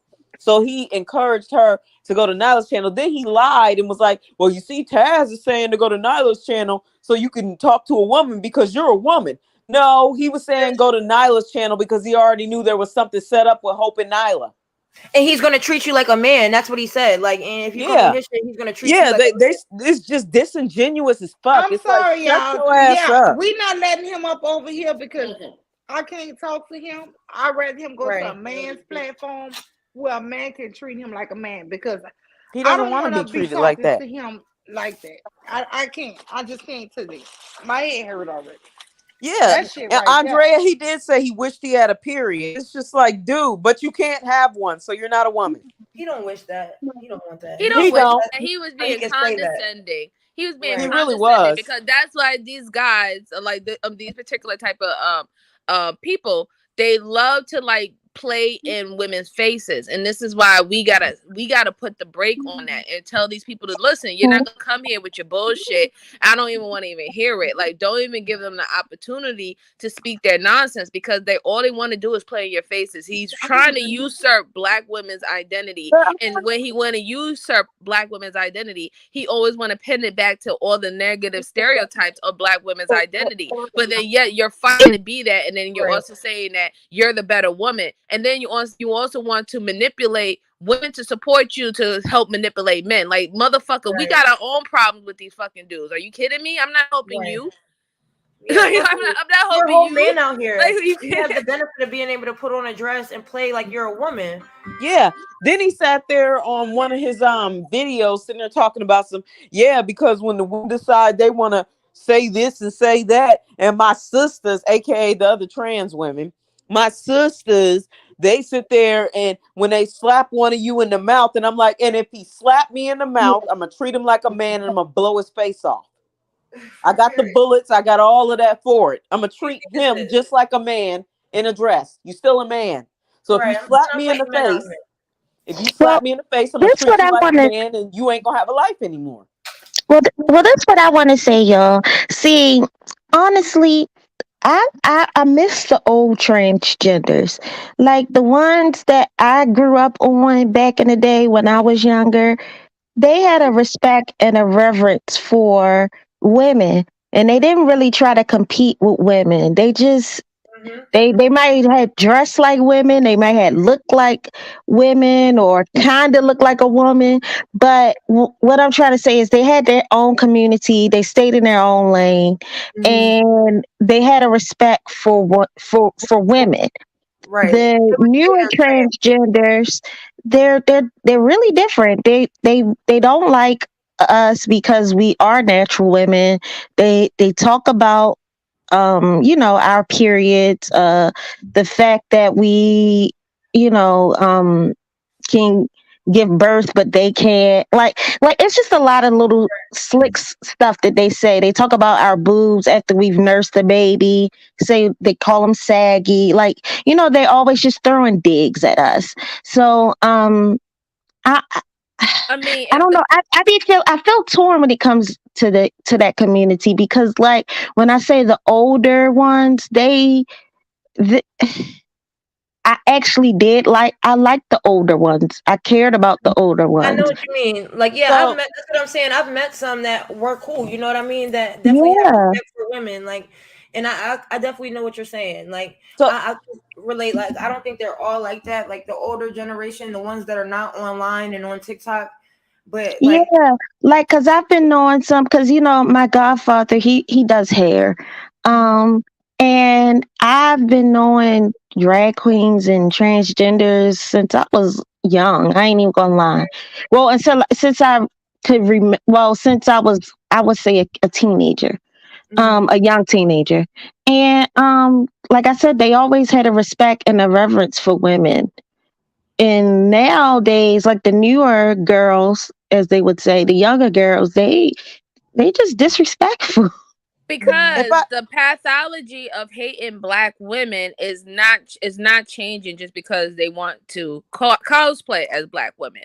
And this is why we have to, like I said, we have to have discernment, because a lot of these new upcoming transgender women, they're the real reason why they're turning into women is to spite women. They're not turning into women because they actually felt like that from when they was really young. It's like it's getting to the point where, because they're not getting the women that they want, and they starting to have this real vitriol for women, that I'm gonna become the woman that I always wanted, and I'm gonna be better at it, and I'm gonna show and I'm gonna prove that I'm gonna be better at it. And then if I have to play or manipulate men, whatever, not to have a slight on real women, then I'm gonna do it. And that's what we're seeing right now. Yes, you're absolutely right. Because me being born and raised in New York City, ain't nothing but drag queens all day up in here. You know what I'm saying? Like, and I've been around them and I know them, and the older generation of drag queens when I was growing up, they were never like this. They really actually did respect and value women. They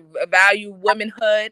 They love, they love the makeup and all that stuff like that. They just thought it was very beautiful and they wanted to be a part of it. These over here is all about usurpation. You know what I'm saying? They just want to usurp. They want to usurp. They want to be the new modern women. And you know what? Like at this point, I'm like, hey, if that's the modern woman that Black women, Black men want, then so be it. I'm not going to fight it anymore. But when it comes down to us and our situations, we need to know when to tell them very politely that you need to stay out of certain conversations that you really can't have. You know what I'm saying? And it's not because we don't think that your opinion actually like really matter, and people's opinions that matter. You can have them, everybody has them, but you're not going to change or benefit us by even jumping in our spaces to have conversations that we need to have when in reference in reproduction, when in reference of heterosexual relationships. You can't really have that conversation because anything that you do is not going to be a heterosexual conversation. So I don't understand your such passion that they have behind heterosexual relationships, unless you are trying to manipulate the situation where women still are becoming breeders in the community, so you can form more for your community instead of the heterosexual community. That's the only thing I see by them being so they're so invested in ours. They really feel, MJ, that they are heterosexual women. Yeah. Yep. I feel like said that she was the exact same as any other woman, the exact same, and that the men were straight that she was fucking with. No, they're not. They're gay. Her in the chat, I said, there's a plenty of difference. She says no difference. So when I brought up the doctors, and I told her, we have to go to gynecologists and get our cervix, and she said, well, that's the only difference. I said, well, that's at least one difference that you're acknowledging so far. So that's the main difference. That's a huge difference. Like, that's the main difference. Trying to ignore me after that, and then trying to say it like people were hating on her. No, I'm trying to let you know I don't hate you. I love you, but we're not the same. That's all I'm telling you. We're not the fucking same. Right.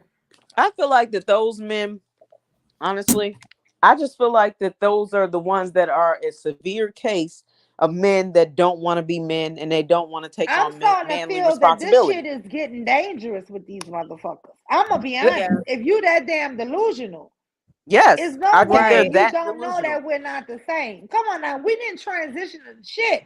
Right. Nature or puberty, made us go from babies Girl to to kids woman. to girls to women. Not a doctor, not a surgeon. So how the hell you don't know we different? We didn't transition. And when he was saying that they're the same, he was also saying that the men that they fuck with are straight because he's a woman. Like I don't know if I don't know. I heard that lie too. That's what I'm saying. I don't know what to think. This shit is dangerous. Listen, it is dangerous though, because if y'all remember that clip, he was like talking to a straight black man, and he was like, the black man was like, well, you don't think that men have the right to know or ask, like, you don't think that you should have to disclose that information? And he was like, no, because I don't see what the problem is. You like women, I'm a woman, what's the problem? Like, that's absolute basically, trash. like, he doesn't have to disclose anything because he's a woman. That's it's like really absolute trash. Right. And I feel and like that's exactly why when those men get fooled and they feel bamboozled and angry and stuff, because they are true. Because believe it or not, there are actually men out there that do not want to sleep with trans women. They feel like they're still men because they are, and they're not attracted to them in any way, shape, or form, whether they look like a woman or not. And then, of course, they call them transphobic because they don't want to have sex with trans women. So it's just like some of them don't want to be affiliated with y'all whatsoever. They want natural born women. Well, and I don't know why they have a problem with that unless they're very insecure of who they are. It's like, you're not don't a y'all think woman. that that's a form of rape that they can just lie? Yeah, I think it's very and say that they're disgusting. I women? think they should go to jail for that shit. I think they like should stop too. fooling some of these men, because then when they hurt y'all asses and everything, because you're faking and frauding like you're something that you're not, and then sitting there saying, well, I don't see a problem with it because I'm a woman, you like women. No, he likes biological women. That's why he's questioning you about it. I think it's sick that they try to make it more of a crime for people who retaliate after being lied to. Like, it's not a crime for them to coerce someone by saying that they're a woman and a man thinking that they're having sex with a woman. It should definitely be a crime for them to coerce someone and with a lie. You know what I'm saying? You're not who you say you are. And I don't know what you have been doing prior to being with me. And then now when I'm thinking that I'm getting into a heterosexual relationship and it's come to find out that I'm not, then I do understand why the anger and the rage that do come out with certain men when they do get harmed. I'm not saying it's right, but I do understand it, because at the end of the day, when you take somebody's choice away from them, how can anybody respect you at that point? And this is what I say when I say that it's a pathology with ancient men, and it doesn't matter whether they're transgender, they're gay, or they're straight. When you have a horrible mindset of how you treat people and how you view people, where you would like to remove people's choices, whether they want to be with you or deal with you or not, away from you, then we're going to always have these type of problems. Right. Yeah, it's it comes down, and it's criminal because they wouldn't want nobody doing that to them, and it's sickly. Yeah, we can hear you. Oh, okay. But hold on.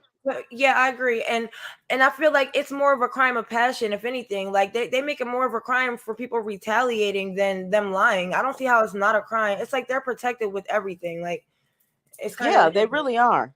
Like, I think Sharif, you're right, because they had a college boy. He was 18 or 19, football player. Yeah, he was dating a person who was trans woman, and apparently the trans woman gave him oral once, and then gave him oral a second time, and he had told all his college little teammates. After he bragged about this woman. The second time he met her and they went to a hotel, she gave him some oral, and this time he wanted to reciprocate. So she was he did not realize that it was a damn man until when he was grabbing on her, trying to, fill her up or try to, I guess, go down on her. Bam, still got a dick. And beat this poor trans woman to death. And now he is facing a life sentence, y'all. An 18-year-old college boy who was tricked. Right. And then they came up with a story, which we found out later was a lie. Yes, he did brag that he had a friend and this here older woman, that he was having, whatever with. But the thing was, what 18-year-old ain't gonna lie that an older chick like them. But this older bitch who was 30 years old, 34 years old, trans woman, fucking this 18-year-old boy, and never once disclosed that she was a trans woman. And had probably no intentions on it either. Girl, he beat her to death. I don't know. I feel like that tranny got what the tranny got, because you should have told him that. And then for them to always advocate for anybody harm. But what I'm saying, it should be against the law for you to do some shit like that to somebody. Because guess what? Right. I'm a straight woman. If I'm going on a date with a straight man and we talking and we kissing and we hugging, and then one day we decide to do something, and I find out that this straight man ain't a man at all, he got a pussy like me, how am I supposed to feel? I'm gonna be mad. I'm gonna feel violated. Yes. I'm gonna feel for real violated. Exactly, because I'm gonna fight this bitch because I didn't sign up for pussy. But how you think men feel? You told me. Lima, do you know I was over here hollering? No, and then if you think about the shit, it's funny. I'm sorry. And then if you think about the shit though, you gotta stop and think. But if you think about it, damn, you've been on this date with this damn trans, and you've been kissing her and all of this here, and you're a straight woman. You think you getting a man, and you get somebody with the same shit you got. Now, but really think about it, how a man will feel. Right, oh, that shit's crazy. Yeah, and that's where I was about to go with it. I'm stopping and I'm thinking and I'm like, okay, so imagine if this was a man and he is only attracted to biological women. So then it would feel like that a sense of their manhood is gone. I would think they would feel like that they would start questioning their own sexuality. It puts them in a really bad place, and then they wonder why they get their head knocked between a washer and dryer. And then they want to play victim and all this other stuff. It's like, you should have told them. You should have told them, because there are men out there that will deal with you, even though you're a trans woman and you're, a man with a dress, even though you're that, they still will deal with you. And of course, those type of men, you'll find some that they're just fine with it. They accept you. Then you'll find them other ones that's like, no, a trans woman is a woman, because they don't want to admit, of course, that they're gay. Listen. A few days ago, I was on the phone with my sister, y'all, and she told me she was leaving this so-called Ralph's, a grocery store, and there was a woman on the ground. Another woman she thought was a woman was kicking her in the head. My sister said when she stopped her car, because she was screaming like, "Oh my God, you killing this woman!" Realized it was not a real woman; it was a trans woman stomping this woman damn near to death. She said it was two black men standing up there watching the shit. My sister said she just jumped over there and grabbed the woman and pulled her to the ground, and everybody ran away, But if it was not for her, what about this regular woman who could have got killed? Because men are getting so confused. They don't know if to stop the shit. Why wouldn't y'all stop it if it was just two women, if you saw one getting horribly beaten? This shit is because they don't care. They probably was recording it. When I tell y'all, women are going to be getting murdered by these trans. And there's nothing we're going to be able to do. They're going to say it's woman on woman. And knowing that's a straight up fucking dude killing her like that. Now, if that was dude didn't have a dress on, you wouldn't even have no problem. You know what I'm saying? Saying he was wrong, but because he got a dress on, it's less. This shit crazy, man. It still got man strength. These damn trans women still got men strength.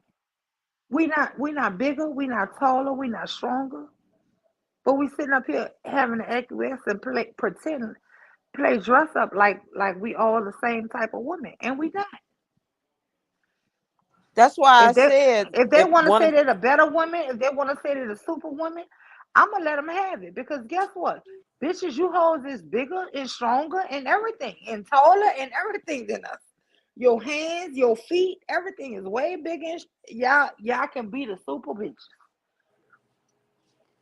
But we need protection against them as well because the misogyny is real, y'all. And when I tell you they will beat and harm women like any other damn man, you better get some protection. And it's confusing to straight men because a lot of times straight men, I'm gonna be honest, because I used to fuss at my family members to not even argue with gay men. You're not gonna win arguing a straight man with a gay man because they live to argue. So I hear my husband. He said that's what they do. But anyway, I always used to argue with them and tell them, you have no win arguing with a gay man, so don't even try, right? And I think we in society, especially in New Orleans, have told the men, don't even worry about arguing with these men. But never did we think that these men or trans women will start wanting to fight us. This shit is getting dangerous for us. You know what I will say is part of our fault as women. I feel like we have let vanity get the best of us. And what I mean by that is I'm not knocking women for wanting for wanting enhancements like breast implants, BBLs, and anything else. But we are all starting to look the same, unfortunately, like because we're all going to the same surgeons. Sometimes it is hard for men to tell a natural woman, tell the difference between a natural woman and a trans woman because they both got the same BBL, they both got the same breast implants. And like I said, once again, I'm not knocking women who want to do that. Nothing's wrong with that. But part of it is us too, because we're all looking alike. In my opinion, I feel like we all are looking alike. I mean, I do agree with you, Tequila. I mean, but we will have to take accountability that yes, we are doing a lot of, changes to ourselves. And I ain't never did shit, but I do know what you're talking about. A lot of women are.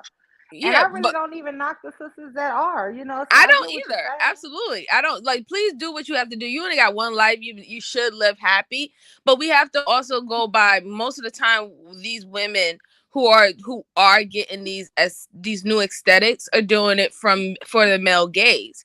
And that is because men are perpetrating what they're saying one thing and then they're doing another thing. So they'll say that they want a woman that they can bring home to their mom, but that's not the woman that they follow on IG. That's not the woman that they follow on social media or they watch videos. They like those plastic women. They like that plastic aesthetic look, the super boobs, the super BBLs with the chicken legs, and they like stuff like that. They like it. So if women are doing it for the male gaze because they're trying to put themselves in a position that men will look at them, and men are sending the trend that's what they're attracted to, then that's where that's leading to. Now me, unless you're a strong, a strong person who really love themselves, listen, I'm it is what it is. God made me where what I am. I'm gonna accept it, and I'm gonna take the natural route to change whatever I want to change.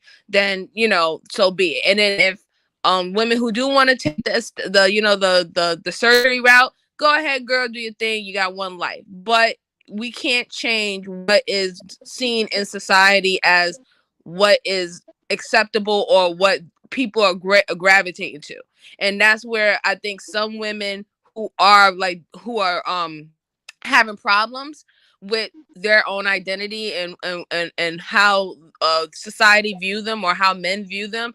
I think that's where the problems lie, in that it's too much validation, and women are relying on too much validation of men, and this is why they continue to move the goalposts left and right on what is acceptable and what is not. At one point, twerking was like, these dudes loved the girls who twerk. That's all they wanted to go to, with the clubs where the girls twerk at, and they wear the scandalous clothes. But now that it's so saturated, now it's like, ew, all you do is twerk. All you do is want to twerk this. Now you want to talk about songs about you twerking. You know what I'm saying? It's like the goalpost is always going to change when you're seeking validation for the wrong people. You're always supposed to seek validation for yourself. You need to be happy with yourself and move, and move on that. But we can see about how everything is changing in the goalpost movement. We see that people are seeking and searching for validation. And you know what? I totally agree with you with that. And that's the thing that saddens me the most, because honestly, I always talk about my daughters, and Tequila, I just don't like you being sad. But it does. It makes me sad. I ain't even gonna lie. It makes me sad because it makes me think like, what in the world is it going to be like when they grow up? Like, are they going to want to are they going to want to change themselves, or you know what I'm saying? Me and Rochelle and MJ, we hate for you to say you sad. We sure do. It does. I don't like that shit. The whole thing of how. I know, but I'm just saying. As soon as I hear that Tequila is sad, I need to run to where she is so I can fucking snap on somebody. Yes. Like, who did it? I'm like, who fucking with Tequila? Like, that'd be a true story. Like, literally, I can get Sharice, she may send me a message or something like that. I'll be like, somebody fucking with Tequila? Where's she at? Oh, y'all funny. Yeah, you be making me mad because you always wandering somewhere in YouTube land and nobody knows where you are. So I can come and snatch somebody up by their roots. I be like, oh, she was there unprotected. And then I get mad with Tequila. I be like, why is Tequila always wandering? Like, she my child. Like, I needed to know she was going over there. Like, oh shit. Or if I hear that Sharice got called a bitch or something, I'm like, okay, who the fuck called you a bitch? I'm like, first thing I'd be like, where? Who channel? Like, yeah, I'm like, whose channel is it? And then I'll turn around after I come there ready for smoke. I'll be like, why the hell Tequila always going somewhere? And then with Sharice, I know why she goes somewhere. She just likes to kind of roam around YouTube land, just being nosy and all that. I know. So I kind of expect it with Tequila. With Sharice too, girl. Tequila just be. But Tequila Tequila be all across the world somewhere. Can stand on all 10 of her toes, girl. I be cheering Sharice all day in the chat. Sharice be letting them have it, baby. Yeah, Sharice, she one of them explorers. She a wanderer. She just kind of secretly watches stuff. Sometimes she'll comment and everything. Tequila just be like, hey, everybody, how you doing? And then the next thing you know, somebody cussing her out. Yeah. Like, oh, right, because they think her sweet voice and her, her calm demeanor, they think that is weakness. And I don't like that. I'm like, bitch, what? Yeah, that should be making me so mad. Be happening because I'll just say an opposing what I think opinion, and then somebody cuss her out. Get cussed out, and then I'll be like, do y'all realize? I be saying to myself, like, do y'all realize that I'm not even really that mad or coming at you like that? But okay. No, I'm still waiting to hop on a panel with David Johnson since he wants to call you a bitch while you're in the chat. I'm still. You heard about that? Girl, yeah, I heard about it. I'm still waiting for him to pop up on a panel so I can pop up on that same panel. Tequila never even cursed at him, and she was telling him, why you calling me that? Girl, Tequila was on a panel, and she was and let me tell you, I was working. No, wait, hold on. Tequila wasn't even on the panel when he called her a bitch. She was in the chat. He was calling her a bitch. Tequila get on the panel. She was asking, why would you talk to me like that? She said, I never cursed at you. And that's what made me go ahead and rewind and go into the chat. Oh, I think that was Midtown Pookie. No, I saw the scene when David Johnson was cussing at her baby. I am so ready for this nigga. Well, let me tell you, he got mad at me because I told him for no reason. Listen, I told him that he was sad, and I told him that he was sad and pathetic, and that does not warrant that man to constantly call me a bitch every time he see me. I mean, because he knows he's sad and pathetic. That's why he got mad. Yeah, he know you telling the truth, girl. That's why. That's Well, why like, his only ammunition was to call you the B word, because he know you hit him right at the core. He believes in himself too. Oh, Tequila, that last time when you got cussed out by Apex, I came up there for you, hon. Came up there and treated him like shit just for you. Yeah. As soon as I found out that he was up there and you was getting cussed out. Rochelle, I could not hit the link, girl. When I tell you, I was so proud. I was so proud of you, sis. He made. I came up like an hour after you when I told you Tequila. I said I was so happy Rochelle was here. You did. I swear to God, I came in there swinging on a vine like Tarzan. I'm like, oh, somebody fucking with Tequila? All right, bet. Right, because I wasn't even saying that to him. I was so confused. Like, wait, what? Yeah, he just think he can come up and say whatever to. No, some people you gonna get fucked up in so many different ways if you come and fuck with him. MJ always is in Cynthia chat. And one thing I do say is nobody be attacking MJ, you know, and I love that. So I be like, yes, sis, I just be cheering her in from the clouds. But guess what? Oh, MJ, I'm coming behind your butt too, girl. But No, that's MJ. Thank God. I don't never see MJ getting attacked. So No, if MJ was to get attacked just because she is a military sister, I'm coming. Yeah. But and because I love her so much, I'm coming. But I never see MJ getting attacked. So, but it's usually Tequila. Listen, the reason why I'll tell you that much. The reason why I don't get attacked that much is because I know a lot of people know that I don't have no problem squaring up with you, especially if you don't make no fucking sense. Because we're going to sit here, we're going to make it make sense. And if not, you're going to get your ass chewed out. And like I said, I'm not as calm and demure as Tequila, and I love that about her. You know, I say what I say, and it is what it is. You got a problem with it, okay? But if you start getting real reckless, then we're going to have a serious problem, because my mouth can be far worse than what it ever has been when I usually jump on these panels. Usually I come with peace, but I can leave it in pieces. That's just what it is. I think Tequila, whenever she gets cussed out, I think her mouth be wide open in the background. Like she just be so surprised. I be surprised because it be coming out of nowhere to me. Like, what? Why? Like, I be like, you motherfucker. No, you can hear it like when Tequila does that pause after somebody come at her, and she just paused for a minute, like she's like astounded, like why the fuck? That's what I'm saying. Her mouth, I think her mouth be open. That just be making me like, oh hell no. Like, hold on, dude, what the fuck you just say? It is, and then here come what do we call the B1 thoughts? Here come the B1 thoughts coming swinging in on a vine and shit. Look, we might come in a little late, but we coming. That B1 thought all the time. Fuck that shit. We might come in a little late, Tequila, but we coming. Like we coming. Oh, we'll be coming. We'll be there, and like I said, if we're not even. You know, even if you don't see us texting in the chat, we there. I'll be listening. Oh no, yeah, no. If I'm not there, I'm literally gonna be waiting until, like I'm doing with David Johnson. I'm still waiting. I'm waiting to run into him on a panel in our spaces, so I can literally treat the fuck out of his whole entire soul. I'm waiting for him. I'm just waiting patiently. I'm gonna run into him eventually, and I'm gonna remember it. It could be 5 years from now. I'm like, yeah, you remember that time, bitch, when you attacked Tequila? Oh my God! I wish me and you could hit him at the same time. Oh, that would be beautiful, sis.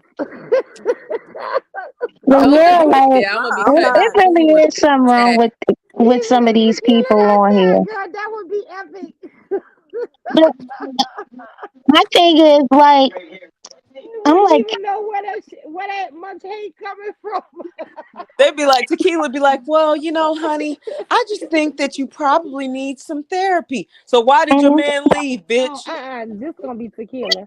No, sisters, don't do that. Yeah. You'd be like, well, we should really just listen to each other on the panel, and you should listen to the black men.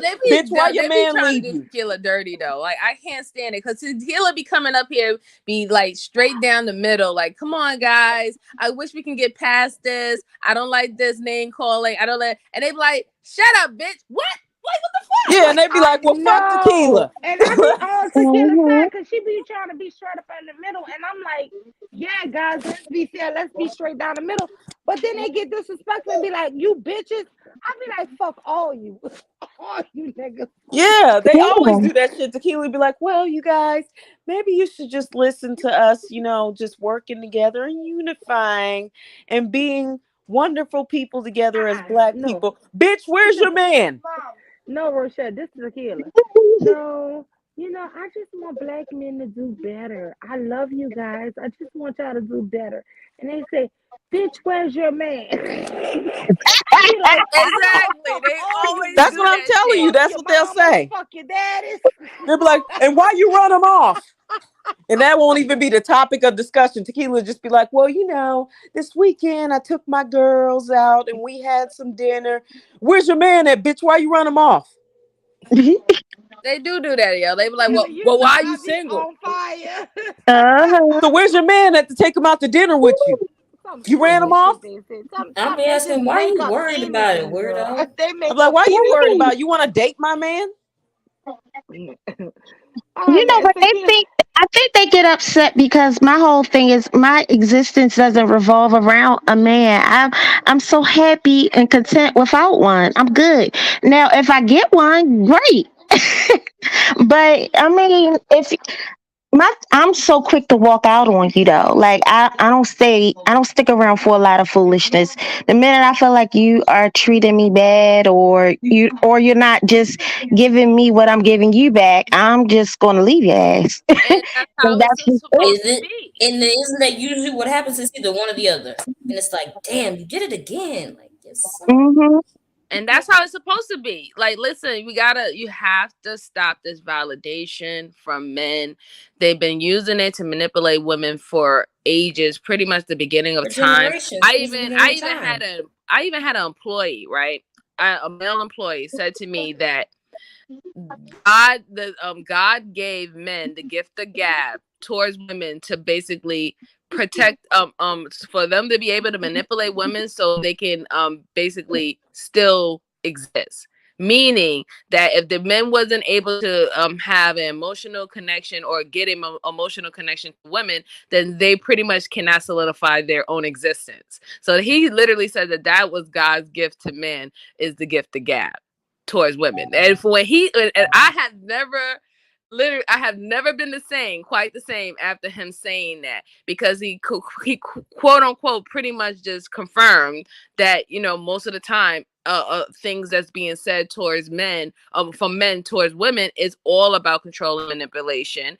And they do these things to have access. They do these things because they feel that this is their only way that they can still exist in the world. Because if we go by everything else that we have and we're not emotionally attached, if we only focus on just being logical and what makes sense, a lot of people should not be born today. And Yes. there shouldn't even be no birth going on right now if we really go by logic. But we don't, right? We have men who know how to pull on our heartstrings and make us emotional, make us have empathy for them and their situation, and they use that as a tool for them to still exist. Like, that is crazy. I completely agree. Welcome, I Mumu. completely But let me agree. just say this before you say something, Mumu. Listen, earlier on that yesterday on the chat that I was on, can you guys hear me better? You sound a bit submerged, or it could Okay. just be me. So earlier on the chat that I was on, let me see. This guy brought up, they always want to bring up Bible verses only when it pertains to women, not when it pertains to men, right? So he brought up this verse in Genesis, and it was like, the women have to, succumb to the man, and she would try to overrule the man, but the man will overrule her, right? So this was in Genesis, this guy was reading, right? And it was saying in her nature, she would try to um overrule the man, right? And I will tell y'all this here. The way these men read that scripture, they were reading it as if the woman was wrong. But the way this man read that scripture, I've heard that all my life, that scripture. But hearing him say it, it made me think differently. It made me think the woman was right, because he's basically saying that's her nature to want to overrule him. Because if you read it for yourself, y'all, because I had to pull it up, and I want y'all to pull it up. It's in Genesis. Guys, the woman is natural. If you ever work with elementary school kids and watch them play, you will see those little girls are way more dominant than the boys. I'm talking about from pre-K to kinder to first. Those little girls, listen, my son is 12. There was a little girl when he was in the 3rd or 4th grade. I told my son, you can ride the bike, but don't leave off the street. She heard us say that, right? One day they were out there playing, and I saw her jacking my son. And so I was standing in the street. I'm like, what the heck? Why does she keep jacking on him? And then I saw him pop her on. And she was walking down the street. I'm walking toward them. And I said, well, why did he hit you? And she said, he hit me. And she told me, called me by my name. And so I was hugging her. So I'm fussing at him. Why would you hit him? Hit her. And he was like, because she always bossing me. And I wanted to go around the corner. And she told me, I wasn't going to tell you he was trying to go around the corner. And I know you said he couldn't go. So she was trying to really protect him from doing something she knew. And even though he popped her, she still didn't rat on him. But he had the nerve to pop up because, and I'm going to tell y'all something, girls are very controlling. And this is in the nature. If anybody work with little children, you watch them from little girls and little boys, you will see who the boss. You will see who always trying to help and guide. It is not the little boys.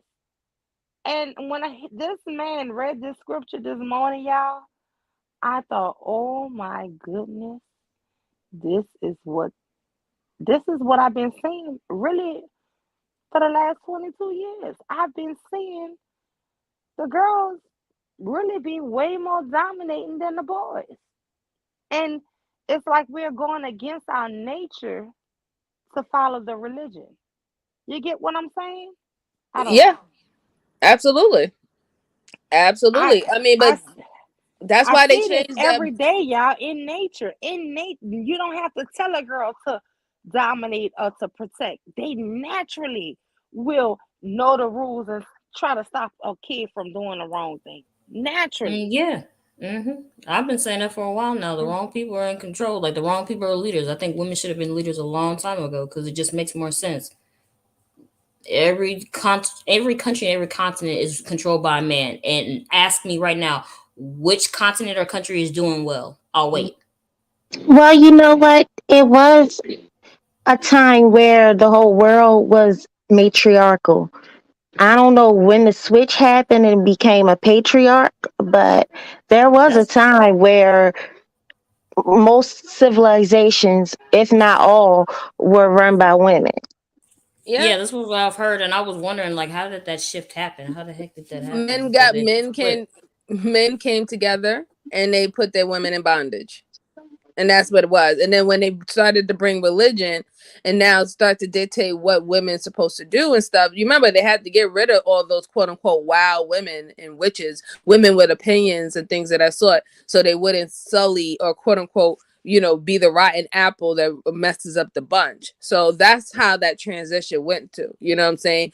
Like when there were the female rulers, even in Africa, their country was very successful.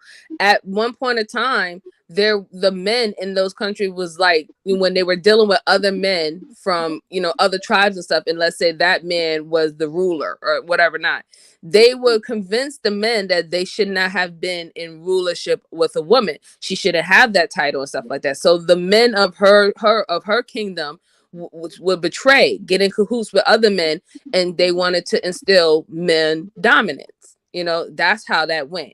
It was just like they just go together. I figured it was mutiny, but I didn't want to. That's why we got that bro code. I mean, the bro code. The bro code. Yeah, the bro code been around since the beginning of time. You know what I'm saying? Like, that's what that whole bro code is about. Like, that's why you have men who do fucked up shit, who do horrible shit, and don't treat women good, and they don't say nothing, or they make excuses and things of that sort. It's always about, you know, gaslighting and convincing the women that they need to stay, or that they need to endure, or this person's having a bad time or bad trouble. Never a correction on men, even though they know men are doing horrible things.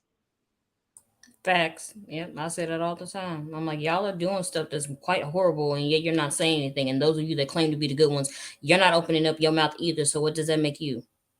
Right. You can't expect us to point you all out when you all look the same.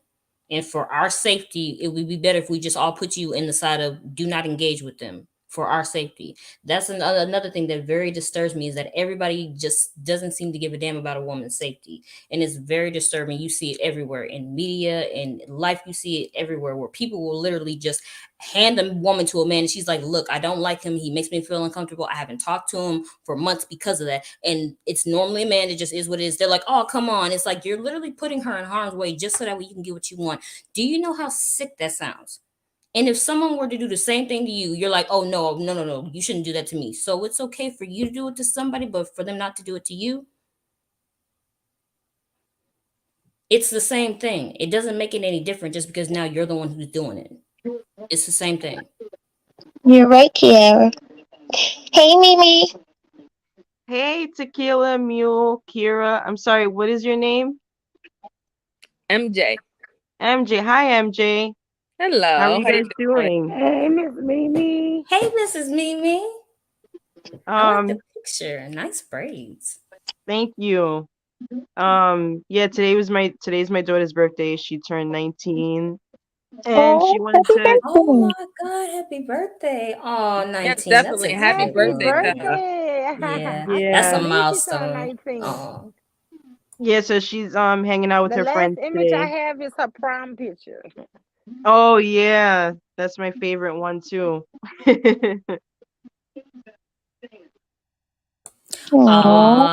think most moms like their daughter's prom picture. Yeah, I was excited when I got to take mine and my mom was there. Yeah, that was pretty cool. Yeah, they're growing up so fast. Yeah. I'm scared for mine to grow up, even though they are, but I'm scared.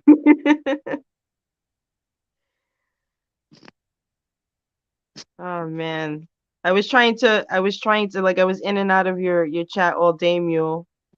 You guys are talking about a bunch of things, but it was a good topic. Yeah, earlier we was talking about this guy named James. He's like a real life weirdo, y'all. And he basically was saying he wants to do away with the police because black women keep calling the police on on black men. And so the lady was like, who was on the panel with him, she was like, what if somebody broke into your mom's house? You don't think she should be able to call? She was like, so what would you call your mom or your aunt if their house got broken into and they called the police? He said, I would call them calling the police black bitches. Oh my God. So I had played the audio and everything earlier, girl. It was just like weird, like he blames everything bad with the police on black women. And then this guy who was on that panel was asking him, like, what responsibility do you hold if you're the one who actually doing the crime? He was like, well, all men do crimes. So he was like, so what type of justice should you face? Like, how long you think you should be in jail? He said, well, I don't think even if you commit a crime, you shouldn't go to jail. What? Girl, yes. The shit was so insane. And this guy, I'm telling y'all, he have a background of being on Nyla and Taz channel saying like how his mom was no good and all kind of craziness. Like his mom died. His dad and mom made 3 kids. And before she died, she found out she was the side chick. And his dad actually had a wife with 7 children. And so Wow. when the mom died, the dad, Nala said, well, why didn't your dad step up and take y'all? And he was like, well, he couldn't because he had a wife with 7 kids and she wasn't going to allow us at their house. Girl, he have a horrible background story, but when I tell you, he blames every doggone thing on women. Everything that's bad in this world, y'all, come from women. And I just was playing some of his thoughts today, and that shit was sickening. So I don't know if y'all want to, go back to that topic, but listen, that topic had me so heated. I had to share it with everybody. Wow, that seems to be an ongoing theme for everything, especially like in the YouTube space. Everything is the black woman's fault. Yeah, Everything. and the thing is, listen, his mom died. The dad didn't step up to raise him. His Right. mom's sister stepped up, who had no children at the time. Stepped up to raise them. Okay, now she got involved with a guy and she wound up having children of her own. But she was doing so well before the mom died that she had a brand new, whatever year it was, brand new Cadillac car, right? And the dad was so jealous, he wrecked the lady Cadillac. He was that mad, his real dad, because the lady got some kind of state assistance, which automatically put him on child support. And so the dad was a 18-wheeler driver, and because he ran that vehicle or something into a pole, he lost his CDL license, and he basically blames that aunt. Now the dad was trying to kill all of his children by the mom, him and his siblings, because he said basically, if you doing this to me, all of them gonna die. But he don't blame the dad. He blames the aunt for getting the assistance. My God. Yeah, he was blaming the mom because crazy. when he came the probably count on one hand times that he came and seen the kids, all 3 kids, because he wasn't there physically taking care of them like he was supposed to, because he was busy around the corner taking care of his 7 children with his wife. So when he did come, the mom probably had gotten to the point where she was just sick of his shit, his unable to be consistent, just different things like that, and it wasn't healthy for the children. Of course, I'm just assuming. He didn't go into details because, of course, he didn't know what his mom was thinking. All he knew was everything was her fault. So, I'm just assuming she probably just got sick of his crap as far as how he treated the kids versus him taking care of his 7 kids and all this other stuff. So then there was this big altercation outside the house with her family and him. So he got mad and said, if I can't see my kids. No, the mom wound up dying, remember? And then the aunt No, took him. she died later on. There was an altercation before she died, and that's why he blames his mom actually for him losing his license to be able to drive trucks. And then at that point he started having to work at a car wash and stuff like that. He started working at a car wash because he couldn't get a job as a truck driver because he lost his license because he ran his car into a pole trying to kill him and his kids.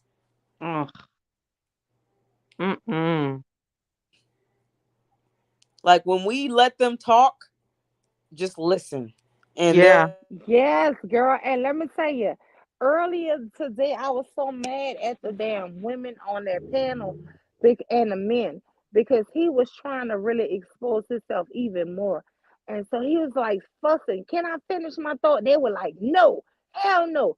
Girl, when I tell you, that's why what I was playing to y'all, I was like, listen to how these people interfere to stop him from warning himself. But see, me, I wanted them to shut the hell up and yes, sir, keep talking, continue. Get all your foolishness off. You know, they were so enraged and so mad at what James was saying. I'm like, don't stop him. Let him continue this fuckery. Because I was recording, girl. Like, I need this. This is going to be my topic for today. Because I don't know, some women always saving men that don't need to be saved. They need to be exposed. And I remember him saying about the dad working at a co-wash. So thank you, Rochelle, because I remember, but it's been such a while. So I kind of think I might have messed up the sequences of his life. But anyway, still, none of this shit was the fault of the women in his life, but he only hates black women. It's ridiculous.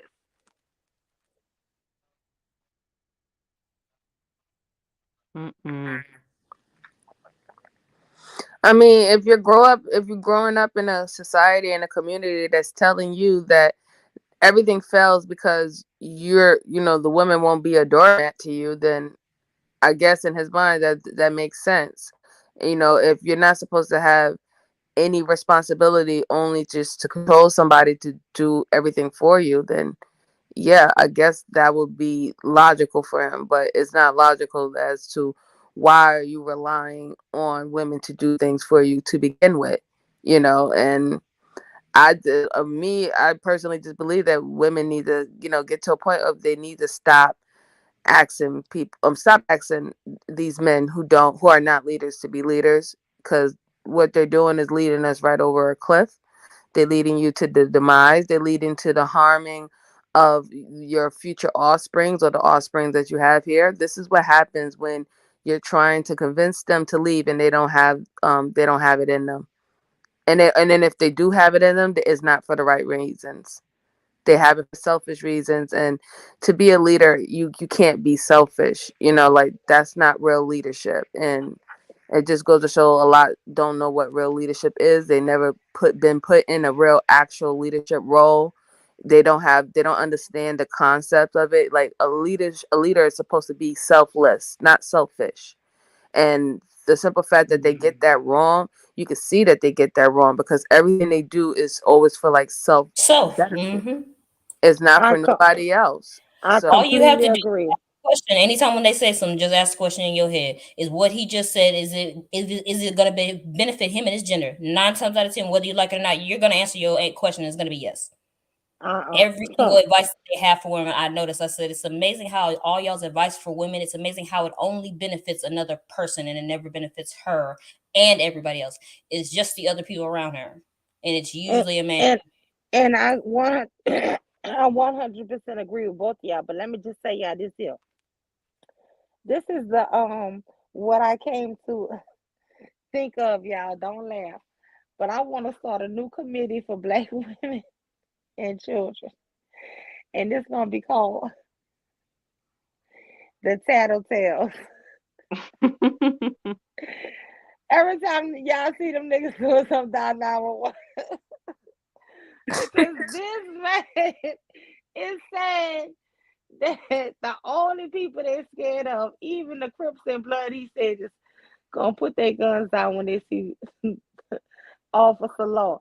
So you know what? We need to call them more often.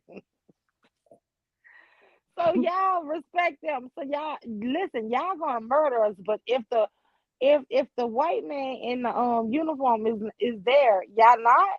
So I think we need to call them all day long.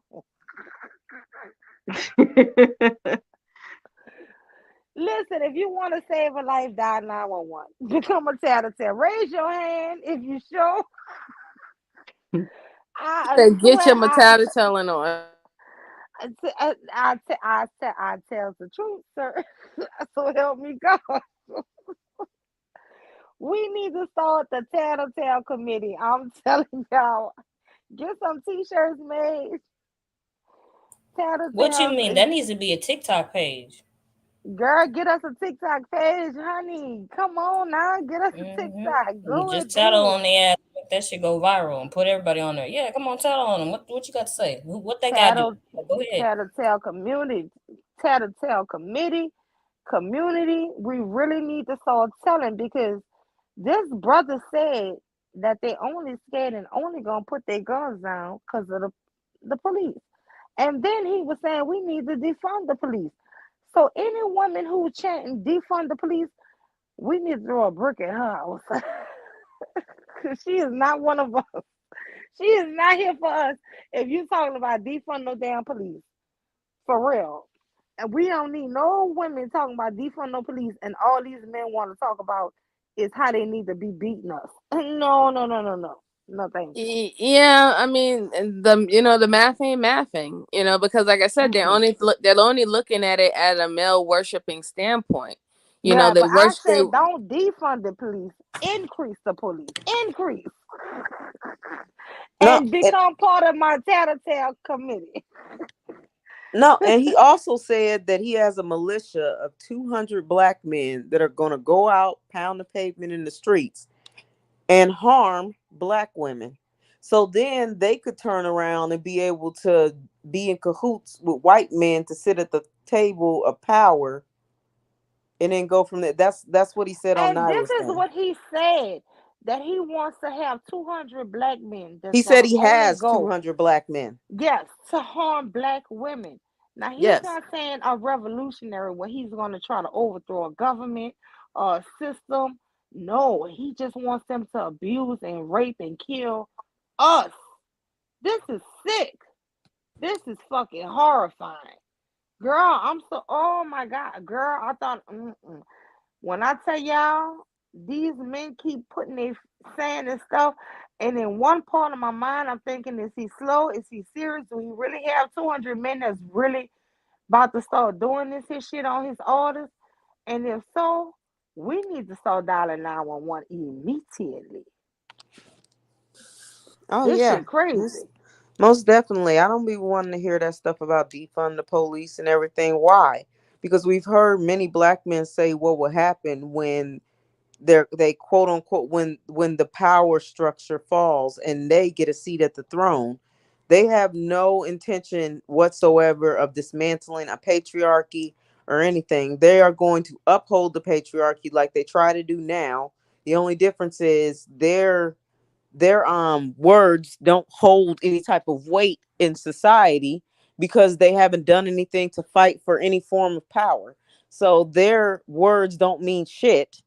And so they're just going to keep up with the same patriarchy, because then that means that they can subjugate women. And that's their whole reason for wanting to. Because if you notice, when you hear some of them talk, they'll say things like, well, when the power structure is dismantled, a bunch of black women is going to be great and da da da da da da da. And it's like, why is that their first go-to mind frame? I mean, like, that's why I really don't understand any black woman who's advocating for black male leadership right now. Like, it's the foolish thing. Like, when you have these men out here literally telling you what's going to happen if they was to come to power, or they felt that they're removing your power or your protection. They literally are telling you that they want you unprotected so they can have their way with you. They can hurt you, harm you, kill you, control you, do whatever they want to you. This is what they're literally telling you what their black men leadership is going to be. So I'm not really understanding why you're still advocating for them to be leaders. They already told you what's going to happen when they're going to get in power, and that's not going to be beneficial for black women or black children. I'm not helping them get power or nothing. What? So they can subjugate us. Like, I've literally said it numerous of times. If we were to help them to get power, we would be extremely foolish, because they would uphold the patriarchy and they would then dominate and subjugate us. They don't even have power now, and they're already trying to do that. And because it's not working in their favor, because they quote unquote have the white man in their way of doing what they really want to do, they got a problem with it and everything. So now they want to cry and scream and kick and all this other stuff all over different spaces and all in real life. And that's why there's the every 5.5 hours of black femicide going on and all this other stuff. That's why they do that, because they're not being heard the way they want to, but they're talking in an abusive manner. and they want to be heard in a way where everybody's supposed to shut up and listen, and that's not going to happen because they have not earned any type of respect in society. They haven't done anything, they haven't built anything, they haven't fought for any power. They expect the women to help them fight for power and all this other stuff, and then when you don't do that, they then cry in the same typical bitch made fashion. They call everybody coons because they can't do anything else but call people coons. I wish this troll would go away in the chat. He's so annoying. He wants attention so bad. But anyway, yeah. Like I really don't understand why you're advocating for it. I mean, like, you can't be advocating for people to put you in harm's way more time. I mean, that, like, literally the simple fact that they're saying that y'all think y'all big and bad now, but when the power structure or the powers that be, white people or the white community, quote unquote remove their protection, then maybe remove your protection, that y'all gonna be asked out then. So that pretty much correlates to saying that y'all not protecting us and that you don't want us protected. That's what it literally say. If you're waiting for some power structure to go so you can quote unquote have your way or control us, or you're gonna be, oh, women, you're asked out now, then that will go to show that who is actually protecting us. I mean, you can't say that you're protecting us and then also threaten us at the same time. It doesn't make sense. Because they are truly they're the white supremacists of the Black community. Like, they try to sit there and have some form of control by browbeating, guilt tripping, demeaning, degrading, and abusing women and children, because they do it to children too. Hence is why over 60% of Black girls have been SA'd or molested or whatever before they turn the age of 18 in the community.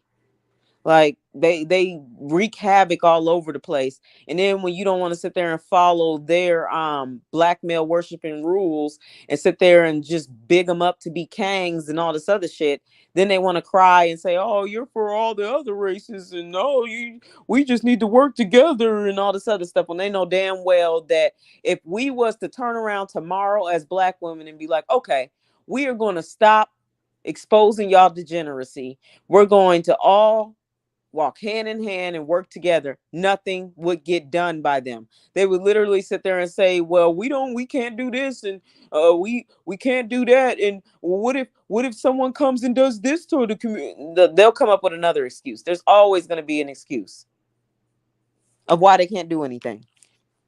That's if we were to stop tomorrow and say, okay, we'll work with you and we'll help build the community. They will have no idea how to do it because they've been too busy complaining about women that don't want them. They've been too busy complaining about a community that they have literally ultimately destroyed. Because I mean, with the violence and the crime and all this other and the abuse in the community, how could they not think that they are the main people in the community that are destroying it? And then, of course, when they get called out for that, they then turn it to single mothers as if they don't have any responsibility in that either. Yeah, when they be the main ones asking. And the women are like, well, whoa, can we just slow down and wait and get to know each other? No. But then why the fuck are you asking for? Like, shut up. That's exactly why I tell them, hell no, stop asking. And don't ask me again. I said no. You deaf? You can't hear? And then after that, I'm like, you know what? I ain't got time to be you trying to pretend like you can't hear me. You can get out. Yeah, it's just like when they do goofy shit. Like, for example, they sit there and they'll hit up your DMs. Then they don't know how to talk to people. They're just like, what you doing? Do I know you? I won't even know them most of the time. They'll be like, what you doing? Don't worry about it. Get the fuck out of my DMs. And then they want to sit there and act like that you angry. It's like, who starts a conversation with what you doing? Like, you've been knowing me my whole damn life and we've been having conversations for years.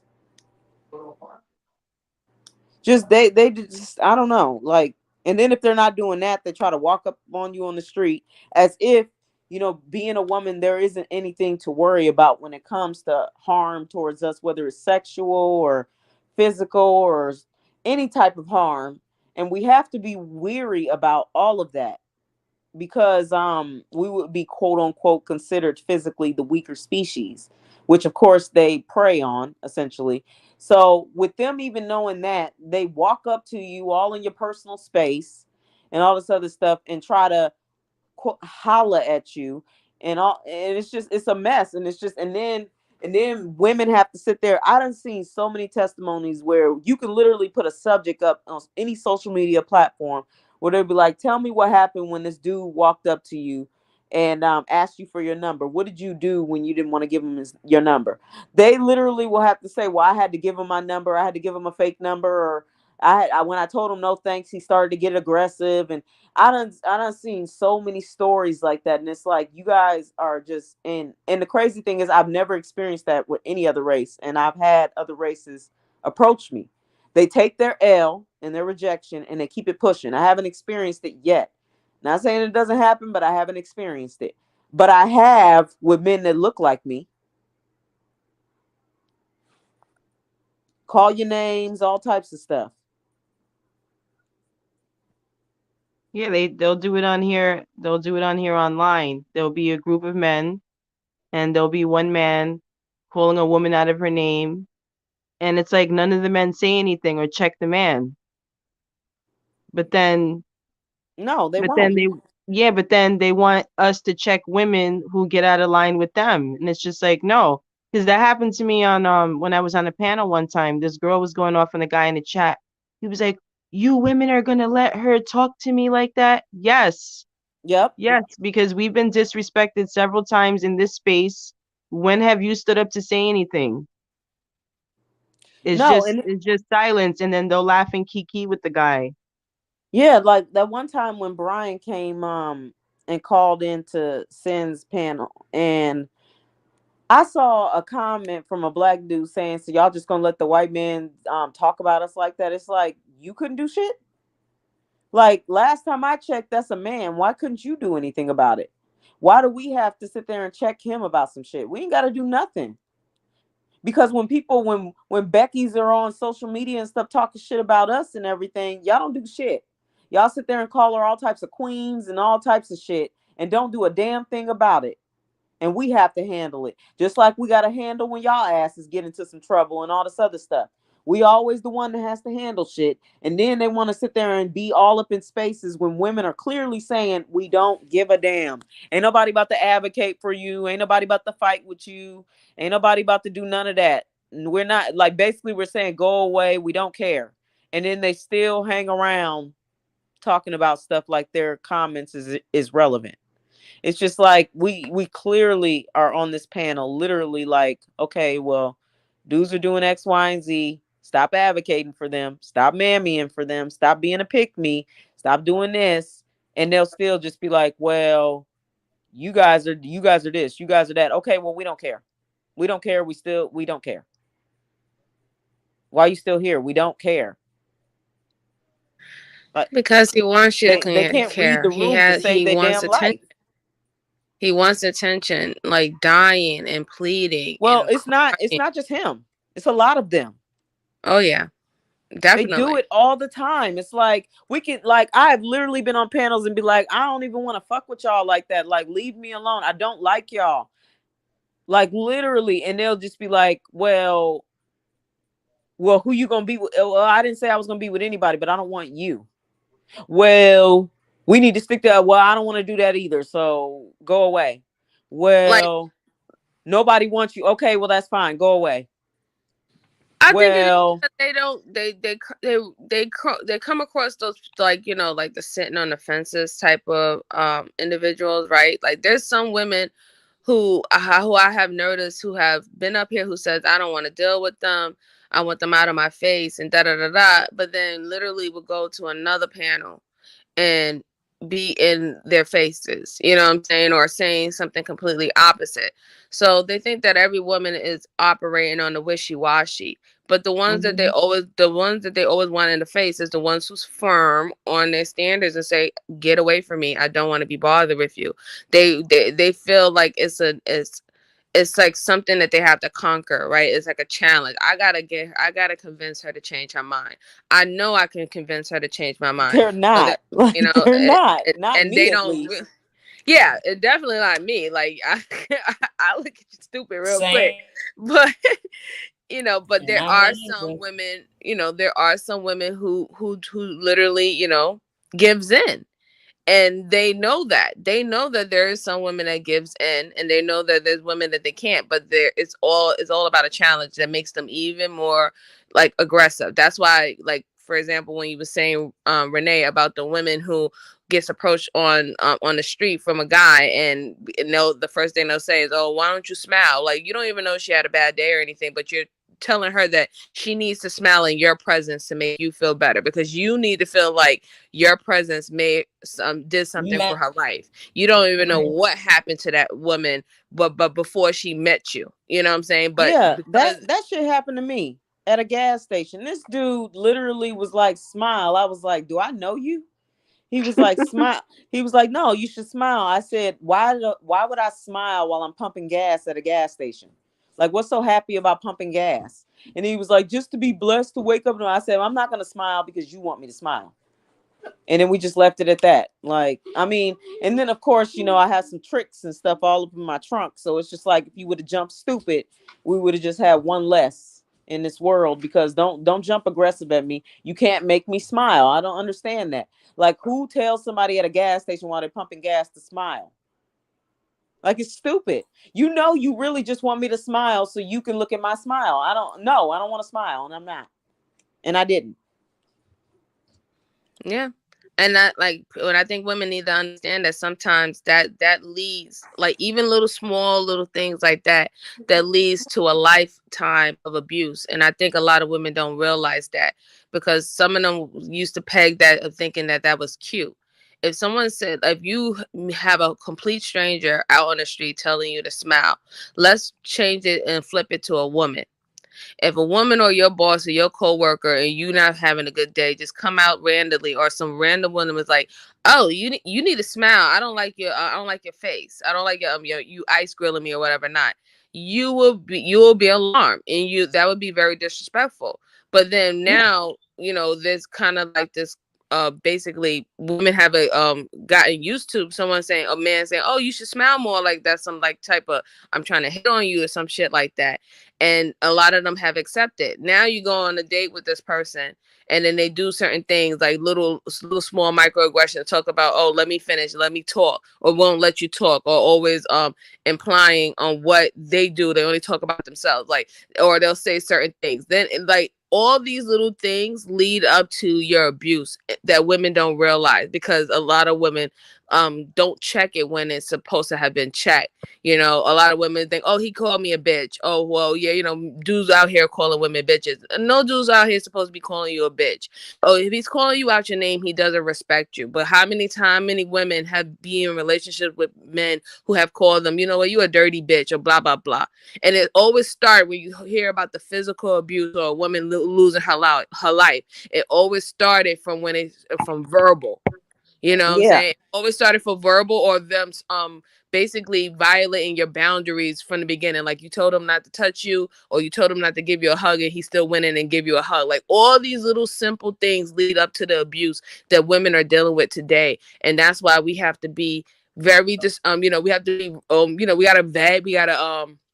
we have to be very strong on our standards and our boundaries. And when somebody breaks them and you tell them, listen, I don't want you doing that. I don't want you walking me home. I don't want you to know where I live. I don't want to pick you up. I don't want you picking me up or whatever. Not, I don't know. I don't want to give you a kiss just because we went on a date. You know, trying to get to know each other doesn't mean you get a kiss or you get a long, tight hug. You know what I'm saying? That's not something that you're entitled to. Once you see these boundaries getting broken, that's when you need to make the educated decision on are you going to instill a punishment or not? And the punishment is that person no longer has access to you, especially when you explain to them in the beginning that is your boundary and you need not to cross it. We got to stop allowing these boundaries to get crossed, and then we get so deep into relationships, and then more boundaries getting crossed, and then we're going to say, oh, I can't believe that he did that to me. Well, you should believe that. If he called you a bitch out your name, and you told him that you don't like being called a bitch, but he did it, and then he said that it was an act of passion or an act in a moment when he was heated, he has no respect for your boundaries. You know, like, there's so many different signs where these men are showing you they don't have respect for you. that we just throw under the rug, and we just have to stop doing it. We have to stop doing it. Yeah. Because I had sat there and went on a date with this dude before, and everything was all fine and dandy and stuff until he asked my kid's birthday. I didn't like, because with any man that I date, it doesn't matter what race the man is. Any man that I date, he's going to know I got kids. That doesn't mean he gets to see them. You don't get to see them. You don't get to see where I live. You don't get to know any of that until I'm ready for you to know that stuff. But right, he just happened to be the one that, like, okay, so in that 3 week span of time, I had went on 2 dates. I went on a date with a black man and a white man. So when I went on a date with the white man, he knew I had kids. We just pretty much kind of had back and forth conversation about work and all this other stuff, and just, things we like to do, and our journeys to get to where we were, and different things like that. Okay, went on a date with the black dude. Same thing. We just having conversations about work, different things like that. Until he just came out of nowhere and asked me, "Hey, what's your kid's birthday?" After that, I was done. Because I was just like, to me, that's a boundary. This is the first date. That is a boundary for me. Like, you can't cross that. And he crossed it. So I cut him off. And then he just was messaging me, talking about something about a second date. I just wasn't with the second date. And he was like, why won't you go on the second date? Is like, do you not like chivalry or something? I was like, no, I didn't like the way you asked about my kids' birthdays. Because I have to be mindful of that, because for the simple fact that some men prey on women with children so they can get closer to the children. And I thought that was a very inappropriate question to ask me, so I cut him off. And it can really just happen just like that, because it really doesn't matter to me whether I'm dating a man or even married or being married or anything like that. Does not matter to me. Like, I feel like I have other things that I'm doing. Like, I'm really focusing on my career, and I'm about to go back to school. I got other things I can focus on, and that just doesn't matter to me. If I feel like that I'm attracted to the person as far as looks, personality, and all that, and they ask me on a date, I'll go on a date with them. But of course, I will drive myself, because I don't let them pick me up. I will drive myself and drive myself away. When I'm driving away, I make sure I take note of the car that they came in, so I can watch and see if I'm being followed or anything like that. Sometimes I may take the long way home. Like, I do extra things with extra precaution and everything. But yeah, it just, like, my whole point of that is that, yeah, you're right. Some they just don't know how to, like, I don't even understand, like, how, I don't know. I didn't understand how a man with a kid would think that was something that you can ask. Like, just overstepping boundaries and stuff like that. That's not something that you ask. I didn't ask you about your kid's birthday. Right. I mean, it's just kind of weird. Like I said, I understand you're trying to get to know each other, right? But isn't the first date supposed to get to know about the compatibility of the mind? You know what I'm saying? Yeah. Whether I can hold conversations and stuff like that. I would say maybe around, like, if you like 3 weeks, 4 weeks as of talking to somebody, whatever, not, you could start asking a little bit more detail, because you want to make sure that you're actually talking to the person they say that you're talking to, right? Because right. I do know there's a lot of women who date who don't ask those serious questions about men and find out who they are and what they actually do, and whether or not they actually they're in a marriage. Instead, like, a lot of women don't do that, right? Because it's like a form of being snoopy, or some feel like they're being disrespectful. But in this day and age, you're going to have to ask that question. Like, you don't want to be dating a pedophile and then have them around your children. You don't want to be dating someone who has a rapist history, you know what I'm saying? Or more than 1 or 2 domestic violence charges on them, and then you're on a date with them, and then you're only hearing their side of the story, and there's 3 sides of the story. It's his story, her story, and the actual truth. And the actual truth is the fucking record that person put their hands on them. You know what I'm saying? So it's like you have to do that extra checking, and it's been looked bad upon women who does do it, but then when that woman get hurt and harmed, she gets vilified for not doing it from the beginning. And this is why I say it's like a double-ended sword that a lot of these men play around with women with, because they're always moving the goal points. You know what I'm saying? One point you want women to be thinking like this because you need access to them, but then afterwards you're ready to crucify the woman when she didn't do it. You'll have the whole village treating that woman as a village idiot for not protecting herself the way that she was supposed to in the beginning, but you tend to forget how you coerced her not to do it, saying that she was doing too much, or she was being overbearing and things of that sort. This is why you have to do what's right for you, and stop looking for validation and acceptance from men. Like, if they don't meet your standards, if they don't meet your boundaries, then that they're not supposed to be in your life. There's no reason why you need to bend any of that, because the person who wants to genuinely be with you will respect those things at all times. Right. No, you're exactly right. Like, it's just, I mean, I have a laundry list of things that I'm just willing to not tolerate.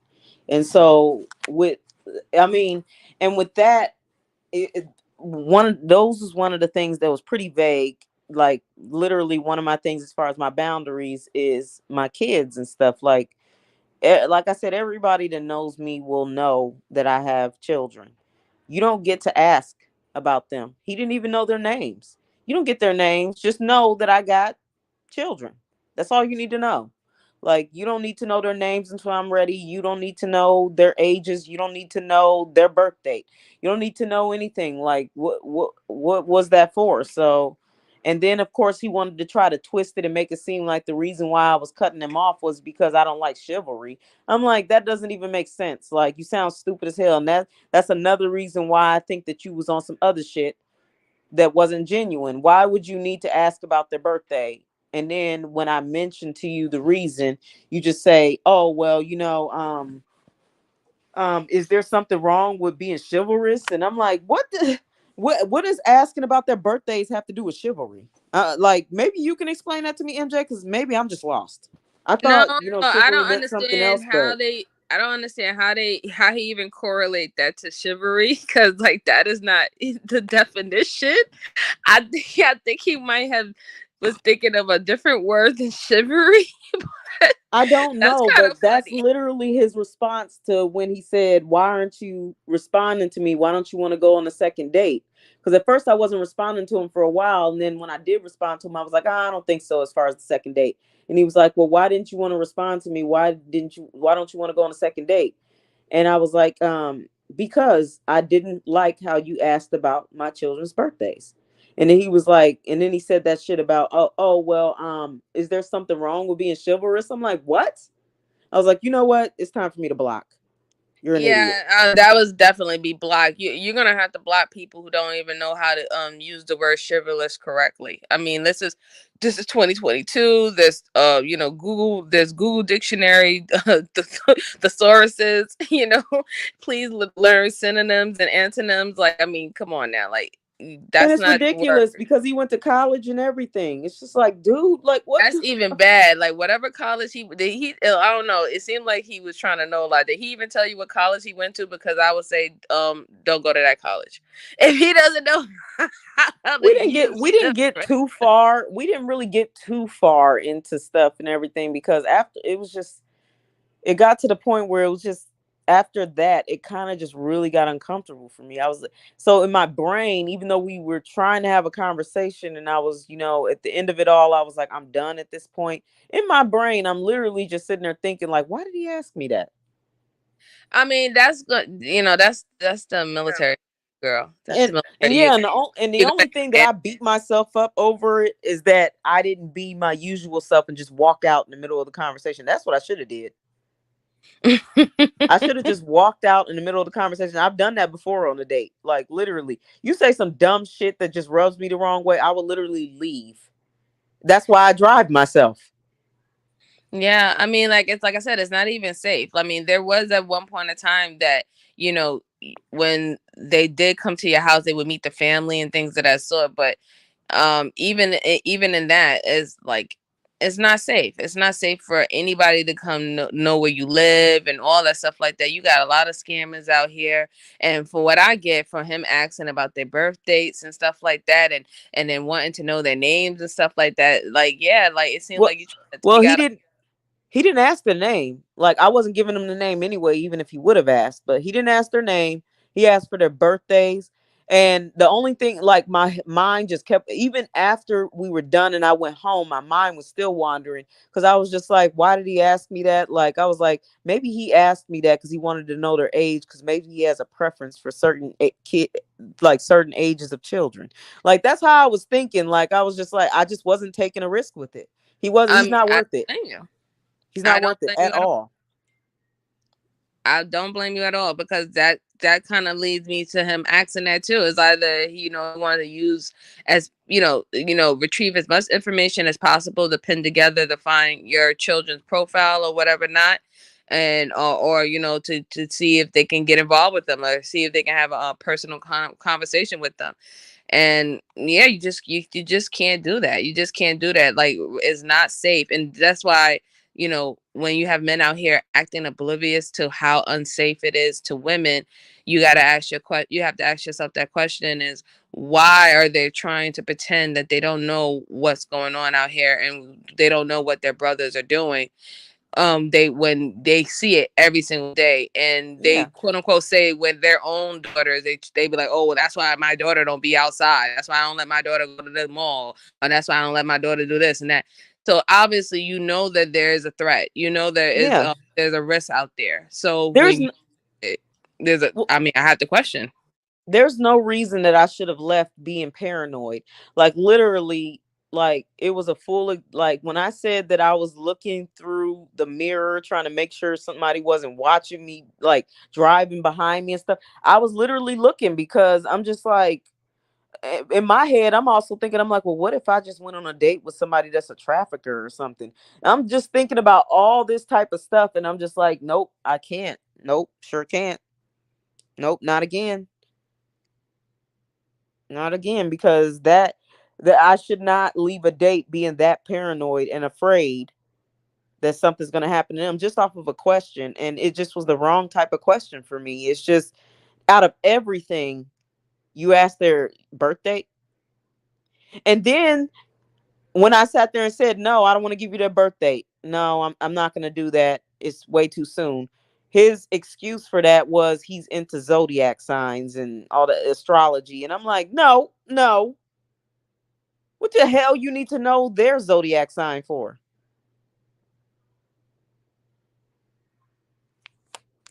Right. That doesn't even make any sense. Like, why are you trying to get to know more about my children than me? You're on a date with me.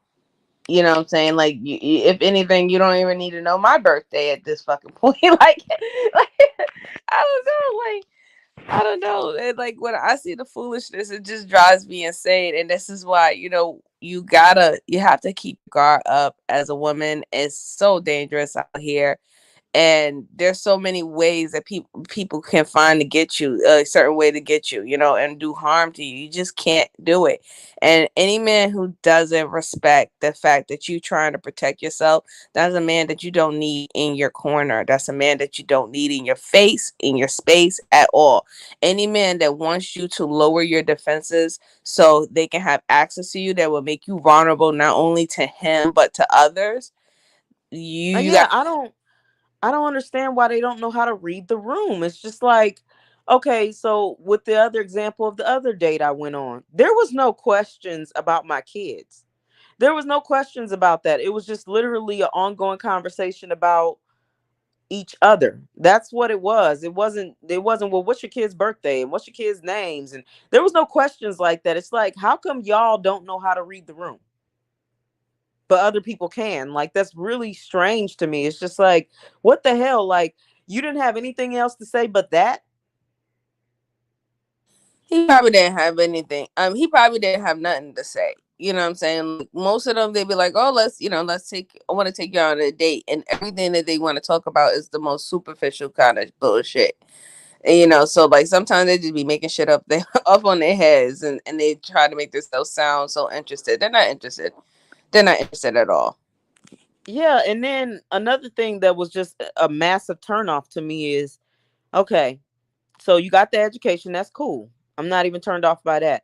I don't understand, and I forgot where he said he worked. I mean, at that point, I just pretty much was done after the whole birthday question thing. So I had already made up my mind at that point that I was just done. But it was just, he said something. I know before the birthday thing came up, he mentioned something about wanting to start a business and open up a hookah lounge. And I'm like, why a hookah lounge? Nothing else crosses your mind? Like, nothing? No other businesses? Hookah lounge? I'm like, okay. Well, I mean, and even that, to me, it talking just, about some business, and yeah, it was just like, it was really strange, because I was just like, okay, well, he's older than me and I'm 33, and I'm starting a business. I'm gonna start a business. Hookah lounge is not my type of business I want to start. I'm like, well, so what do you do with your overgrown ass? What do you do? Just like go and sit up in hookah lounges? Like, I don't know. Like, I just don't know. And it just, I don't know. It just wasn't something I pictured in a man that I would want. So I was just like, no. But the other man, he was just like, okay, he has his career job. He owns 2 houses. Just all types of different things. He talked about that he owned 2 houses. He owns one in a different state, and he owns one in the state that he was living in and stuff. And that he used to be a Marine, and of course he still thinks he's a Marine, because Marines for some reason always think they're just a Marine. You know what I'm Marines are talking about. always They're forever always a Marines. Marine, and I'm just like, ugh, so annoying. I was like, you're not a Marine anymore. So we were kind of joking back and forth about that and everything, and just, he was just telling me all types of different stuff and just that, and it just never went to my children. And of course, when we would have conversations like over the phone and different things like that, because I would see him on his job, because with me doing what I do, I go into high schools, and he worked part of the time in a high school during the day, but he also worked the streets at night, because he was a police officer. He worked the streets at night, so he was working like double shifts basically. And so I would see him during the day when I would go to the certain high school that I would go to and stuff, and we would always have conversations and stuff. And even before he asked me on a date, I guess I don't know if he was trying to be respectful to the fact that we were around kids, but he wrote me a note asking me about, because he didn't know my first name, because in the military we only go by last names, and with him and his uniform I can only see his last name. And right. So he asked me my name and told me his name on the note. So he pre-wrote the note, told me his name on the note, wrote down his phone number, and asked me for my phone number. And then so I gave him my phone number, and this is after we had been talking, literally like having conversations in the school for well over a month. And then he asked me, and then we went on a date, and the only thing that really stopped us from continuing was the fact that I have to move on. Like, I'm in the military and I gotta go when it's time for me to go. So I had to go, and Marines are crazy anyway. So so you wasn't missing nothing. Well, you know what? I can't even front on that. A lot of them are. I will say this: if he was crazy, he hid it very well. So I never saw a hint of it. So he was very good at hiding it if he was crazy. But it wasn't enough time. That's all it was. Yeah, I think it wasn't, because I'm telling you, the Marines is something else. But no, he was a sweetheart though, and it's just, again, he was a gentleman, opening my doors. There was no asking me for a kiss. He asked me for a hug.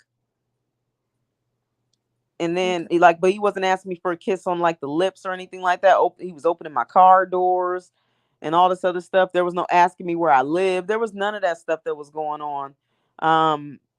And then he politely asked me for another date. We went on multiple dates together and stuff. But again, it's just, I just eventually had to go, and his life and his career was there, and we weren't, talking to each other long enough or anything like that. It wasn't like we were physical or anything like that. We weren't talking long enough for me to expect him to uproot. Because I Right. can't uproot. I gotta go where I You go. go. You gotta go where you gotta go. It wasn't nothing like that. So we just, parted ways, and it was very respectful how we parted ways, and we just left it at that. But no, the point is there just was a drastic difference. Like I just couldn't, and oh God, I'm still stuck on the whole asking about the birthdays thing. Like because I have the history of that happening to me, that is the biggest thing that scares me the most. And it's just when he did that terrified me. It triggers something in you. I mean, like I said, you endure something horrible and cruel as you're young, and you kind of, now older, you kind of see how it played out, how it even got to that point. You know what I'm saying? Asking you certain things that, that necessarily you don't supposed to be asking children. You know what I'm saying? Want to hang around children in certain spaces where you don't technically, it just should be children, not an adult, like, around or whatever, not, so yeah, I see how it definitely triggered something into you, because the first thing is going to be like, well, why the hell you want to know about my kid's birthday? And like, what is my kid's birthday going to tell you about me? You know what I'm saying? Like, it doesn't correlate. It didn't make any sense. So yes, it did, ring up red flags. But I know so many women who think that shit is cute. No, like, it's I know not so many women who think that shit is cute. No, it's not to me. And I have to think about things like that, because first of all, my kids don't deserve to suffer any type of traumatic experience like that at all. And then for me to actually invite that type of monster into my life, and that happens to them, that would ultimately really put a lot of guilt on me. Not to mention, I like my freedom, and I'm going to jail. Like, I'm going to jail. It's just that's just how it is. And I'm like, I have to think about my children. I have to think about myself, because I'm going to prison with a smile on my face, because he will no longer walk this earth. And if he does walk this earth because I so happen to miss the mark, then he's not gonna be the same. I can tell you that. Like, he ain't gonna be the same. But it's just, I had to think about those things and everything, and I was done, and I was just, I'm not gonna be responsible for something like that happening to them.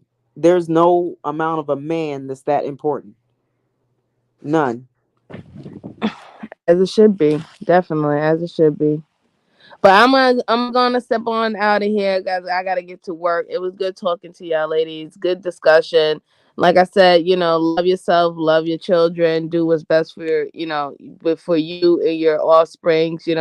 That is your responsibility is. Let men figure it out, and don't give them, don't stop seeking their validation. You know what I'm saying? If you really stop seeking their validation, if they really want women, they'll step up to the plate. But until then, if they always know that you're looking for their validation and their approval, they're gonna never act right.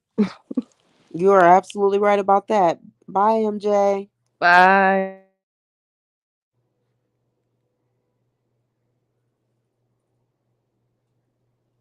Where's Mule?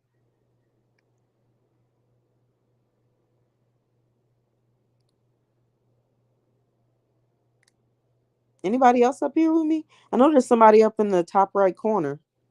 I don't know who you are though. Hello. I think we up here by ourselves. Oh, I'm up here by myself. Stacey Dash said somebody sleep. She might be asleep. I don't know.